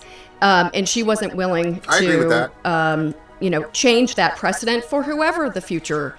I disagree with that. I don't think Kamala had any input whatsoever as to how her campaign was going to go. I think that all these discussions were in a conference call with Mr. Hussein Obama at the top and just basically telling her what to do and what to say. I don't believe she was actively involved in any of this stuff. So I do not believe that she refused to diss Biden. If Obama and you told her to diss Biden, she would have. You guys thought it was a bad strategy. I agree with you. It's impossible for you to just throw your boss under the bus when 2 weeks ago you were saying that he was the best thing since sliced cheese or whatever. Good night. President-vice presidential partnership would be, because it would mean a whole, different set of problems, as if we don't have enough problems in our democracy right now. So unless we were willing to say, Biden said green and she said blue on any particular issue, we were never really going to satisfy that. So our focus was, let's look to the future. Let's describe her and her approach to things. Let's use policies, future-looking policies, to demonstrate that difference. But in the end, we've all seen the data. Too many people thought that she'd be a continuation, which on the economy was the incumbent killer. Quentin, and you did not give us a counter narrative to that, because she has no ideas to fix the economy. Post-election analysis, there's been a ton of focus on the very ubiquitous trans ad that the Trump campaign spent tens of millions of dollars on. There have been sort of two strains of thought of this. One, the sense that her position and the Democratic Party position on trans-related issues were one of the reasons why we lost, but also real questions about why the campaign decided not to respond to the ad. Specifically, my understanding from reporting, at least, is that you guys tested a bunch of responses and they didn't work. Just tell me your thinking there and what role you think that ad and those issues actually played in the race. Yeah, I mean, I think, it's You know important. what? I'm going to try to pull up that ad because everybody's talking about it. That was the they them ad, right? Kamala they them. Let me see. I'm gonna actually pull up the Kamala they them ad. Because I think it's important. Let me see. Which one is it?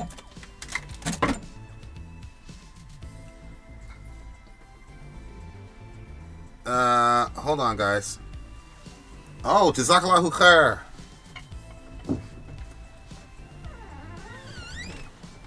All right, hold on. Let me see here. We're having a conversation about Miss here. Okay. All right. I'm gonna pull up. Okay, guys, we're gonna watch the they them ad because it gets talked about a lot. And I wanna see what it was. So we're gonna take a short excursus. We're gonna watch the they them ad, and then we're gonna go back to the conversation. So what he asked now was about the they them ad from Trump. Yeah. And what their strategy was relative to engaging it, i.e., they did not engage in it. By the way, when is the other show starting? 9:30, 10? I don't know. Okay, so right now I'm gonna download the they them ad because I want us to see it, and then we're gonna go back to the video. Okay. All right, so we're at 25:17. Hey, do me a favor. You still got the timestamp thingamajiggy? Yep. Okay. All right. So 6:06. They them ad. All right, guys. Here is the infamous they them Kamala. From Trump about Kamala. Here it is. Hold on. Let me turn off the BGM real quick. Bam. All right, here we go, guys. This is the Jim Heath Channel playlist of 2024 campaign ads. He murdered a father of 3, sentenced to life in prison. Kamala Harris pushed to use tax dollars to pay for his sex change. I made sure that they changed the policy so that every transgender inmate would have access. It sounds insane because it is insane. Kamala was the first to help pay for a prisoner's sex change. The power that I had, I used it in a way that was about pushing for the movement, frankly, and the agenda. Kamala's agenda is they, them, not you. I'm Donald J. Trump, and I approve this message. Be sure to subscribe to the Jim. Freaking devastating ad. So they decided to not even talk about it? So you committed murder? Oh my God. Hold on. I gotta look at this again. God almighty. This is the Jim Heath Channel playlist of 2024 campaign ads. He murdered a father of 3, sentenced to life in prison. Kamala Harris pushed to use tax dollars to pay for his sex change. I made sure that they changed the policy so that every transgender inmate would have access. It sounds insane because it is insane. Kamala was the first to help pay for a prisoner's sex change. The power that I had, I used it in a way that was about pushing for the movement, frankly, and the agenda. Kamala's agenda is they, them, not you. I'm Donald J. Trump, and I approve this message. Be sure to... That doesn't... And you know... Wow, what a switch. So one, she's keeping people in jail to fight the fires, and then she's giving tax dollars to... Well, look. I talked about this with the trans stuff, where you had the trans mass shooter, and you had trans people going, "Don't misgender the shooter." Mm-hmm. And I was like, you guys are the... What? I could not believe it. And that's why I said, that's okay. Them white women are going to fuck you up in the voting booth. They're not going to argue with you. I told you guys this. I told you guys this for a year. You guys know it. I said all this stuff. I said, this shit with trans people, where you just went off and killed a bunch of people, and the concern is misgendering the shooter who killed kids? You think that the country's going to be cool with that? I told y'all. Unbelievable. Now here's Stoudman. Here's Stoudman getting all emotion. What? Are you literally blaming trans people for this? I am blaming the trans community for not checking themselves. Stoudman, of all the people that have been in this show, you know for a fact that I called this from deep. I said, you guys are way too aggressive, and there's going to be a massive backlash against you because you're 1 to 3% of the population, and now you're starting to bully white women on TV. I told you that. So if you want to say that that had nothing to do with it, that's okay.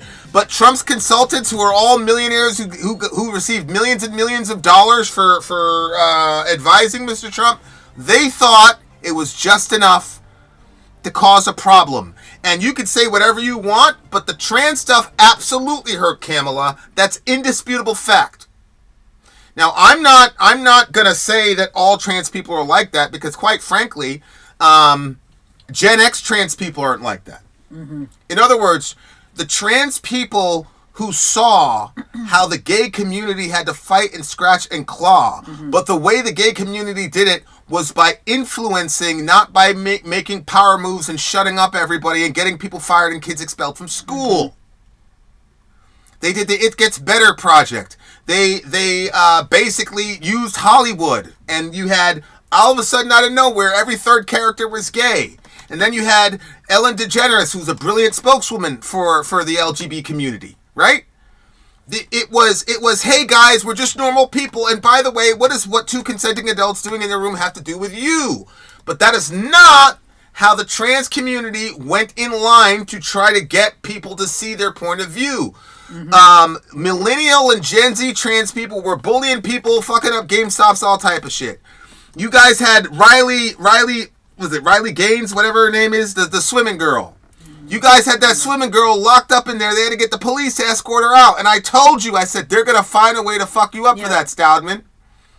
So don't sit here with your sanctimonious bullshit and I can't believe you're saying this about trans people. Disgusting. Be quiet then. Because these people on this show who are on your team are saying that that ad was effective. And what I'm saying to you is, how the hell did that ad get effective?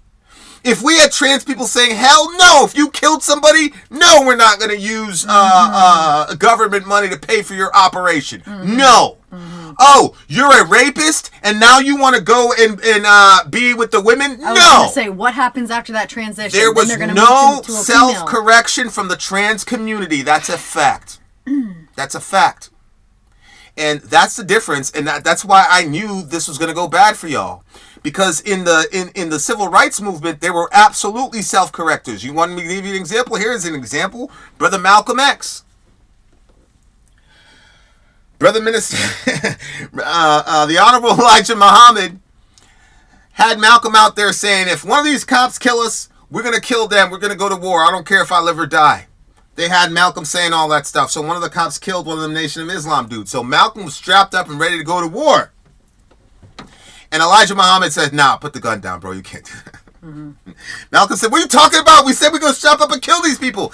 And he's like, yeah. We're not going to do that, though. Stand down. So Malcolm had to stand down. And then Mr. JFK got killed. Honorable Elijah Muhammad went to Malcolm and said, yo, Malcolm, these Americans love this white boy, including a lot of black people. Do not say anything negative about that man. And then Mr. Malcolm said, the hens have come home to roost. And the Honorable Elijah Muhammad suspended him from the Nation of Islam, and that's what created the break. You see, there was intramural dialogue with black people where we were correcting ourselves in the midst of the civil rights movement. There was no such figure for trans people. They had people like you, Stout. They had people like you encouraging all this nonsense. And you, people like you, set them up for the hell they're about to inherit now. Because as I've said 4 million times, the leaders, the thought leaders, and the people that get put on TV in the trans movement are 99% born straight. They were born white males. And it was a leftist that taught me about white privilege and male privilege. A bunch of you were born with white male privilege, and when you decided you were trans or you discovered that you were trans, you took the exact same assumptions of the privilege that you had when you were a white male, read that way. Now you're a trans person and you're in GameStop, and now you cannot handle being quote-unquote misgendered, so you wreck the GameStop, threaten the guy, yell, scream, do all types of craziness, and you don't end up in prison. Mm-hmm. Or the thought leaders in the trans community, for the majority of you are you were born and socialized as a white male in this country, and you want to take on some sort of status of being discriminated against because you've got all this white guilt or whatever it is. So you want to find a way to keep your privilege and at the same time be part of a marginalized community. That way you don't have to deal with the white guilt that you have. Sorry, but I was the only one saying all this stuff. I told you guys all this shit was going to backfire. I told you that white women were going to fuck you up for that. You see Riley Gaines in there. What was the other one? Posey Park over there in New Zealand. They put a hand around this woman's throat. I told you guys this when Anna Kasparian said, don't call me a birthing person. And all you weirdos went after her. Mm-hmm. You guys can look at all the previous Middle Americas, dear listener. It's all there. I warned you guys. So now here's Stoudman. Here's Stoudman. I mean, it's true. Trans people don't have a good spokesperson, but they shouldn't need a spokesperson to defend their civil rights. You're wrong. You're wrong. And what civil rights are you talking about? Correct. Name that. Correct. What civil rights? Exactly? Ridiculous. Okay? The real problem with the trans community is that all the actors in the trans community, Jesse Gender, all the rest of y'all, you guys were born as white males in this country. You were socialized as white males in this country, but somehow the white privilege skipped over you and the male privilege skipped over you. Man, get out of here. You guys look, the movement's done. You guys, it's done. So, do what you got to do, but here we are. All right, let's go back to Pod Save America. Good night. Good night. We continue. Welcome to Pod Save America. I'm Dan Pfeiffer. We have a special show anymore. We needed change that press policies to demonstrate that difference. But in the end, we've all seen the data. It's too many people thought that you'd be a continuation, which on the economy was, the incumbent killer. Quentin, in the post-election analysis, there's been a ton of focus on the very ubiquitous trans ad that the Trump campaign spent 10. All right, so we just saw the trans ad, dear listener, or one of them. That was a devastating ad, man. I know, that was different than the one I saw. That was a devastating ad, and it just shows like the priorities with that community, man. Mm-hmm. Like, somebody's a murderer. We're talking about pronouns, man. That shit, I told you. Just because you guys intimidated people from speaking against it publicly doesn't mean that people were supporting you. Mm-hmm. It just meant that there's not a lot of people like me who doesn't give a fuck. I don't care if YouTube's going to throttle me. YouTube throttles me all the time, blah, blah, blah. I didn't care because I felt like telling the truth was most important. Mm-hmm. But don't you get this confused, dear listener. There's a lot of people that have common sense about this topic, but they're scared to death because they're going to get throttled on YouTube or they're going to pay some horrible price. That's what happens when you're a Christian. If you fear God, you don't fear man. Mm. But if you don't have the fear of God, you're scared about everything. The scripture says, the wicked flee when no one pursues, but the righteous are as bold as a lion. And I, dear listener, am a lion for That's Jesus, right. inshallah. We continue. Millions of dollars on. There have been sort of two strains of thought. This one, the sense that her position... Jesus God Almighty. That Women is so are true. giving birth to babies with no epidurals, handcuffed to beds in prisons. That's true. Talk about giving them that level of care when women can't count on, Jesus. Getting pads is crazy. Getting pads is crazy work. Come on. Oh my God. That's so insane. Crazy to me. That is so crazy. I don't know if that's a regular thing, but I did see that. The girl she was asking for help and she was cuffed to the bed, birthing that child. Oh my God, I can't even believe it. Ooh, the black girl? I don't remember. I just remember it like Say watching America the did woman that in to a white girl? Hell, that must have been a black girl. But I don't remember her being black, but she might have been like Spanish or something. Look, here's Stoudman. Stoudman, this is a reason. Listen, I'm going to tell you something. I'm going to tell you something, Stoudman, and I'm telling you this because I do perceive you as a wise actor. I mean, I think that you genuinely care about trans people, but your zeal is not being combined with knowledge or wisdom. Stoudman, listen very closely. Look what he says. One trans person commits a mass shooting. Suddenly it's all trans people doing that, and Vince thinks this is common sense. You guys can go back and watch the video I shot when that trans person went out and killed all those kids. I didn't say all trans people are killing kids. I never said all trans people are killing kids here. What I specifically said, Stoudman, was that you had a mass shooter that murdered children, and your community was like, do not misgender the shooter. That's what I said, Stoud. And what I said was that, especially to the heart of a white woman, is one of the most insane, insensitive, crazy, narcissistic things to do. And I told you, I said, you watch what happens when all this stuff goes up to legislation. Stop it. Stoud, if you're actually trying to learn, listen. The priorities of that community are completely and totally narcissistic. That's the problem. When you have somebody that murdered all those kids, and your first response is, make sure you gender the shooter correctly. When you have somebody that murdered all those kids, and you have trans people saying, I don't care, they were going to grow up and oppress us and take away our rights. You had hundreds of trans people saying that nonsense, and there was nobody in your community to say, that's fucked up, we shouldn't do that. You had Jessie Gender showing the violent acts that was done to Posey Parker over there in New Zealand, and she celebrated it.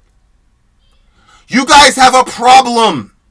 Jessie Gender, by the way, was born a white male. Mm-hmm. So she whatever, thinks it's fine to attack a biological woman and throw all types of shit at her because she's out there in the Let Women Speak rally. And I told you that people were going to get back for that, and that's what happened. Now, if you want to put your head in the sand and act like you're on the side of righteousness, cool, man, go for it. Mm-hmm. Go for it. Mm-hmm. Let's see what happens in all these state, when all these things start coming up in state voting times. Let's see what happens. You get The Guardian? Is that reputable to you? Huh? The Guardian? Of course. Pregnant and shackled, why inmates are still giving birth, cuffed and bound.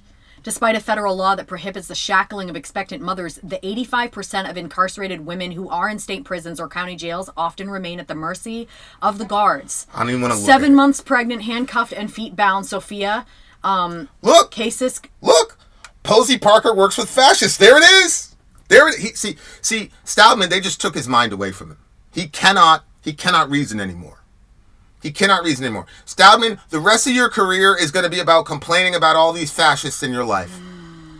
I love them to death, but my God, you are probably one of the most destructive forces for trans people in the world. People with your mentality. All of this permissiveness and all this, we're not going to hold them accountable for anything. Go for it, bro. Go for it, Stoud. Do it. Let's see how that benefits the community that you're trying to. Now look, Posey Parker works with fascists, so it was cool to attack her, put your hands around her throat, all type of shit. You guys are weirdos, man. You guys are weirdos, and you're gonna lose. You're gonna lose bigly. You're gonna keep losing bigly. Because let me tell you something. Any dude with any sense of testosterone in his blood, any dude that sees that happen to a woman is gonna have serious problems with whoever does that. I don't give a fuck what you're wearing. I don't give a fuck what you call yourself. I don't care how you fucking identify yourself. If I see you being a fucking 6'2" dude with your hand around a woman's throat, you're getting it, bro. Period. And you should be wise and understand that you're talking about 1% of the population and encouraging those people to be. Can you imagine Dr. King? When you're as a black person, you're seeing women having dogs sicked on them. You're seeing powerful people getting sprayed down the street, rolling like rag dolls. All the shit black people had to go through. to fucking use a water fountain. And the nerve of people like Stout who try to compare our struggle to their struggle. Show me when black people were going around mowing people down in fucking 1960. Stout. Ridiculous.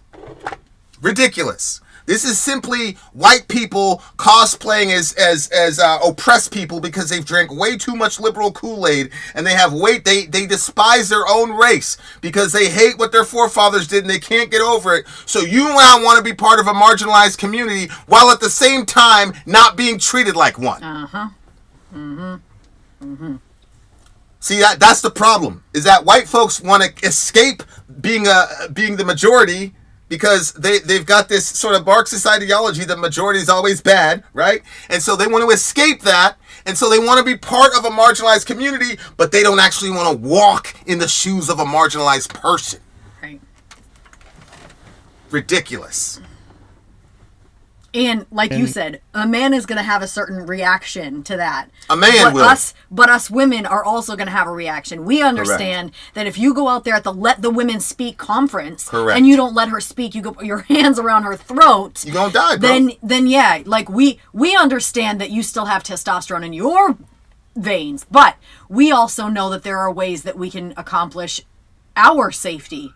And I think that's what we saw a lot in the voting booth. Yeah. Yeah. That's why white women turn that around. Stoudemire, unfortunately, his mind has been, he's beyond reason on this particular point. He's a great guy. He's beyond reason. And, the scripture says, when you reject the knowledge of God, professing to be wise, you become a fool. Mm-hmm. So if you want to keep telling 1% of the country to keep acting violent and being all crazy and all the rest of it, that is a completely self-destructive ideology. But that's what happens when your mind is darkened by sin. Mm-hmm. And I love you, Stout, but your mind is darkened. You can no longer reason. We continue. And the Democratic Party position on trans-related issues were one of the reasons why we lost, but also real questions about why they can't. Yes, here's the answer to all the transgender stuff. They could get over what their forefathers did if they stopped the cosplay and paid reparations. The second they part from that stolen wealth, they can move on. Correct. You don't need to spend all that money on all the transition stuff. Yeah. Give me the money. Pay us up. Pay that bill, boy. Pay the bill, and then you don't have to deal with any white guilt anymore. And you don't have to be. You can go right back to being your nice white privileged self, and you can go in a GameStop. Everybody be nice to you. You don't have to do this to deal with the fact that your forefathers were lecherous beasts. We continue. Not to respond to the ad specifically, my understanding from reporting, at least, is that you guys tested a bunch of responses and they didn't work. Just tell me your thinking there. Who did you test the responses with? Other Democrats? What are we talking about here? Like, who are we talking about here? Role you think that ad and those issues actually... Yo, I'm going to screenshot that quote. Holy shit. That was so good. That was so good. You can stop cosplaying and get us our money, and then you can move on. SubhanAllah. Oh, man. That's a comment of the year. That's a comment of the year. Mech, I got to send you a shirt for that comment. Oh, my God. Wow. Give us our money, you can move on. You would be a beneficiary. I was going to say, let me give you the shirt. I can give it to some of my white guilt. Played in the race. Yeah, I mean, I think, it's important to put everything into context. We've very well established the time frame. And it's honestly a lot shorter than 107 days. But we had 3 core objectives to the paid media. It was to define the vice president. It was to defend her. Okay, remember, they're asking him about why they did not respond to the they-them ad that we just watched. On incoming attacks, and a lot of these attacks have been baked in for the past 3.5 years. While she was the vice president, they were attacking her. She was at negative 20-something on immigration. We got that down to negative 10. Trump had a positive... Why was she on negative 20 on immigration? That's right. The Lester Holt interview, where he said, why don't you go to the border? And she said, we've been to the border. And he says, no, you haven't. And then she said, well, I also haven't been to Europe. That's why she was negative 20 on immigration. 22-point advantage on the economy. We got that down to 7. And we had to respond to those things. And when you sort of looked at the core issues, aside from the attacks, like trans issues are just at the bottom for voters. The economy, inflation, crime, immigration are the top issues. They were also some of the issues that she was getting attacked on. And to the element of sort of defining her. I thought that, didn't we hear something that said after that ad came out, they saw like a shift? Yeah. So what is he talking about? He's saying that trans issues are at the bottom. Well, I think, but they're obviously. I think both are true because the people Trump has around him are incredibly intelligent. They waited till the very, very end of the race to blitz us with those ads. So, so it was all fresh in everybody's mind. So it wasn't, if they did it at the beginning, it would have lost strength, right? But because they did it at the end, right as the early voting, they pretty much did it right as the early voting started. And then they put those commercials after football games, etc. Right? And it's a brilliant strategy. It puts, in my view, it puts trans people in danger, but when you have Republicans who are going to take that as a 4-mile-an-hour fastball, then you got people like Stout. It's almost like there's no major voice right now that's doing any sort of effective advocacy for trans people, and that's why I said like the movement is pretty much over with because they don't have the elements that you need to change public opinion. Yeah, it's that that verse that the one that talks about that the enemy will multiply kisses. What's the first part of that? Yeah.